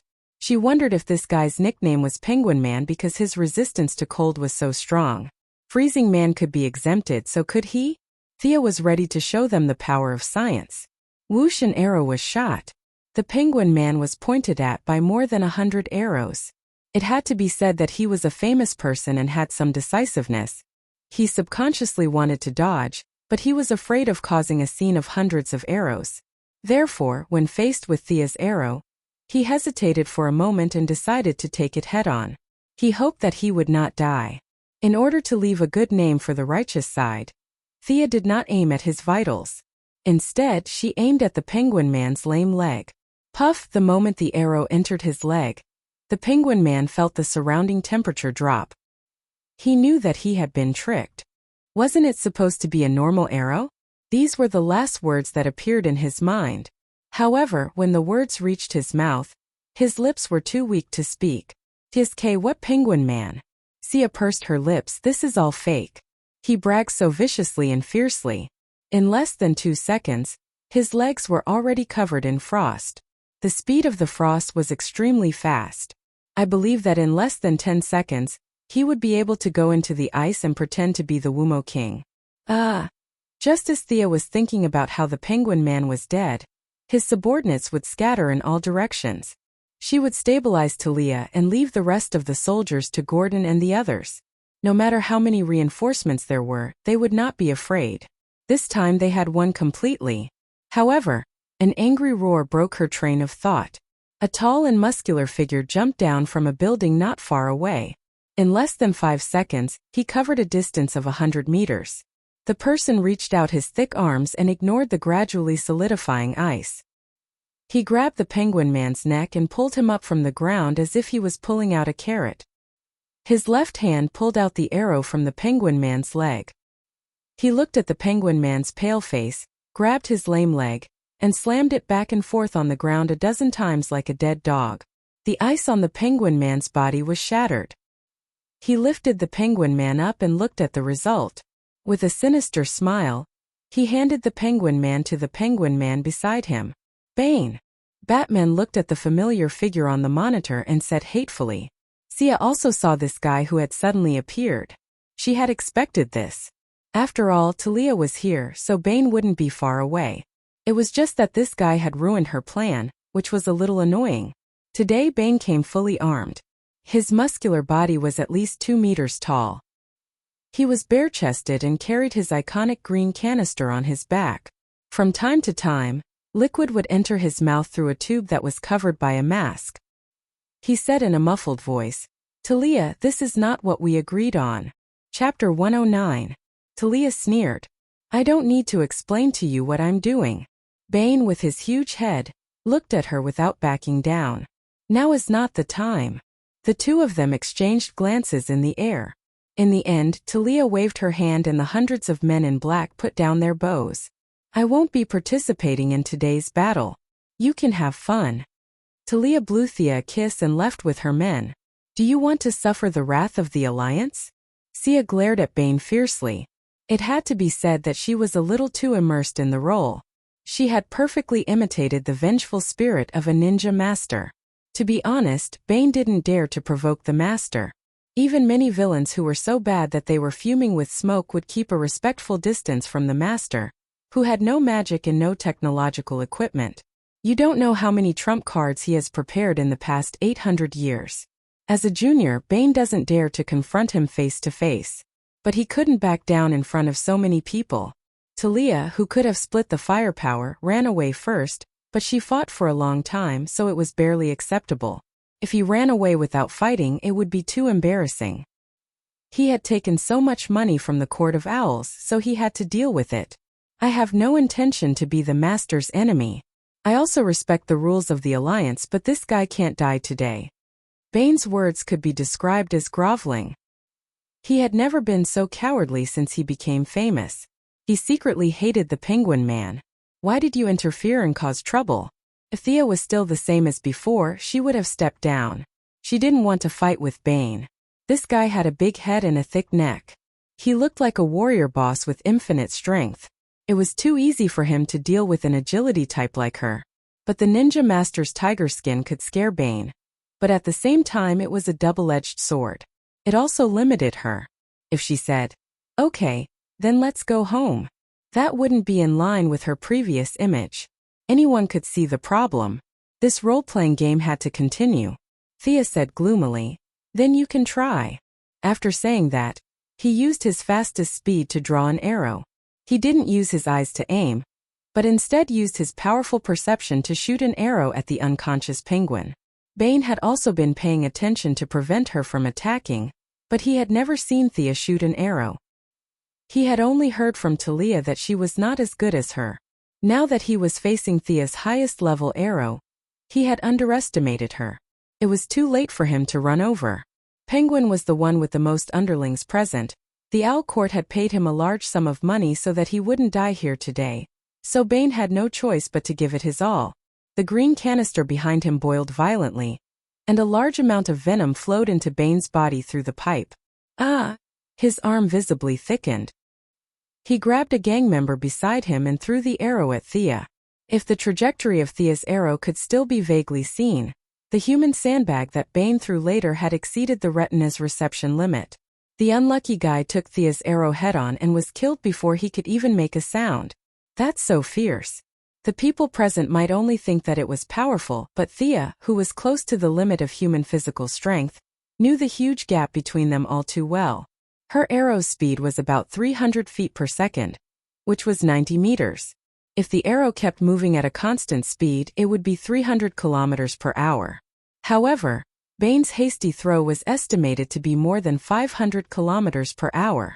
If the weight of the arrow and the air resistance were taken into account, the value would be even higher.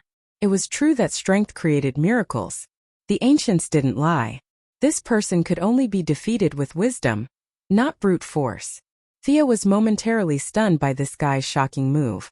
Bane's hasty use of the venom to strengthen himself was actually not a good thing. Now that the venom was attacking his brain, he threw away his worries about the Alliance and glared at Thea fiercely. This is indeed the Alliance's style.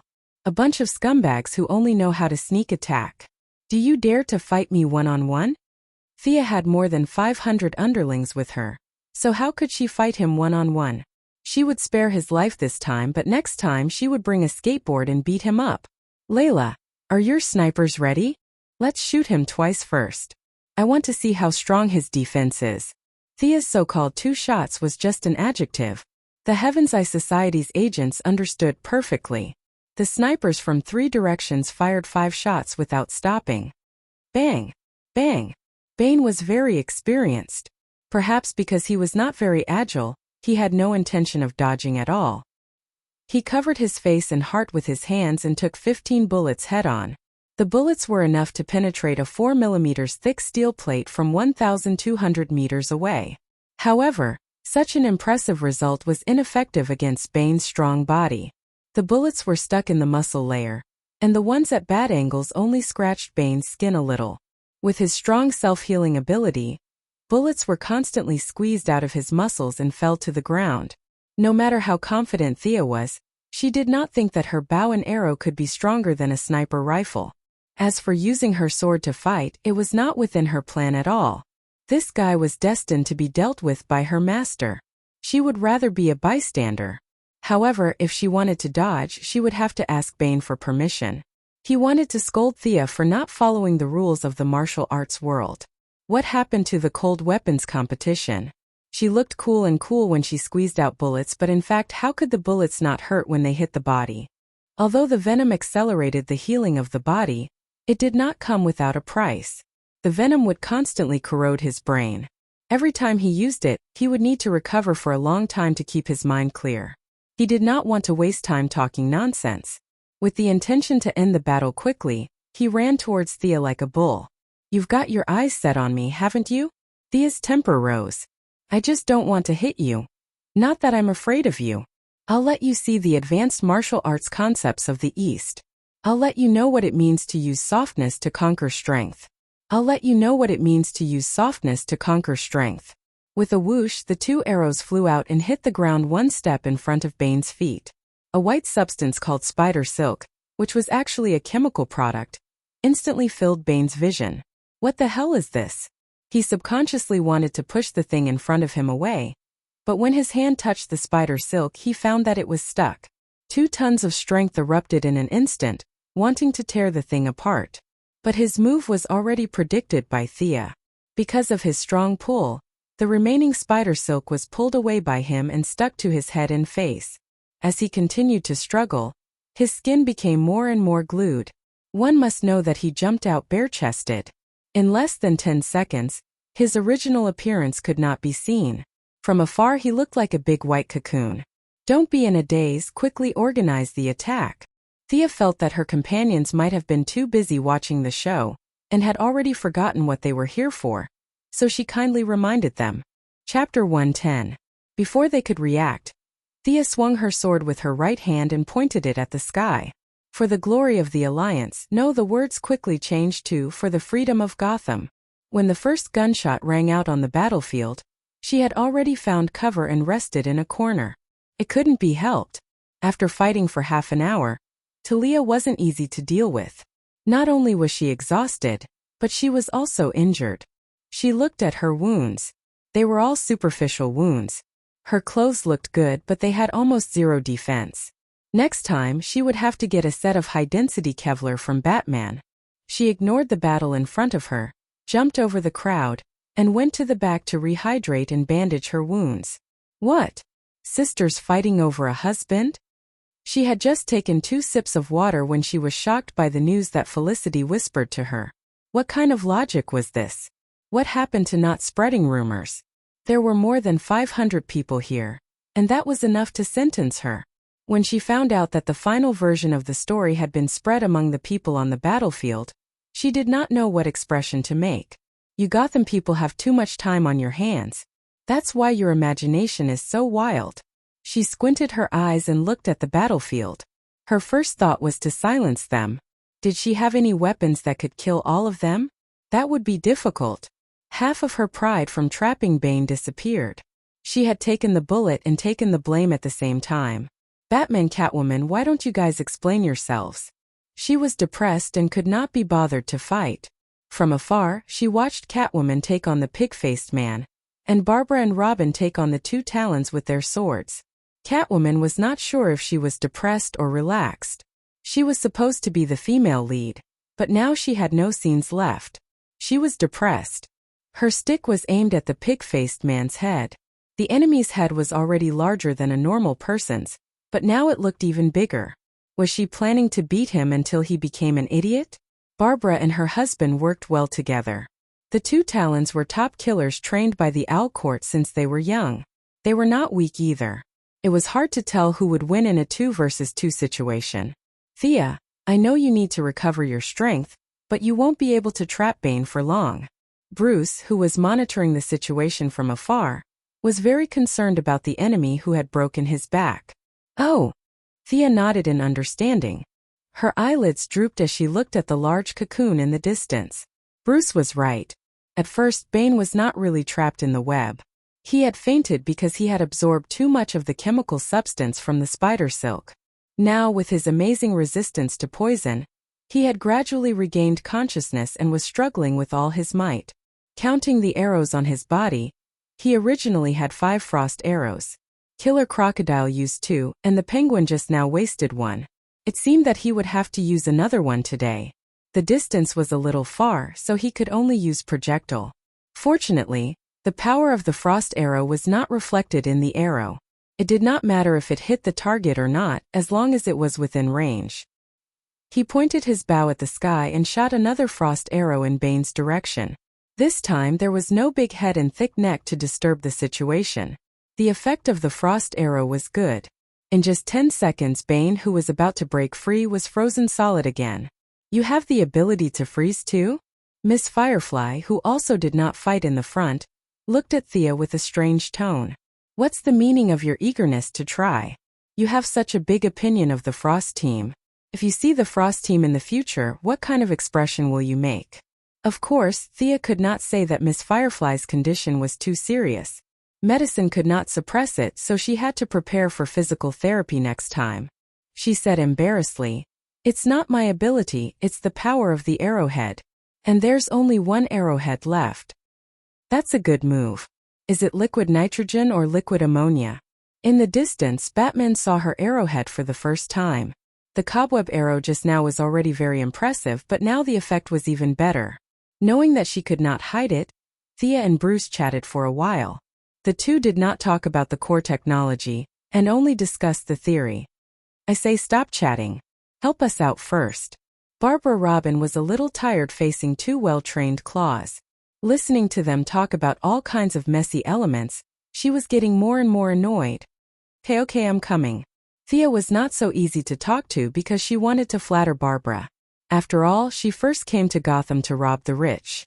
Now, who in Gotham was richer than the Court of Owls? The accumulation of dozens of families for more than 200 years, however, this matter could not be done in public. It required some secret methods. She took out a special arrowhead. This arrowhead was installed with the nanoscale tracker. It was stolen from Ray Palmer's company by one of Old Ma's men. Old Ma thought it was useless and gave it to Thea. Even Felicity did not know about the arrowhead's creation. The Court of Owls was rich, but they hid it well. In order to find this group of fat sheep, Thea decided to use the tracker on the two claws. She aimed at one of the claws that was less agile.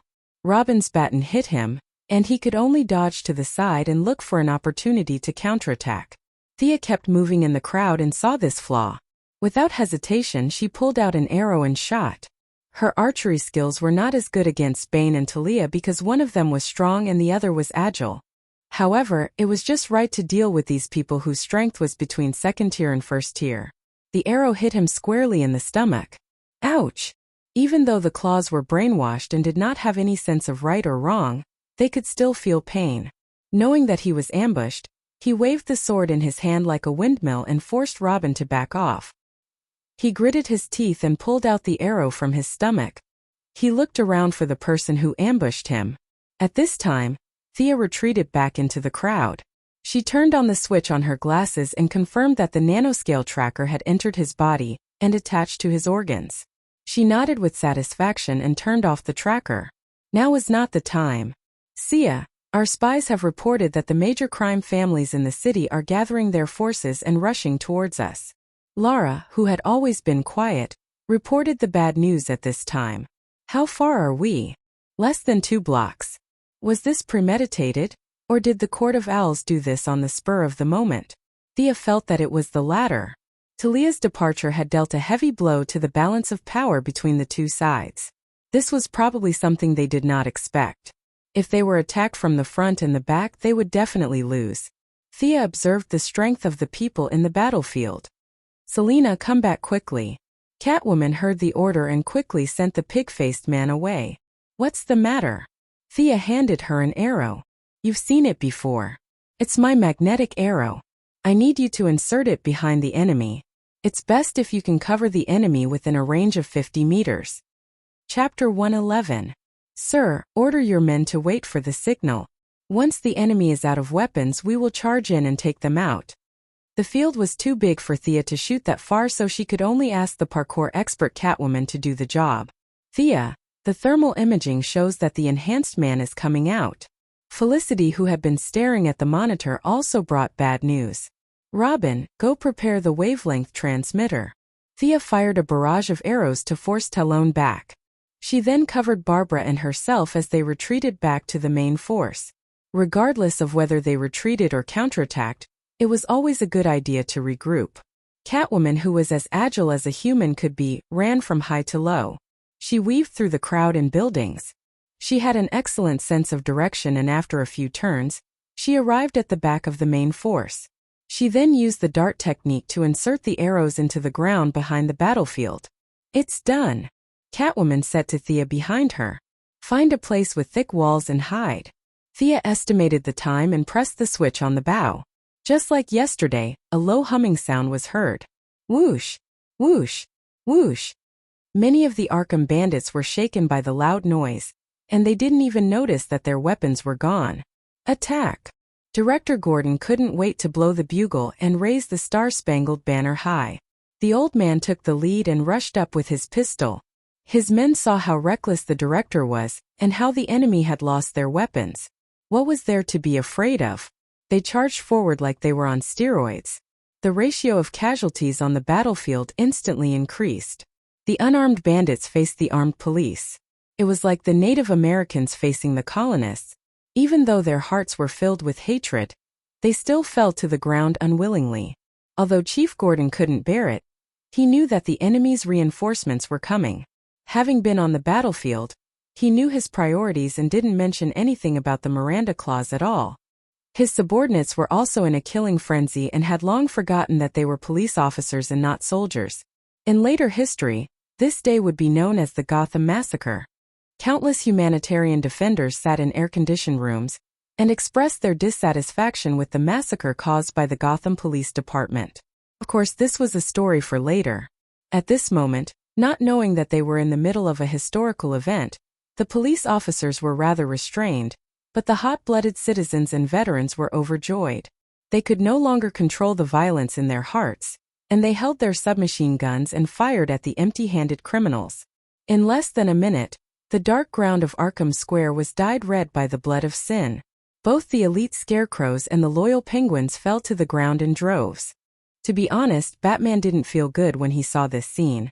But he also knew that he couldn't stop it. This was war. Either the good guys would be sacrificed or the bad guys would be wiped out. It was impossible to knock everyone out and take them away. Thea and Gordon's decision wasn't wrong. Thea, on the other hand, didn't feel guilty. These were all bad guys, so if you locked them up, they wouldn't do anything bad. She noticed that some of the veterans were losing control, so she walked over to Lara and whispered, "The enhancers are about to attack from the west.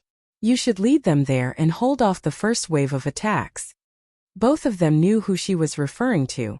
The mastermind behind the scenes started to panic. Seeing that his men were being slaughtered like never before, the enhancers that he controlled did not leave through the door. Instead, he used explosives to open up a path, and over 200 enhancers charged out. The ones facing the strong enemy were the veterans.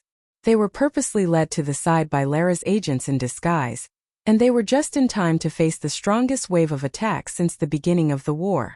Thea didn't immediately order for the sonic weapons to be used. Instead, she watched coldly. On one hand, she wanted to reduce the number of uncontrollable factors, and on the other hand, she wanted the enhancers to enter the attack range.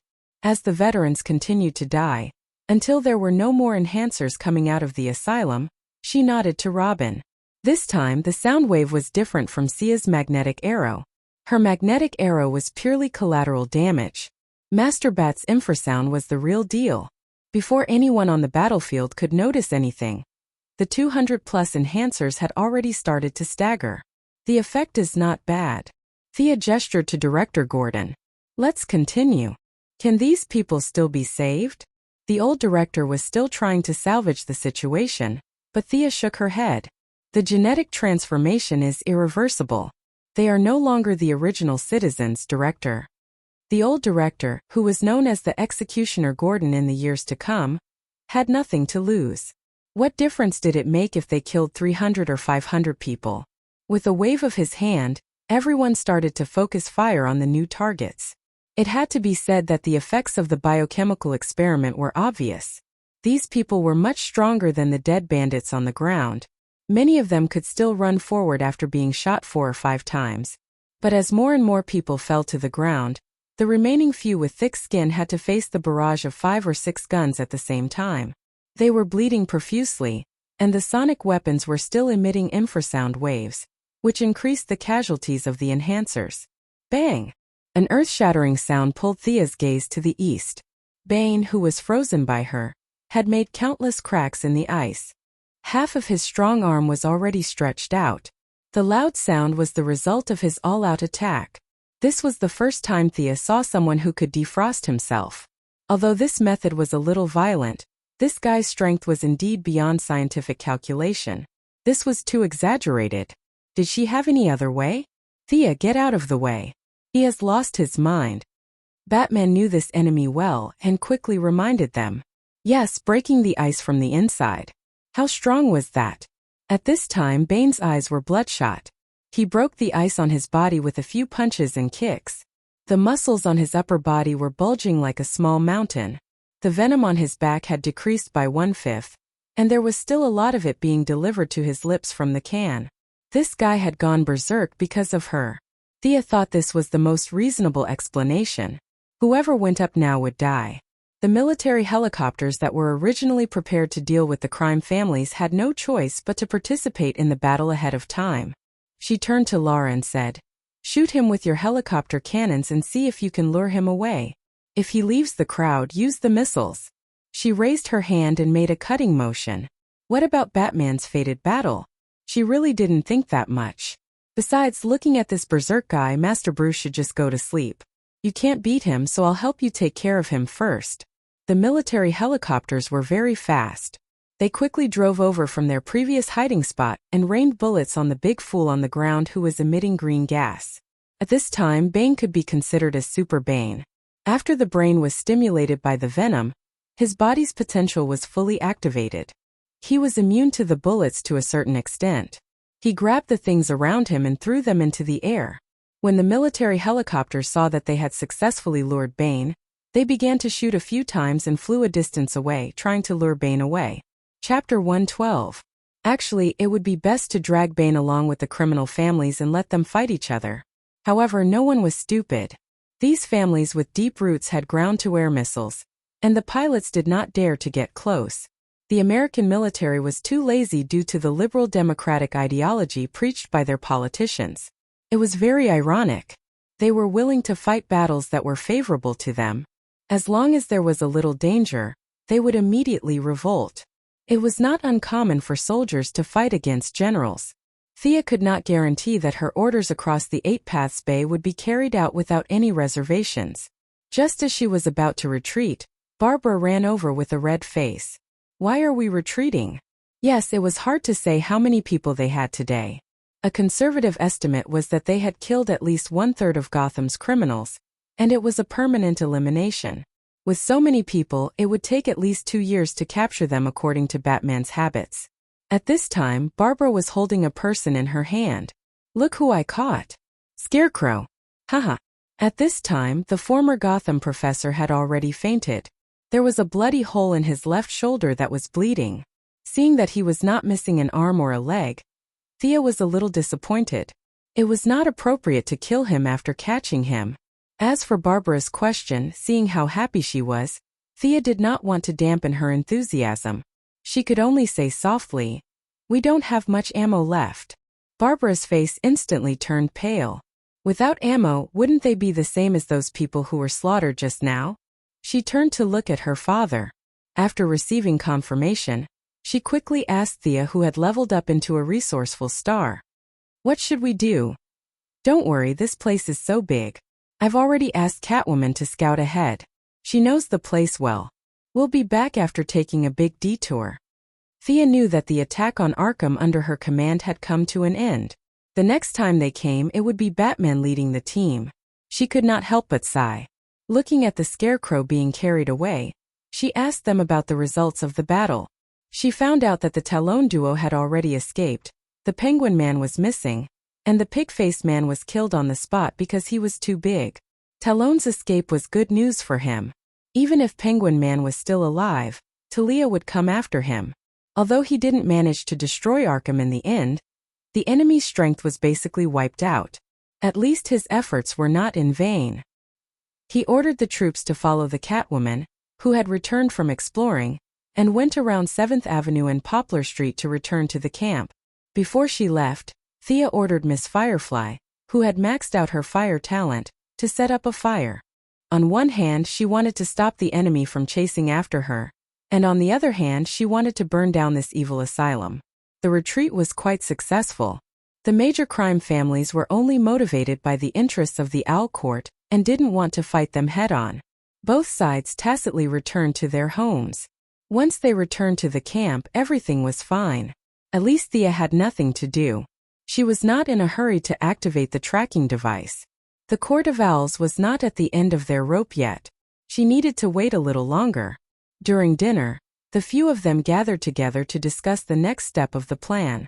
This time, Thea had gradually reduced her speech and left all the work to Batman. The two of them were well aware of this exchange of roles. At this time, a police officer walked up to Gordon and whispered a few words in his ear. "I'll take care of it. I'll be back in a bit." The old director walked out after hearing the words. But before he could walk out the door, a sharp voice shouted from outside the door. "Jim, old friend, you must help me. Arrest me. Hurry up and arrest me." The person seemed to be held back by a few people, but he was still shouting at the top of his lungs. Was he in a hurry to surrender? This was a rare occurrence, but it was obvious that the only person who could be considered an old friend of Gordon's was the unlucky Penguin Man. He didn't expect this guy to be so tenacious and strong-willed. After all, even a strong man like Bane, who was almost driven crazy by Thea's frost arrow, This guy was still alive and kicking as he chased after them. It was amazing. Take him to the surveillance room for questioning. Bruce, who had already taken over as the leader, said to the old director. He couldn't let him barge in. The few people in the room weren't wearing their masks. Robin and the others weren't important, but Thea and Bruce were famous people. Their identities couldn't be leaked out. The few of them lost their appetite for dinner and went to see the former underground emperor of Gotham.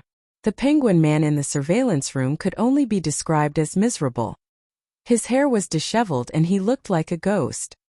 His originally lame leg was now completely necrotic. He had to be supported by his loyal subordinates all the way here.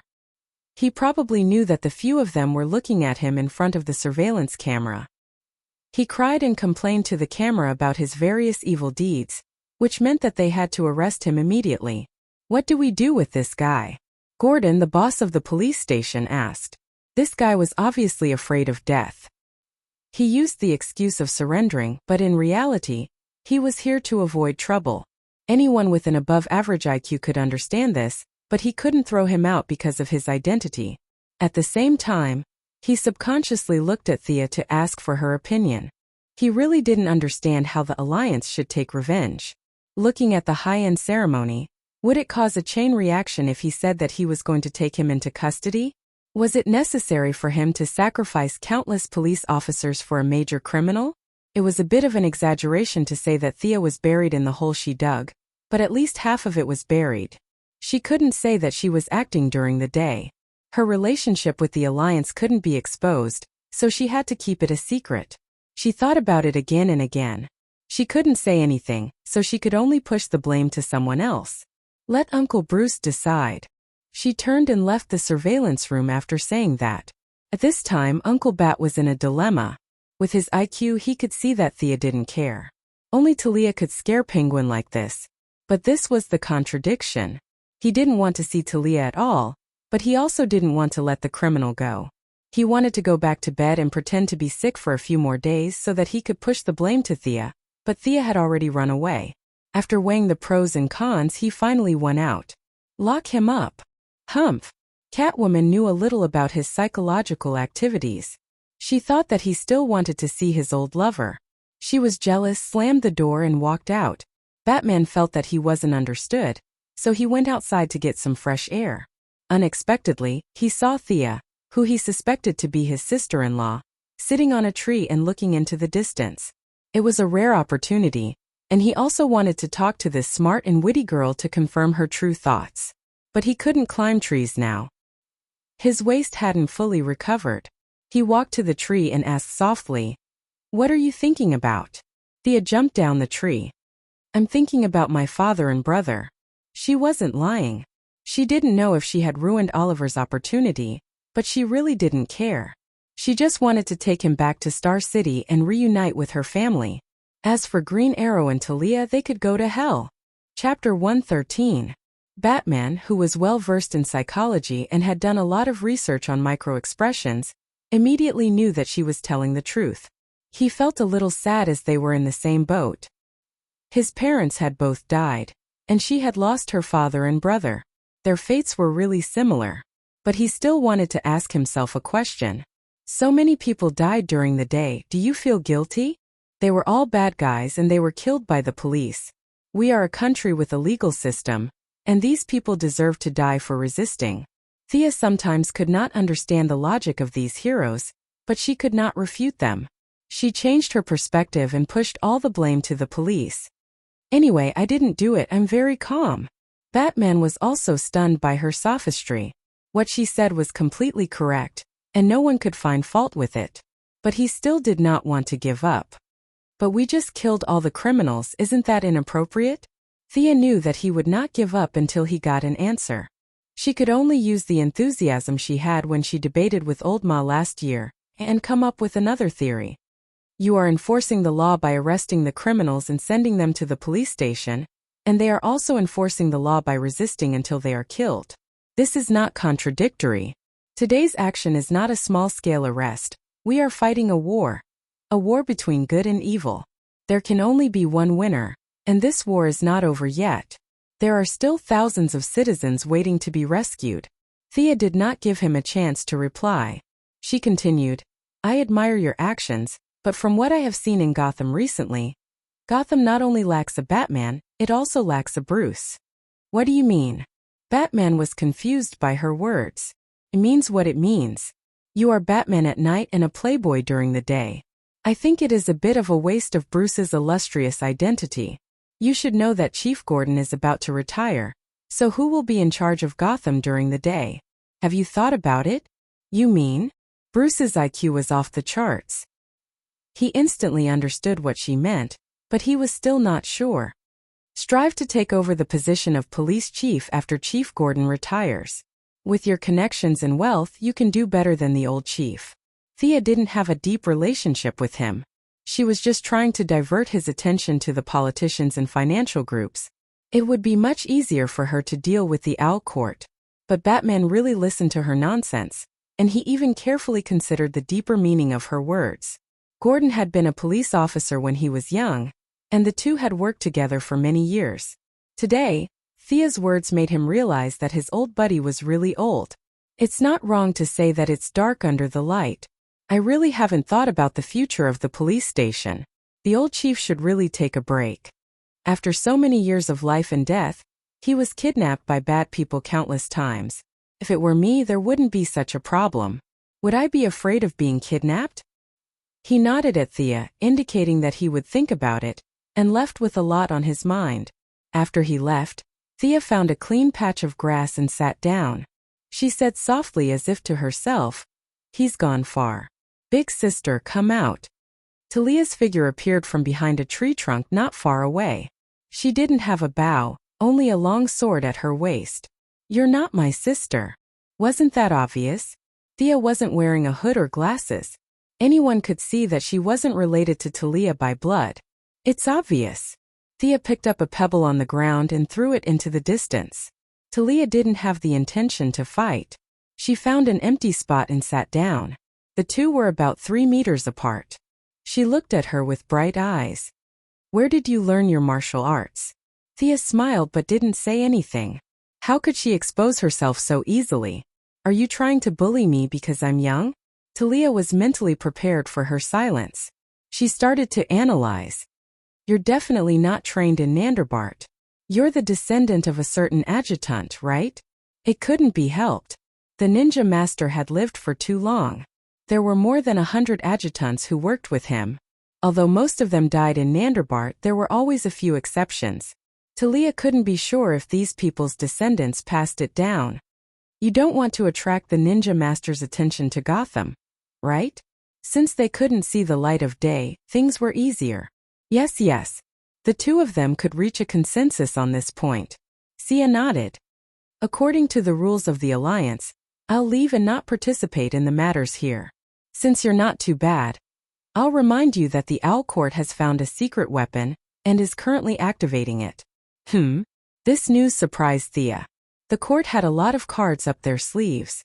How could they have a secret weapon to turn the tables at this point? What is it? She asked anxiously. Talia smiled proudly. I don't know. I only heard that they stopped the experiment of strengthening humans. That Professor Hugo is trying his best to solve it. Seeing that Thea was deep in thought, she threw a metal plate to her. I owe you a favor this time. If you need anything, you can find me in Russia. After that, she walked quickly into the forest and disappeared in a few sprints. Sia was dismayed by this half-spoken approach. It was too difficult to build trust between people. What kind of weapon was this? She racked her brains but could not think of any other weapon that Gutan could have up his sleeves. She could only shout to her right. Did you hear what she said? What weapon do you think it is? I'm dumbfounded. How would I know? Catwoman walked to Thea's side and lay on the ground. She was still chewing on a piece of grass as she stared blankly at the fading sunset. Your family of 3 only wanted me, an outsider, to be your counselor, right? Come on, let's continue chatting. She's gone anyway. Isn't that good? You can have some alone time with Bruce again. Don't go to Star City for this date. Go to the metropolis. Thea remembered their unique way of traveling clearly. No, I don't have money. Speaking of this topic, the feline girl felt depressed, and even Sia, who was half a teacher to Lady Shiva, felt awkward. Big sister was too ruthless. Just look at how she forced the feline girl into such a state just so that her daughter could live a carefree life. Seeing that she still wanted to say something, Catwoman interrupted her and took out a scroll from her bag. This is a painting I got from Killer Moth. Take a look and I'll sell it to you. Painting? Thea felt that her ancestors didn't have any artistic cells. It was better to talk about explosives and swords with her. Why talk about painting? Besides, she was poor. If you didn't talk about money, they could still be friends. However, it wasn't appropriate to reject it directly. She could only accept it and take a look. The painting wasn't long. It was less than a meter in length and width. It was obvious that the painting was very old and had been repaired by an expert. However, Catwoman violently cut it so its value was reduced by at least 50%. The content of the painting was also very monotonous. It seemed to be a forest with a winding stone path in the forest. Other than that, there was nothing else. There were no people or animals. It could barely be considered a landscape painting.